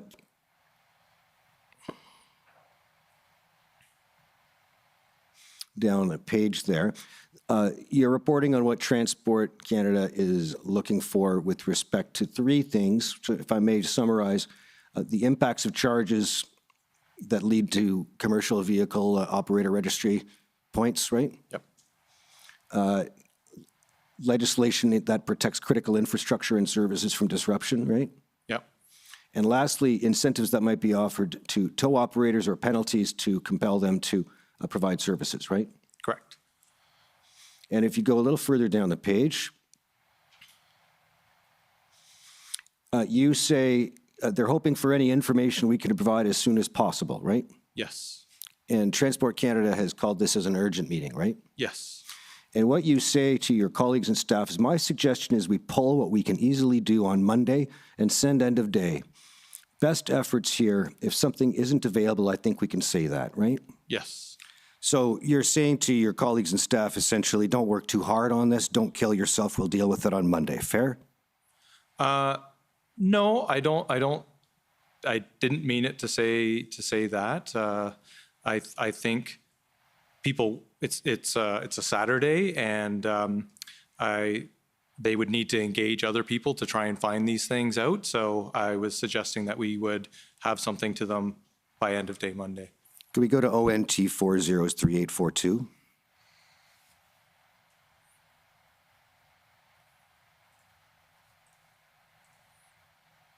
This is the February 6th meeting, Mr. Freeman, the Sunday meeting to which I believe you didn't go, but you did send Lori LeBlanc, right?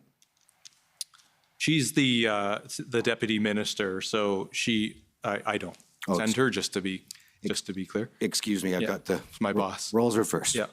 If we go to page 6, please. If we go under where Mr. Keenan is speaking, he's got 3 bullet points summarized. And he notes at the last bullet point that the Wellington encampments, that is, say, the Ottawa occupation, is the spiritual source of the protest movement, right? Yes. And it's inspiring, in short, other protest activities that have begun to be seen in locations as far away as Coots, right? Yes. It creates the spiritual fuel that will sustain the actions of the various encampments, right? Yep. And if I look at Ms. LeBlanc's response,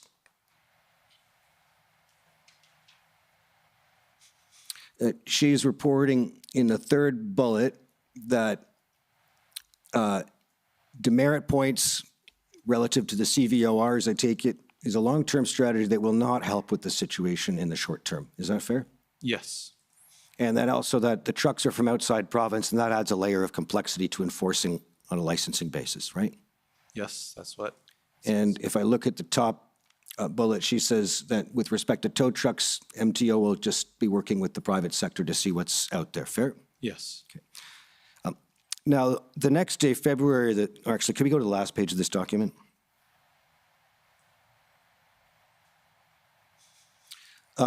You see there, the second last speaker noted is Jody Thomas, the National Security Intelligence Advisor.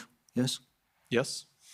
And she says she regrets ending on this point, asking, would the province be looking to the federal government if this protest was happening outside of the city of Ottawa? For example, another place like Kingston, right? Mm-hmm. And perhaps this is a question we can ask tomorrow, but it appears Deputy Solicitor General DiTommaso says this is a protest and encampment movement against the federal mandate on trucks. They came to Ottawa from across the country for that purpose, right? That's what it says, yeah. Does that reflect Ontario's attitude at that point towards the Ottawa protest as a federal responsibility? I don't know if I can speak for all of Ontario. I was just being brought into this from the federal government at this time to look at options. I don't know that we thought this to be purely a federal problem. I do think we understood the movement was against the federal mandate, but in our minds, this was a policing issue, not necessarily a federal versus provincial issue. Can we go to ssm.can.405289?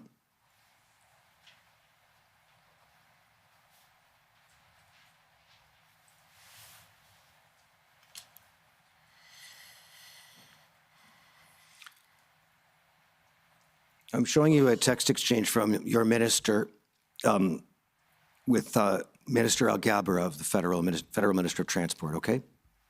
Are you familiar with these exchanges? No. No. Were you involved in any calls with Minister Mulroney and Minister Alghabra? No. Okay. We can just take a look at them a second and scroll down the page. It's clear, though, that assuming that's what they are, that this is Minister Alghabra asking for a call, right? Yes. And February 7th, 3:50 p.m., Minister Mulroney, fair to say, does not respond in the sense of scheduling a call, right? Yep, it sounds like she's waiting for an update. Yeah, fair enough. And if you look at the bottom of the text exchange, you see that Minister Alghabra reports on February 7th at 8:23 p.m. that the Ambassador Bridge is now blocked, right? Yes. If we go now to ssm.can.405290, the exchange continues.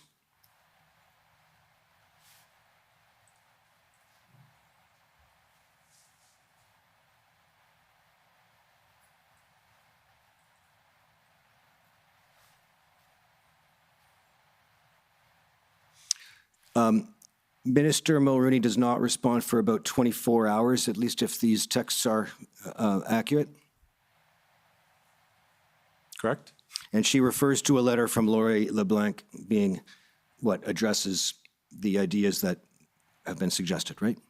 That's what she says, yes. Go further on down the page. And Mr. Algaber says he'll look at it, but would be good to speak tomorrow, right? Yes. Go to ssm.can 405291. Mr. Commissioner, I think I've just hit my 20 minutes on my clock. May I have another 4 or 5 minutes to complete this area? Yeah, go ahead.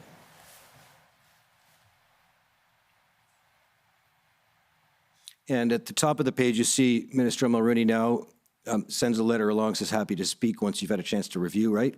Yes. Continue down the page. And you see that by Friday, February 11th, Wednesday, February the 9th, Minister Algaber is again asking, who do you recommend in your office we should reach out to for a call, right? Yes. Okay. And I understand they did speak, and we'll come back to Ms. LeBlanc's letter in a moment. If we could go to, well, actually, let's go to the letter briefly. ONT 50156.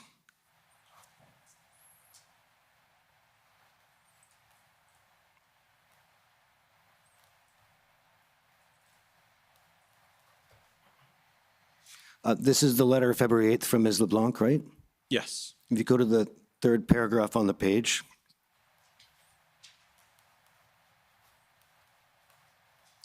I'm sorry, the fourth paragraph.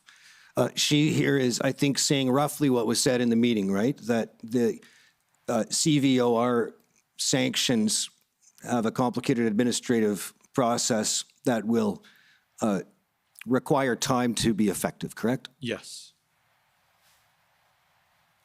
And if you go to page 2 of the document, she says, I know we all have empathy for the people of Ottawa that are enduring this protest, while also respecting and recognizing the right to peaceful protest, and the MTO will continue to work with Solgen, right? Yes. Okay. So no additional contribution from MTO from a regulatory perspective is communicated here? Not here, no, but, we did, maybe this isn't your question, but just in case this is helpful, we did, immediately move from this to develop options, which ultimately became later that week, that same week, in the emergency order. Could we go to ssm.can.401001?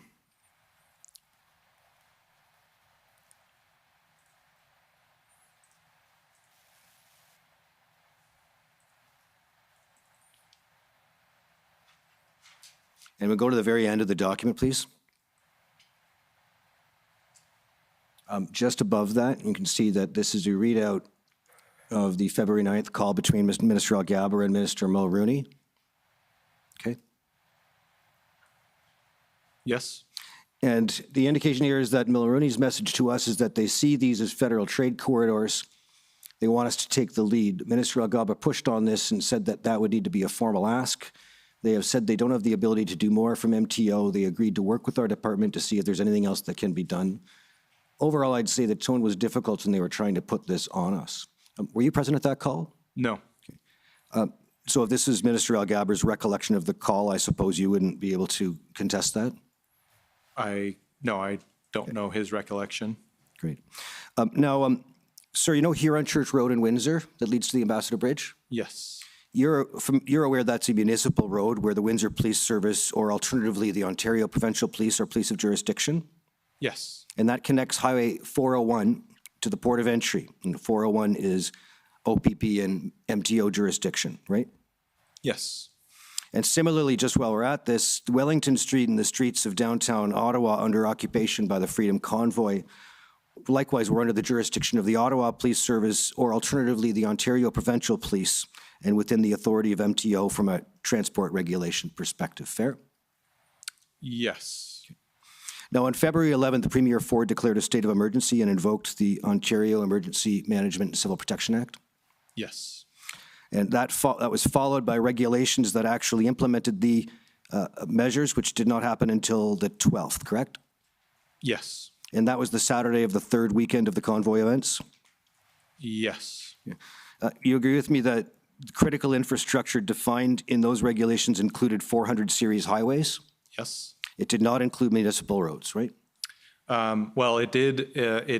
It did in that, and we went through this. We'd have to bring it up so I could describe, but it does include municipal roads, and those powers were deployed in the city of Ottawa. If that's where you're going. Okay. Now, in terms of the power to order to leave or order to depart, right?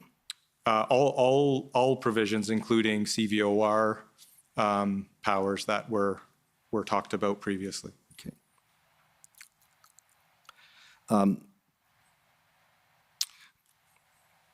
You're aware that on February the 14th at approximately 4:30 p.m., the Prime Minister announced the invocation of the Emergencies Act, right? Yes.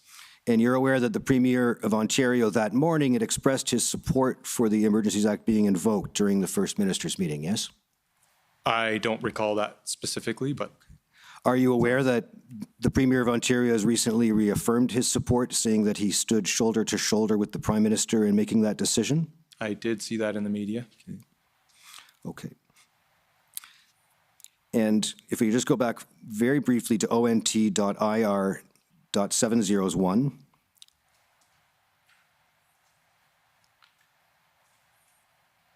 Actually, I'm sorry, we just skipped that. Can we go back to ONT 50179? And it's just my last point, Mr. Commissioner, I apologize.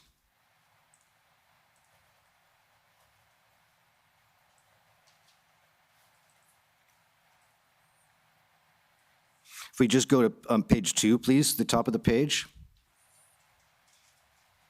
And if you want to look at the header, this is an email which refers to the 10 tow trucks you indicated were sourced for Ottawa when you corrected your witness statement at the beginning of your examination today, correct? Yes.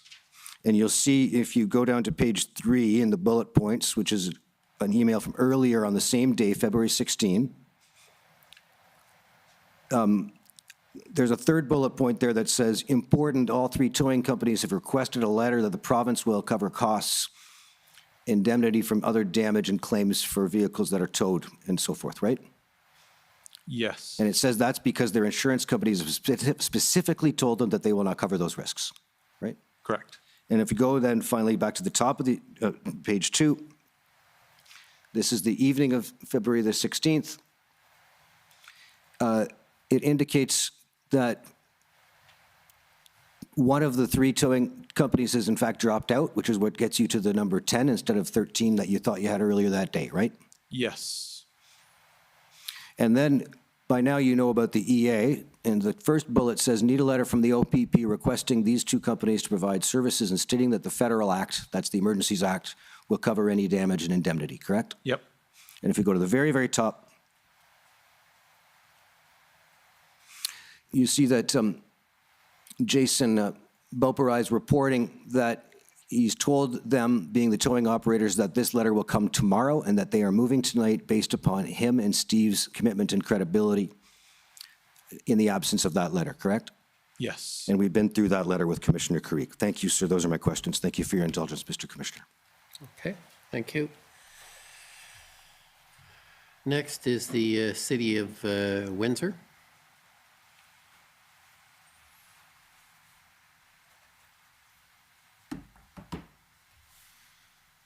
Good evening, Mr. Freeman. My name is Jennifer King. I'm legal counsel to the City of Windsor. Hi. In your witness summary, and you mentioned in your testimony, you state that you're aware that MTO assisted the OPP in identifying contractor to place concrete barriers in Windsor, Yes. and this was at the direction of the OPP. Yes. I take it that you understand that this was to better manage future risk of vehicles being used for blockades and disruption of cross-border movement of people and goods? Yes. Are you aware that there was confusion at MTO at the time as to who would pay for these barriers? I've subsequently read in the documents that there was questions as to how it would be funded. Okay, so I'll show you some documents. If you could please pull up, Mr. Clerk, ONT 50182. Well, this is coming up, Mr. Freeman. This is an email dated February 15th between Jason Beaupre of MTO and Superintendent Dana Early of the OPP. And the commissioners heard this week that Superintendent Early shared joint command of the police response to the blockade with Superintendent Crowley of the Windsor Police. Okay. And you'll see, if you could scroll down just a little bit, the first bullet, you'll see that it says, upon request by the OPP, MTO has supplied temporary concrete barriers through a contractor. And if you go to the sub-bullets, and you can see here, partway down, you'll see, since these TCBs are being installed along a municipal roadway, MTO has requested the OPP to advise how compensation to the contractor can be arranged. Next bullet states, preliminary thought from the OPP is that compensation would be through federal funds available to support the emergency response to reopen the Windsor-Detroit crossing. Do you see that? Yes. Were you aware of that at the time? No, I didn't have any involvement in this at the time. Okay. And if you could just scroll up a bit, you'll see that the estimate for the work is $1.3 million. Yes. Okay. If you could please turn up ONT 50438. This is an internal email exchange at MTO dated February 16th, Mr. Freeman. And it's involving Doug Jones. And by February 16th, he is deputy minister? Yes, likely his first week on the job. Okay. If you could scroll to page 3, please.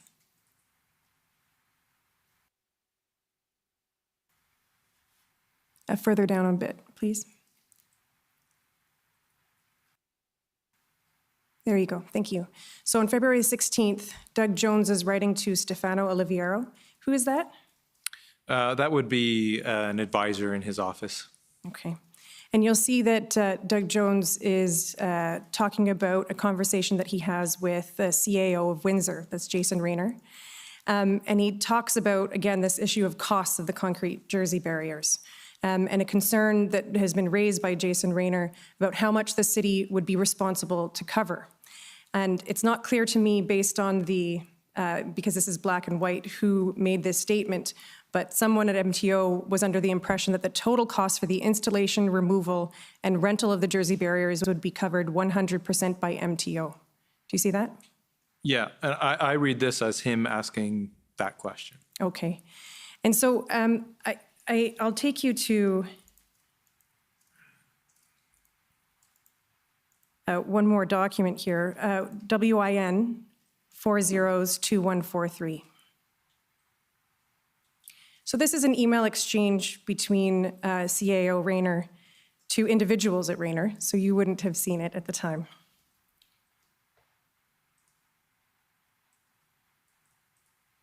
Thank you. And if you could scroll all the way to the bottom, Mr. Clerk. Okay. And you'll see here that he's reporting to individuals at Windsor on February the 17th.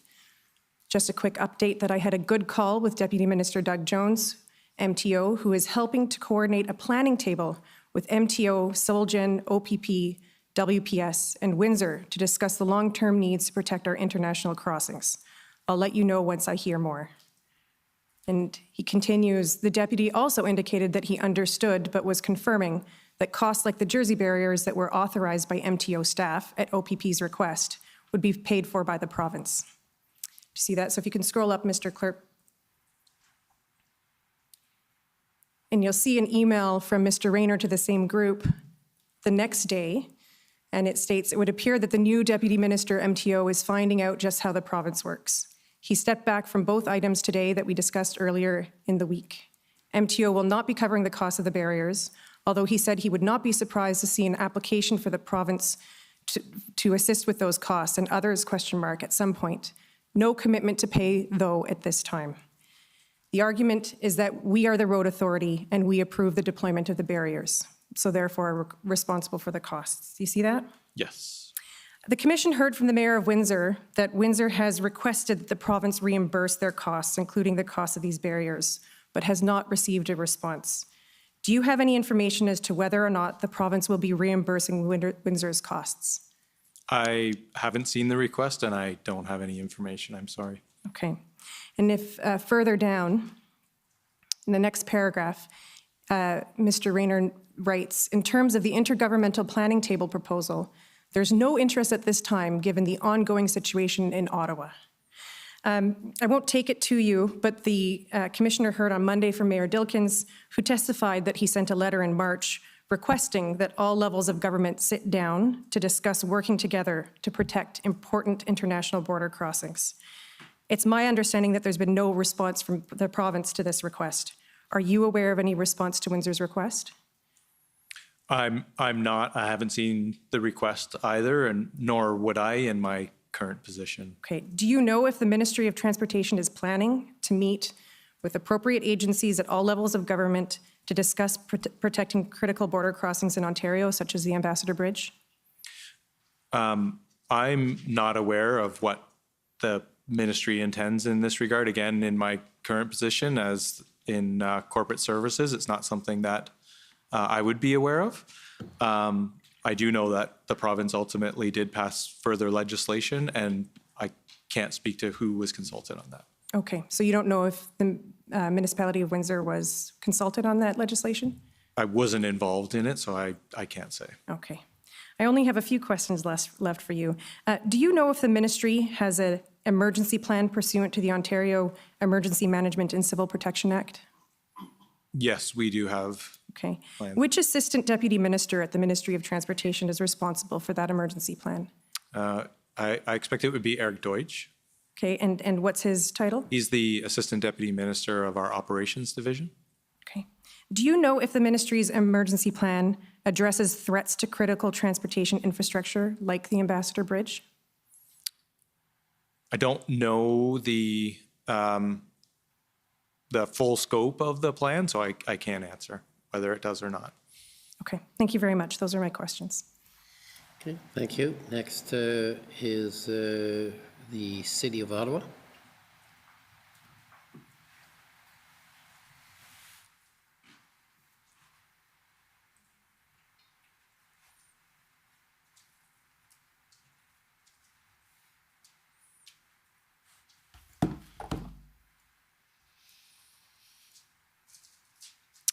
Good evening. My name is Anne Tardif. I'm one of the lawyers representing the City of Ottawa.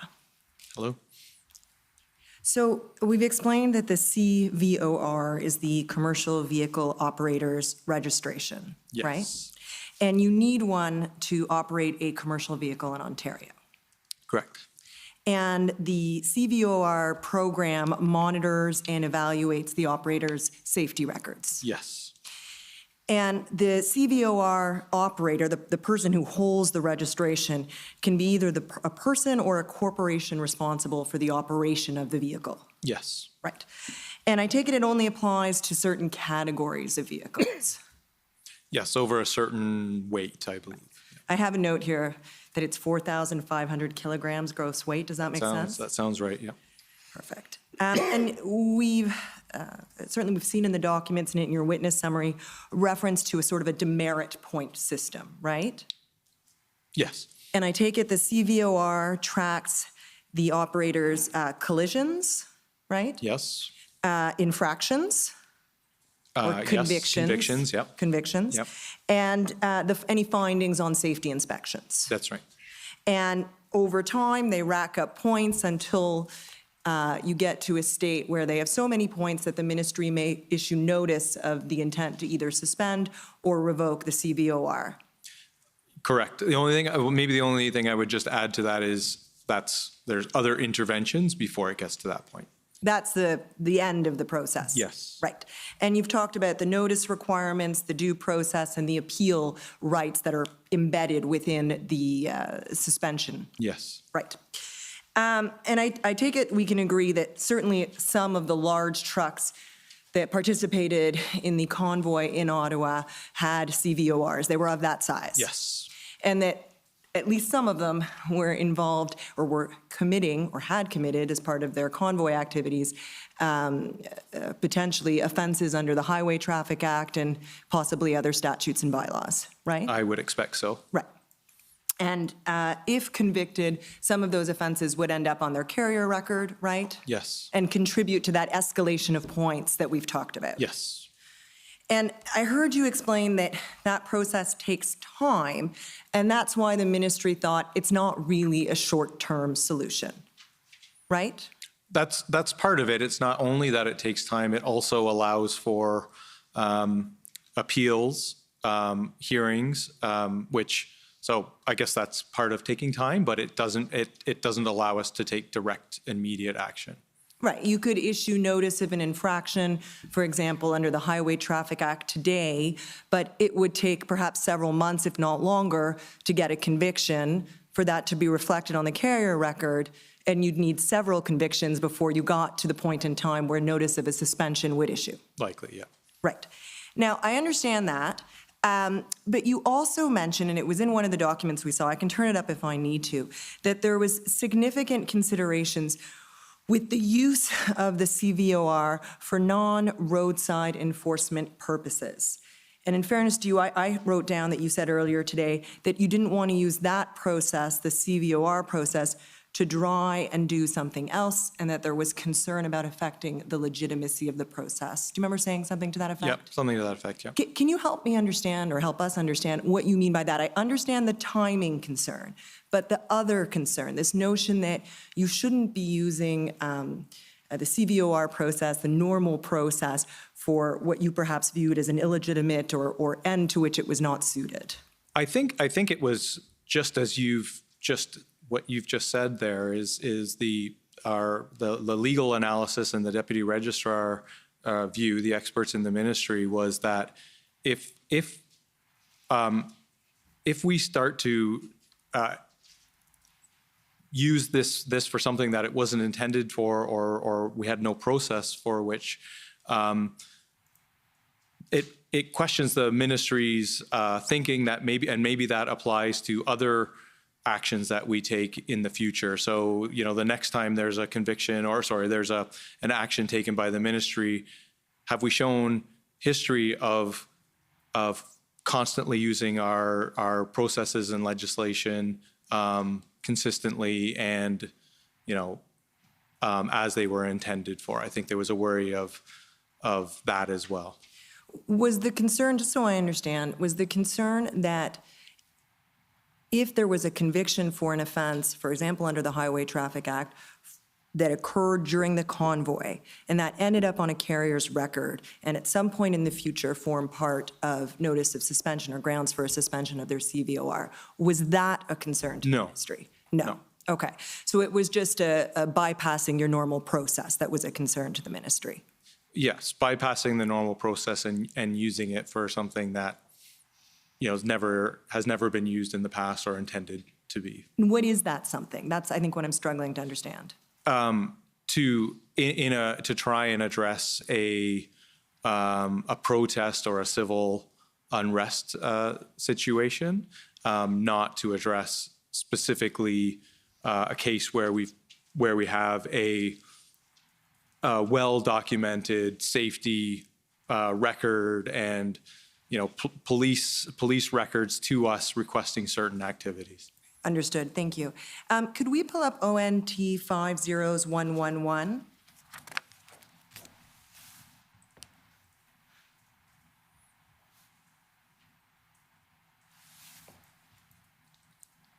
And could we scroll to the bottom? Or, sorry, yeah, just to the top of that email. Perfect.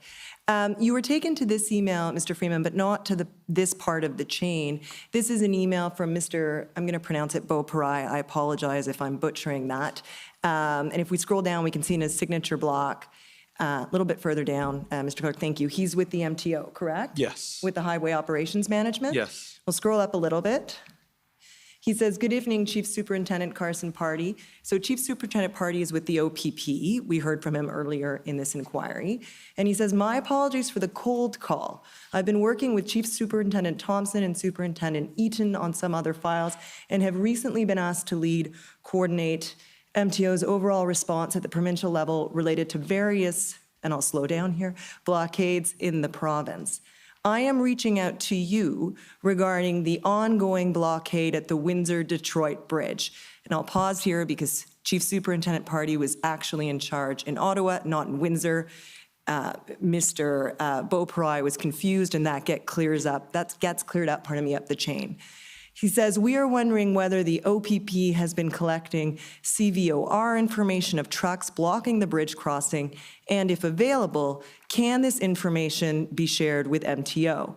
This will allow us to review and be better prepared to support the OPP as this situation continues to evolve. Would be great if we can discuss this further, or if you can connect us with the appropriate OPP contact. Thanks.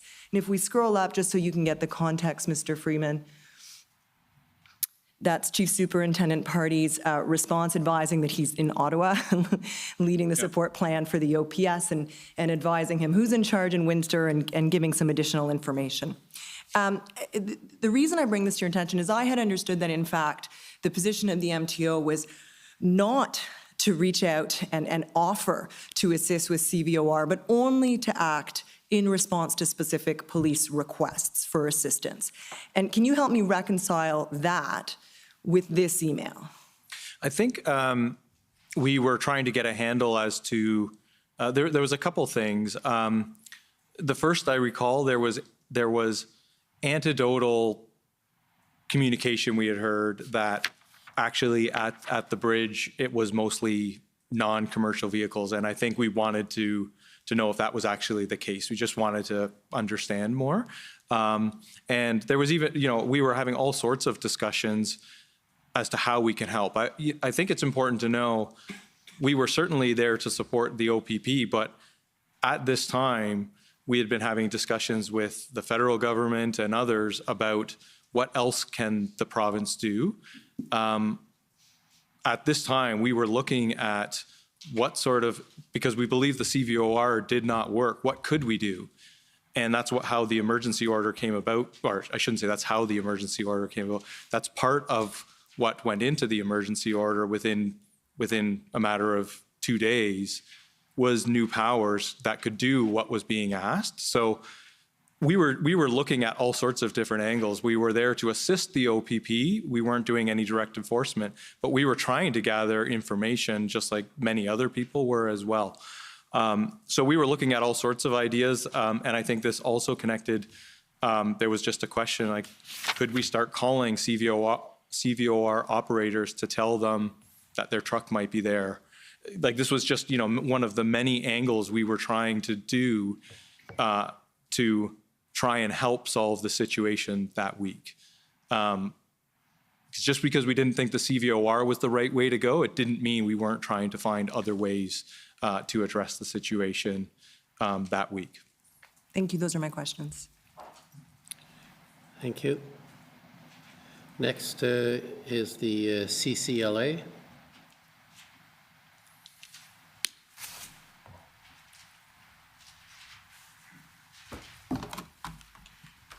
Good evening, Mr. Freeman. My name is Eva Krajewska, and I'm counsel for the Canadian Civil Liberties Association. Hi. Mr. Freeman, let me just start off with respect to what is the MTO's role in public protests or public demonstrations when they block highways or roads. Would you say that it's typical that, or not unusual for public demonstrations to create or inhibit traffic? They can, certainly. And the ministry's role would be the same as I've described, to assist police as requested. Right. And would it also be fair to say that you would also create signage and divert traffic as necessary in order to facilitate the demonstration? Yes, as requested by police. So you would be guided by the OPP or the police of the jurisdiction to provide that assistance? Yes. To facilitate the protest? Yes. And as would it then be also consistent, we looked at the MTO's plan with respect to the Freedom Convoy. My friend for the Government of Canada took you to the fact that the MTO suspended the inspections of trucks through the convoy. Was that also kind of part of facilitating the protest at the time? I don't know if it was intended to facilitate a protest. I think it was based on the direction from the OPP to not engage in that way. I just don't know if the intent was, as you've described, to facilitate a protest or not. Okay, but other than with respect to direction from the OPP or police forces, the MTO would not take enforcement measures against a demonstration. Correct. And I know many of us have covered the CVOR issue. And if I could just go back to that again, the letter to Michael Keenan that you were taken to earlier, it's clear that the enforcement under CVOR, the purpose is public safety, correct? No, the purpose is highway and safety of traveling public. Right, and to sanction non-compliant safety behavior. Yes. And as you told my friend, Ms. Tardif, your concern, or the MTO's concern, about using the CVOR was that you did not want it to be used to, in relation to civil disobedience. It wasn't so much that we didn't want to, it was that it wasn't intended or ever used in that way, nor do the procedures or the policies that it's the practical application of it was ever intended for it to be used that way. The Highway Traffic Act as legislation is about safety for traveling public and motor vehicles, not about public order or protest. It was never that's not its purpose. And was there also a concern of setting a precedent to use the CVOR as a method of enforcement against civil disobedience? I don't know if it was so much that it was a precedent, a worry of a precedent. It was a worry that it didn't actually do what people were asking it to do. And was there also concern that you would delegitimize the process that exists with respect to the CVOR and how it's understood by both the government and industry participants? Yeah, that was a concern.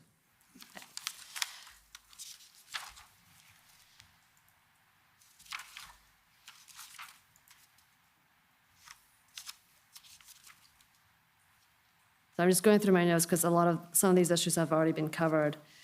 And my friend for the Government of Canada took you to the fact that the Ontario Declaration of Emergency was declared on February 11th, 2022, but the letters with respect to this, I'll call it the CVOR enforcement under the EMPCA, were not issued until February 17th. And you stated that that was an OPP decision as to when to issue those letters, when to issue those warnings? I don't know if it was OPP, but it was a policing decision. It was not an MTO decision. Correct. And Mr. Freeman, did you have input to Minister Mulroney into what the MTO would be requesting under the EMPCA? Did you provide input as to what cabinet should consider before the EMPCA was relied upon? We provided yes. So after we determined that the CVOR was not the appropriate mechanism, we began to develop options that could potentially be used. We did brief the minister on that. Ultimately, we provided input into what the Ministry of the Solicitor General was developing, for which they used. And can you provide just kind of an outline of the options that you provided to your minister and to the Solicitor General? Well, we provided options looking at increased changes to, for example, new legislation or changes to the HTA penalties that could exist, those types of things. So amendments that could be done to the HTA to increase fines or increase enforcement? Yeah. Yeah. Thank you, Commissioner. Those are my questions. Thank you. Next, the CCF.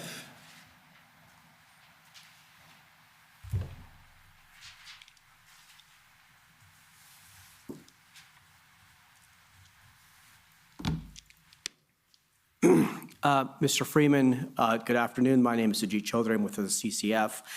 I have some questions for you about tow trucks. Okay. And the legal tools to compel the provision of tow truck services. So I'd first asked the registrar to put up the emergency measures regulations under the Emergencies Act, and I have a document code for that, although I imagine it would be on speed dial here. So it's SSM.can.4011_REL.301. So while we're waiting for it to come up, I take it you're familiar with the emergency measures regulations? I'm familiar, but by no means an expert. Sure. You referred to them in an answer to a question posed by my friend from the commission, though. Yeah. So could we go to page 8, please? So if we could just scroll down, please, to, Mr. Registrar, to 7.1, that's good. So would you agree, if you could just have a look at section 7 sub 1. Have you seen that section before? Yes. Okay, so you'd agree that section 7 sub 1 in substance says that a person must make available and provide tow truck services if requested by the Minister of Public Safety and Emergency Preparedness or the RCMP Commissioner or a designate.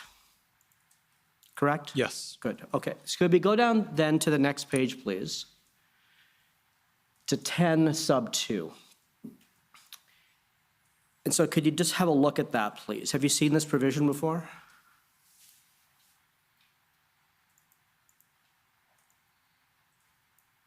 Yes. Okay. So would you agree that in substance, section 10 sub 2 provides that creates a criminal offense for a failure to comply with the emergency measures regulations, including the provision we just looked at together, section 7 sub 1, in relation to tow trucks? That's what it appears to do, yeah. Good. And there's sanctions involving both fines and imprisonment under both summary and indictment? Yes. Good, all right. Now, I'd like to take you to the HTA, if I could. And so this document, Mr. Registrar, is CCF 50s, I believe. Yes, wait. 6 zeros, 10.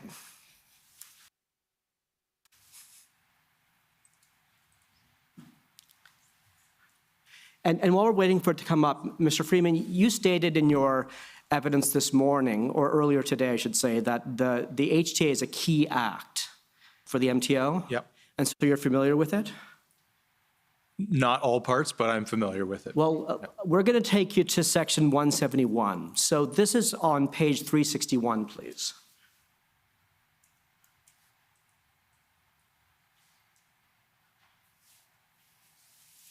If we could scroll down just a bit. Okay, so if we could stop there. So this section is entitled Tow Truck Services. Are you familiar with this section? Not in great detail, but I can understand it. Okay, so I'd like to ask you a question that's about section sub 3.1, which is on the next page. Let's stop there. So this says, so the title for this subsection is Other Prohibited Activities, and it says no driver of a tow truck or other person who is in charge of a tow truck shall engage in an activity prohibited by regulation. Is that right? That's what it says, yes. Good. Okay, now let's go down a bit further to subsection 6. Stop there, please. And so subsection 6 says that the lieutenant governor in council or the provincial cabinet has the power under subsection B to prescribe prohibited activities for the purposes of subsection 3.1. Is that right? Yes. And that seems to be quite a broad grant of authority to the provincial cabinet, correct? You're getting a little out of my depth in terms of legal interpretation here, whether it's broad or not. But it says that it doesn't say what sorts of activities can be prescribed. It just says prescribed activities. prescribing prohibitive activities, yes. Correct. Yeah. Okay, so For the that- purposes of what's above, but, you know, I just want to refrain from trying to interpret this too much here. It's beyond my expertise. Okay, good. And then let's go up a little, I promise you, this is the last subsection we'll look at together. So if you could scroll up, please, Mr. Registrar, to subsection 4. And so this provision is entitled offense. It creates a provincial offense for breaching any provision in this section, which it would include, of course, any regulation enacted pursuant to subsection 3.1, correct? Yes. So, Mr. Freeman, I'd like to ask you this. Would you agree that under section 171, at any time, the Ontario Cabinet could have made it a regulation that a tow truck driver cannot deny a tow truck services if requested by a suitable public official, so a municipal chief of police, the OPP commissioner, or the head of the RCMP? I don't know the answer to that. It's there could be other provisions here that suggest otherwise. I don't know this well enough. So, Mr. Freeman, I'm going to press you on this a bit. I put it to you that this is the only section in the HTA governing tow trucks, and that under this section, the provincial cabinet can prescribe conduct by tow truck drivers, and that it's an offense if a tow truck driver breaches that requirement. I'm not a lawyer, and anytime we would say what we can or can't do, it's something we would engage our counsel on. So I don't want to tie myself to an answer that I could be wrong for the commission. So, Mr. Freeman, I'll conclude on this note then. If, in fact, the provincial cabinet could have passed a regulation requiring that a tow truck driver provide a service and making it an offense to not do so, would that not in substance have been the same as the corresponding provision in the emergency measures regulation? I think based on what you said, possibly, yes. Good, thank you. Okay, next, the convoy organizers.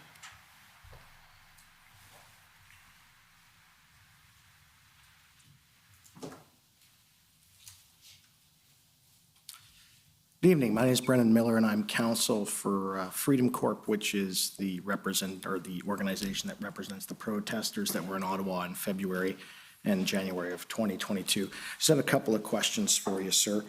Are you familiar? I'm assuming you're familiar with most transportation law. I know my friend has put some things to you, and that you talk to lawyers. But are you familiar with the International Bridges and Tunnels Act? Not in any sort of depth. Okay, but you're familiar of its existence? Yes. And that's a federal law? That's my understanding. Right. And I understand it that law is governed by the Federal Minister of Transportation. Is that correct? That I don't know.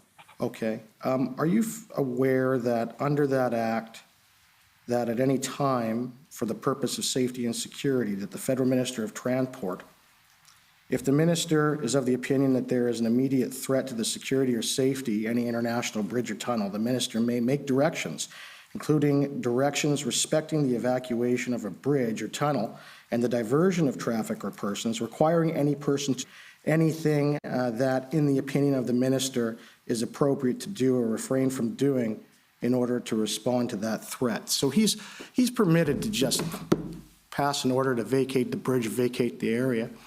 Would that have been helpful? Well, so two things. First, without the act in front of me, I can't say that's part of it or not. I don't work for the federal government. And again, police were leading the response, so you would have to ask police whether or not that would have been helpful. Mm-hmm. And this protest, did it started on the 7th? No. The 7th of February? Started, sorry, you're talking about in Windsor. I believe that's the date. Right, and they cleared it on the 12th? 12th and 13th, I believe, yes. Before the Emergencies Act? Yes. And at no time did the minister pass a regulation in order to vacate that bridge? The federal minister? Yeah. Not to my knowledge. Thank you. Okay, next, the Ottawa Residents Coalition. Good evening, Commissioner. Emily Tamman for the Ottawa Coalition of Residents and Businesses. We don't have any questions. Thank you. Okay, the Windsor Police Service. Good evening, Mr. Commissioner. Tom McRae for the Windsor Police Service. We have no questions. Okay, the Ottawa Police Service.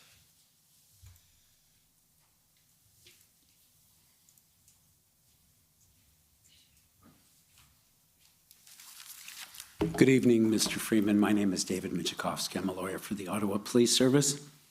Hello. You were asked some questions by one of my colleagues earlier about MTO enforcement officers in Ottawa, and I believe you weren't certain if they were used in Ottawa on the first weekend, so I'm going to see if I can help you. If we could call up, Mr. Clerk, ONT 400272, please. Page 1.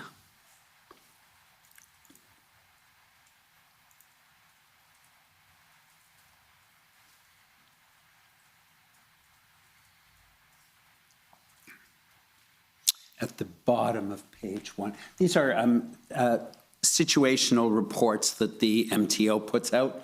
And you'll see at the bottom of page 1, so this is January 28th. This would be the Friday. And we see convoy arrived in Ottawa starting at approximately 1. And it says MTO officers will assist as usual practice if requested by OPP. No current request for assistance. And so I'll take you to then the one for the following day, which would be the Saturday. Okay. And if we go to ONT 400273, please, on page 2.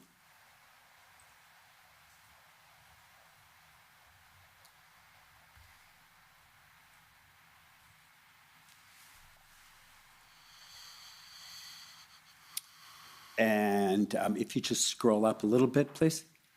No, the other way, I'm sorry, scroll down. Thank you.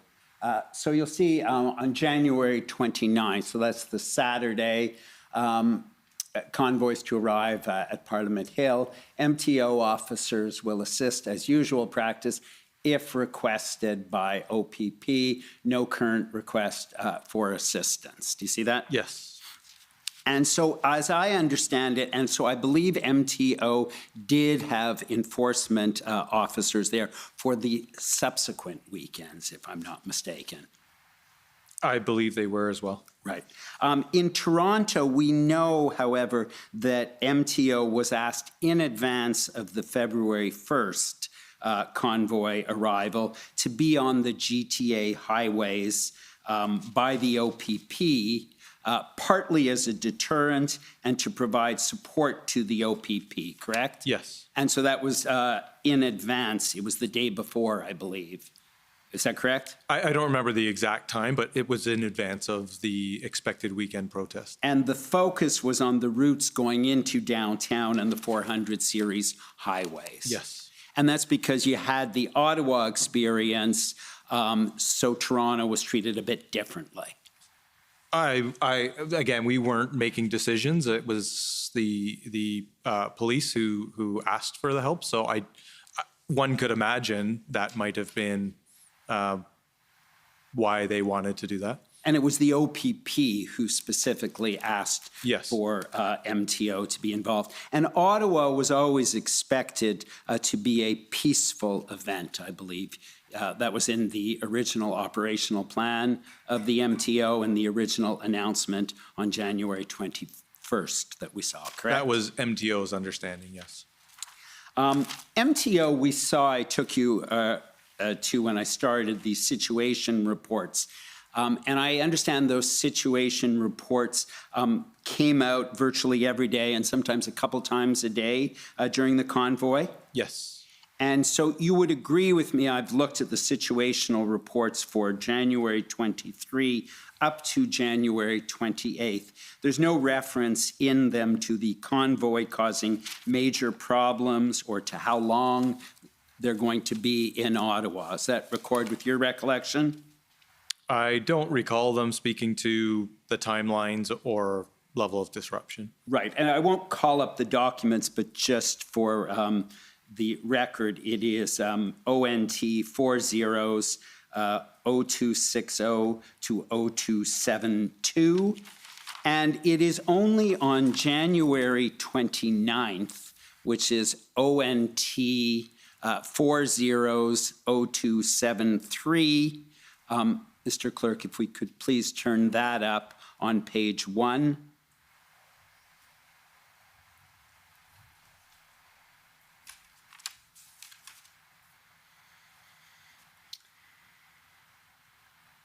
And if we could just scroll down, please. Yeah, sorry, if you can just stop there. Thanks very much. Information received, so this is January 29th. Information received that the convoy protesters may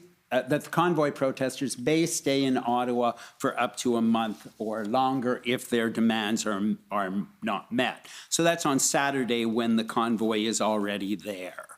And so up until then, I did not see it referenced. So I take it only became relevant on the Saturday when they were already there.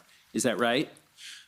Well, that, I don't know about relevant, but that's maybe when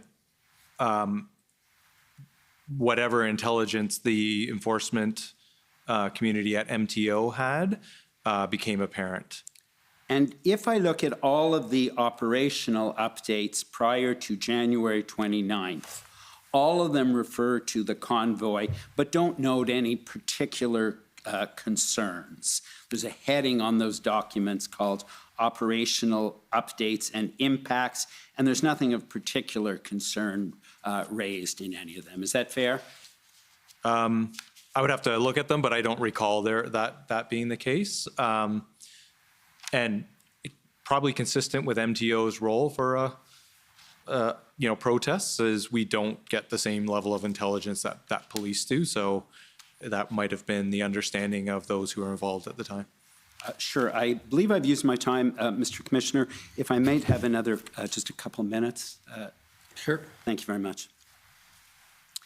And I know on January 26, and I can call it up if you need it, but on the January 26 operational update, I saw on page 1, and it was ONT 400267, there's mention that one of the convoys there is about 135 kilometers length, but there doesn't seem to be any particular concern noted. Do you recall reading it?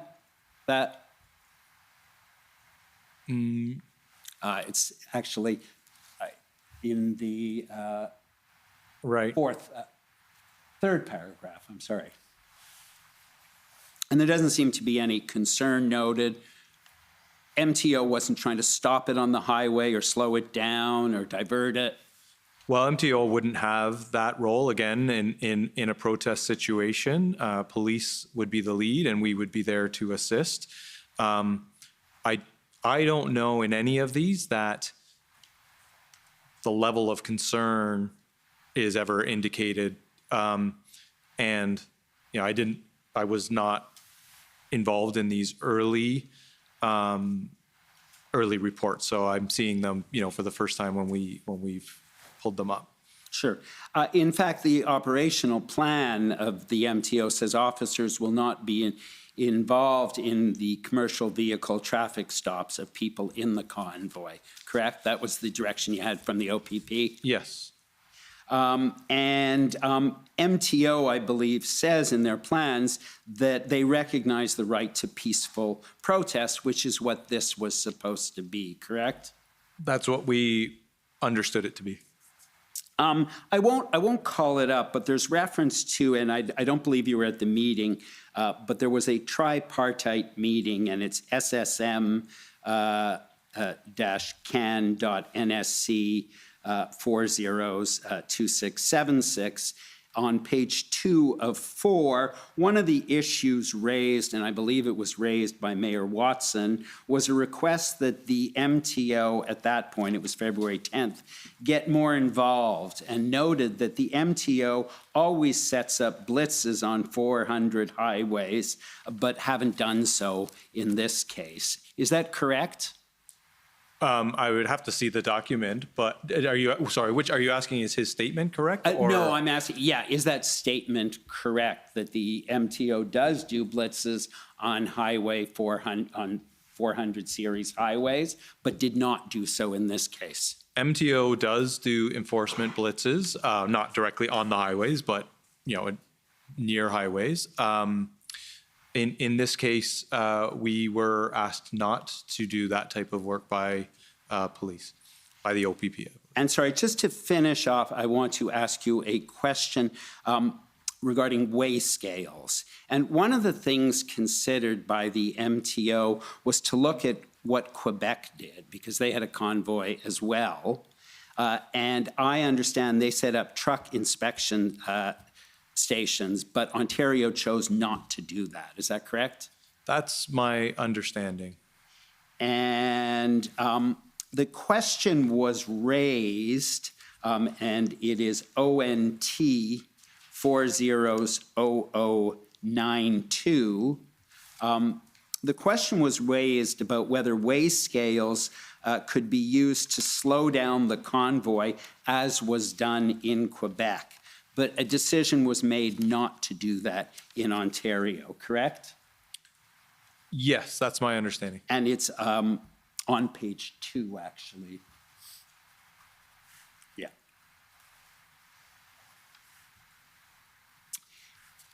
And I understand that under the Highway Traffic Act, MTO officers may stop vehicles and direct them to weigh stations, correct? You have that authority? Yes. And if weigh stations are open, trucks have to stop and be subject to inspection, check for weight, height, length, axles, proper class of license, etc. Yes. Okay, thank you very much. Those are my questions.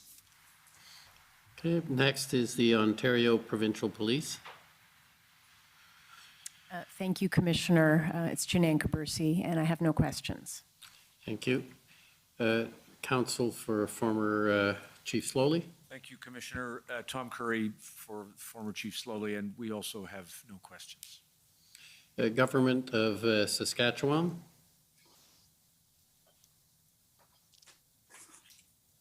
Good evening, Mr. Freeman. Can you hear me? Yes. Thank you. My name is Mike Morris, and I'm counsel for the Government of Saskatchewan. I just have a few questions for you. Sure.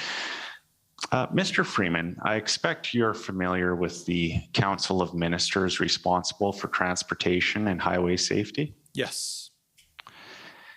And I understand that that council involves federal, provincial, and territorial ministers and officials. Is that correct? Yes.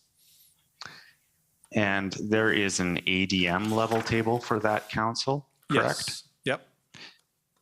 And do you sit on that ADM level table? I don't in my current role, but I did in the role that I was in during the time of the protests. And I'm interested in February of 2022 during the protests. So you did participate in that table at that time, correct? Yes. And am I correct that officials from the Government of Saskatchewan also participated in that table at that time? Yes. And this has been referenced already in your evidence, but I understand that there were meetings of the ADM level table on February 4th and 8th. Does that accord with your recollection? Yes. And maybe just to clarify too, it wasn't a formal committee meeting, but members of the committee were meeting informally at the request of Transport Canada. Yes, my understanding is that the meetings were organized by Transport Canada, and they were specifically because Transport Canada wanted to develop a common strategy to deal with demonstrations on roadways. Is that fair? Yes, it was. That was part of the purpose. Absolutely. And these were effectively ad hoc meetings then, is that what you're indicating? Yes. And they were organized then on relatively short notice? Yes. And then in your experience, such FPT meetings can be set up on very short notice, is that fair? Yes. And can they even be set up on weekends if needed? They add, certainly people can ask to meet on the weekend. Again, I don't know that formal committee meetings would ever occur, but informal meetings I could imagine could be called at any time.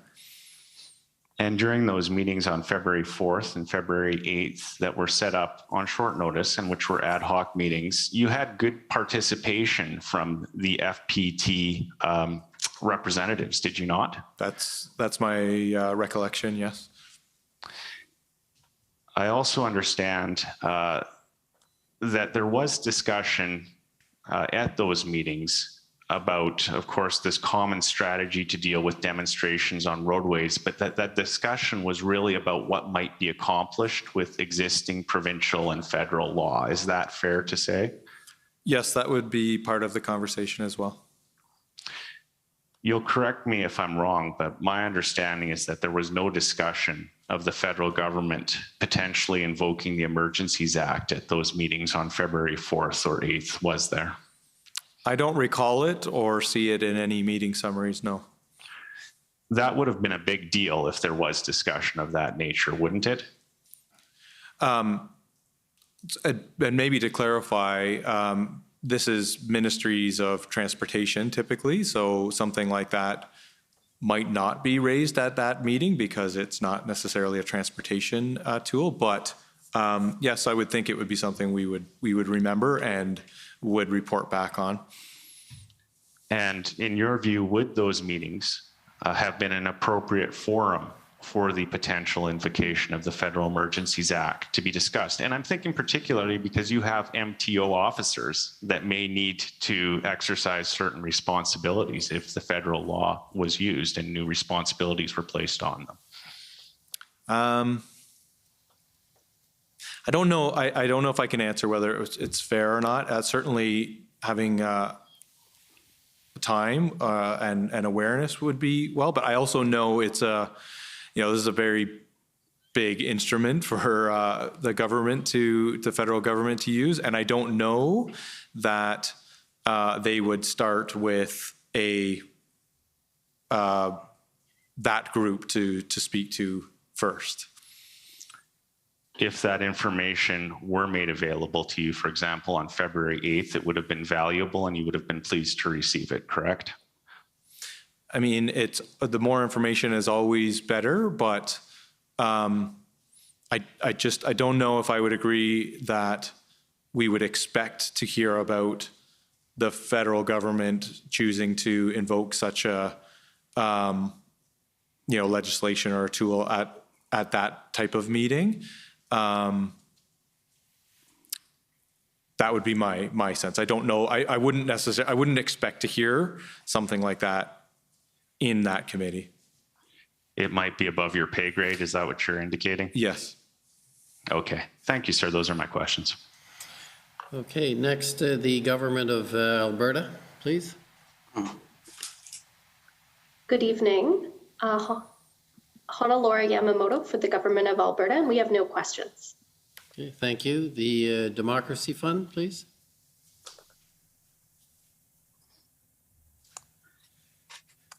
Good evening. It's Alan Honor for the Democracy Fund. Can you hear me? Yes. Thank you. I'd just like to ask you a few questions about tow trucks. Can we pull up ONT.403842? This is a document that my friend from the Government of Canada showed you earlier today.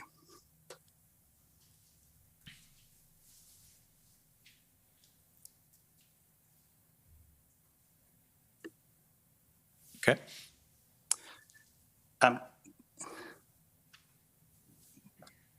Pardon me, I'm sorry, I think that's not the right document.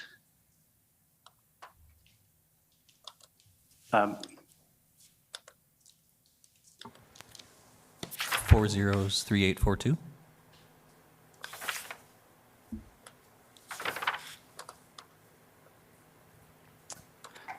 I'm sorry, just bear with me for a moment, please.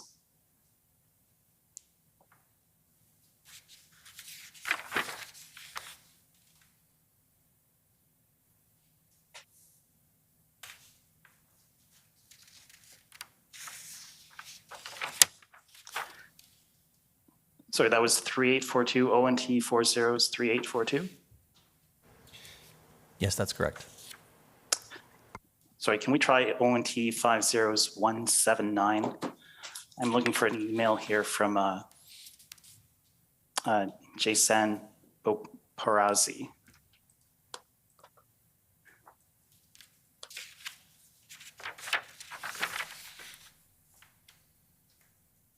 That's it. Thank you very much.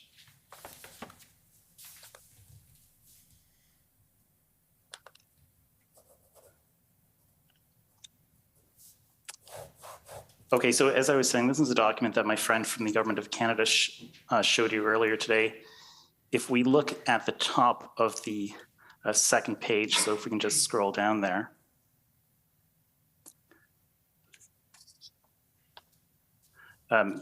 What we see here, and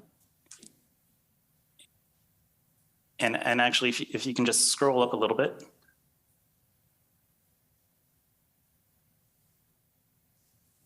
Okay, so you see just up at the top, this is an email from Jason Baravi, and later in the text of the email, he says that the third towing company has dropped out and that you're now down to 10 tow trucks. Do you see that? Yes. Okay, and if you just scroll down to page 3, a little bit lower. That's good. In the first point in this email, which is dated February 16th, we see that the 13 trucks are heavy tow trucks. Do you see that? Yes. So what you're down to now is 10 heavy tow trucks as opposed to 13 heavy tow trucks. Yes. Okay. And would you agree with me that if the companies were being compelled to provide tow truck services under the Emergencies Act or the measures available to them, they would not be able to drop out? That's my understanding of the federal legislation, yes. Right.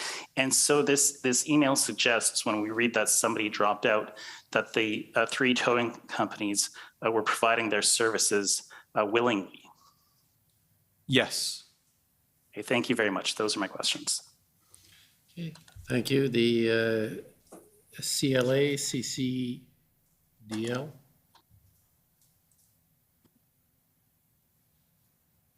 Good evening. Mr. Freeman, can you hear me all right? I can. My name is Colleen McEwen, and I'm counsel to the Criminal Lawyers Association and the Canadian Council of Criminal Defense Lawyers, 2 organizations with joint standing. I know I'm standing between everyone and dinner, so I'd like to ask you just a few questions about the role and the limitations of the Highway Traffic Act and the CVOR system. And I know my friends from the City of Ottawa and the CCLA have already asked you some related questions, so I'm going to try to be brief. Okay. You said in your witness statement and have repeated here that addressing protests is not the purpose of the Highway Traffic Act or its associated licensing tools. Do I have that right? Yes. Instead, the purpose of the HTA is to keep traffic flowing and keep the roads safe. Is that fair? It's primarily a safety legislation, yes. Okay. And you identified in your witness statement some of the provisions in the Highway Traffic Act that would make it an offense for individuals to block a highway. And in the interest of time, I'm not going to pull up your witness statement, but you identified a few provisions. Is that right? Yes. There's section 170, subsection 12, which prohibits parking or standing a vehicle in a way that interferes with traffic. Is that one of the sections? Yep. Yes. And then section 132, which prohibits unnecessarily slow driving that impedes or blocks traffic. Is that one? That sounds right. Yep. And then section 134.1, which authorizes police to direct the removal and storage of vehicles or debris blocking traffic. Yes. Is that right? Yes. And of course, you knew at the time that parking vehicles in the roadway was something that protesters did both in Ottawa and in Windsor. Is that right? Yes. And that's why you pointed to these particular provisions in your witness statement. Yes, I think I maybe was asked for relevant provisions, but yes, that's why. These are the ones that are responsive to that concern. Yeah. Yes. Okay. And you'd agree with me that blocking a road can interfere with keeping traffic flowing and keeping roads safe. Yes. Okay, and you told us a little bit today about some of the ways the HTA and associated licensing tools can't be sort of used properly. And for example, you explained that the MTO was concerned about delegitimizing the CVOR certificate system by misusing it in the context of civil disobedience. Do I have that right? That was part of the concern, yes. And the MTO took the position that the scheme couldn't be used to just cancel a CVOR certificate outright, at least not until the emergency order was in place. That's right. Not without the due process and the collecting of evidence and following the steps. Right. That's the lengthy process that you sort of several council took you through, and sort of shortcutting that. That's the kind of action that would be a misuse of the CVOR scheme. Yes. Or a misuse of the demerit points scheme for outside the commercial trucking context. Right. But I take it that it's not the MTO's position that the police should refrain from laying charges under the Highway Traffic Act where appropriate, simply because this was a protest. Well, I don't believe we have an opinion on what police do or don't do. That's up to police in the context of the situation that they're dealing with. Right, because that's a policing decision, whether or not to lay charges, whether it's an appropriate situation, whether there are other concerns. That's a policing decision, not a decision that comes from the MTO. That's right. Okay, but so police deciding to lay charges under the HTA, that's not something that would be the kind of misuse that the MTO was concerned about. Correct. And so should the commission understand your comments about the role of the HTA as being related specifically to the suggestion that perhaps the MTO could get involved and cancel licenses or cancel CVOR schemes? So I guess my question is your comment about the limited use of the HTA specifically responsive to that sort of suggestion that was being made perhaps by Transport Canada? They tried to understand the scheme, perhaps by commentators in the media. So should we understand your comment in light of those suggestions? Yes, it was more specific to what MTO should do, not an opinion on what police should or shouldn't do. Okay, thank you very much. Those are my questions. Thank you. Any re-examination? No. Okay, well, I just have a couple of quick questions. Just in terms of the demerit system, you talked about the problem that the regulation of trucks and their CVROR is provincial. Yes. Is there no mechanism for transferring demerit points from one province to another if a vehicle from another province, a truck, incurs offenses of some sort? No, there is. So my understanding is convictions that would happen in one jurisdiction are shared with the home jurisdiction and would go on their record there. What doesn't happen is the points that are accumulated on our on Ontario carrier, there's no, sorry, I'm not doing a very good job explaining this. To really quickly answer to better answer the question, if there's a conviction that happens in Ontario, another jurisdiction would report that on their carrier's record. So I'm trying to understand what the problem was because of trucks from outside of Ontario. You'd mentioned that was a problem, and I'm not understanding it. Well, so if we took action specifically, we can only take action from a sanctioning action on Ontario carriers, meaning we can only suspend Ontario carriers' CVOR.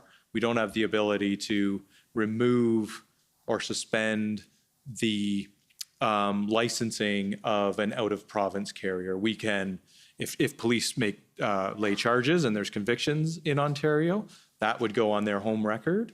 But what that province does and how that impacts their license in that jurisdiction, Ontario has no control over. Does that help clarify? It doesn't. I would expect the consequences are probably fairly similar from one province to another if there are an accumulation of offenses. Absolutely. I would think that they would be somewhat similar from province to province, although I can't speak to what other provinces have. The suggestion was more in response to, at the time, there was a suggestion, well, why don't we just cancel their or suspend their CVORs or equivalent in other provinces? And the point that was being made is Ontario doesn't have the power to suspend or cancel other provinces' abilities to operate. I understand that, but I think I also understood you to say Ontario didn't have that power either without going through charges and et cetera. So yeah. This is true. I don't know that we were trying to say anything other than that it's, we have control over the Ontario population of carriers. We do not have oversight of out of province carriers. I guess I might not agree in the sense that you have the same oversight. You're supposed to supervise and charge them and make sure that they're behaving in the same way an Ontario carrier would. Well, police would lay charges or our enforcement officers for specific infractions, but the role of the registrar or the deputy registrar in sanctioning them only applies to Ontario carriers. Maybe that's a better way to describe it. Okay, I understand that. Now, one of the things I wanted to also understand is the emergency regulation in Ontario. It provided powers with respect to the licenses, the CVROR. Isn't that correct? Yes. Now, what's the process there? Is it a charge to which they will then have to go to court and they have a right to appeal? And specifically with the emergency order, there was no rights to appeal. It was a direct sanction that the registrar could apply. So it's suspension immediate, which is the difference with a That's process of, and the emergency order, you said at one point that there was no provision with respect to tow trucks in Ontario's order. Related, I think specifically, I think I was referring to direct that tow truck Yes. must comply or any sort of indemnification. Yeah, so there was nothing in the emergency order in Ontario? Correct. And do you know if if your ministry had requested that be included? I don't recall a request on that. Do you know if anyone else requested, any other ministry or police requested? I don't know.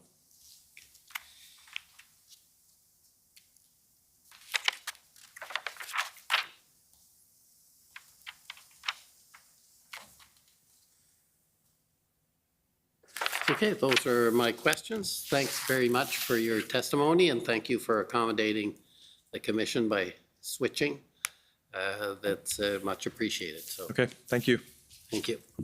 So we are complete for today, and we will come back tomorrow morning at 9:30, and we hope well, it'll be a fairly long day tomorrow again, but nothing new there. Adjourned till tomorrow morning at 9:30. The commission is adjourned. La commission est adjournée.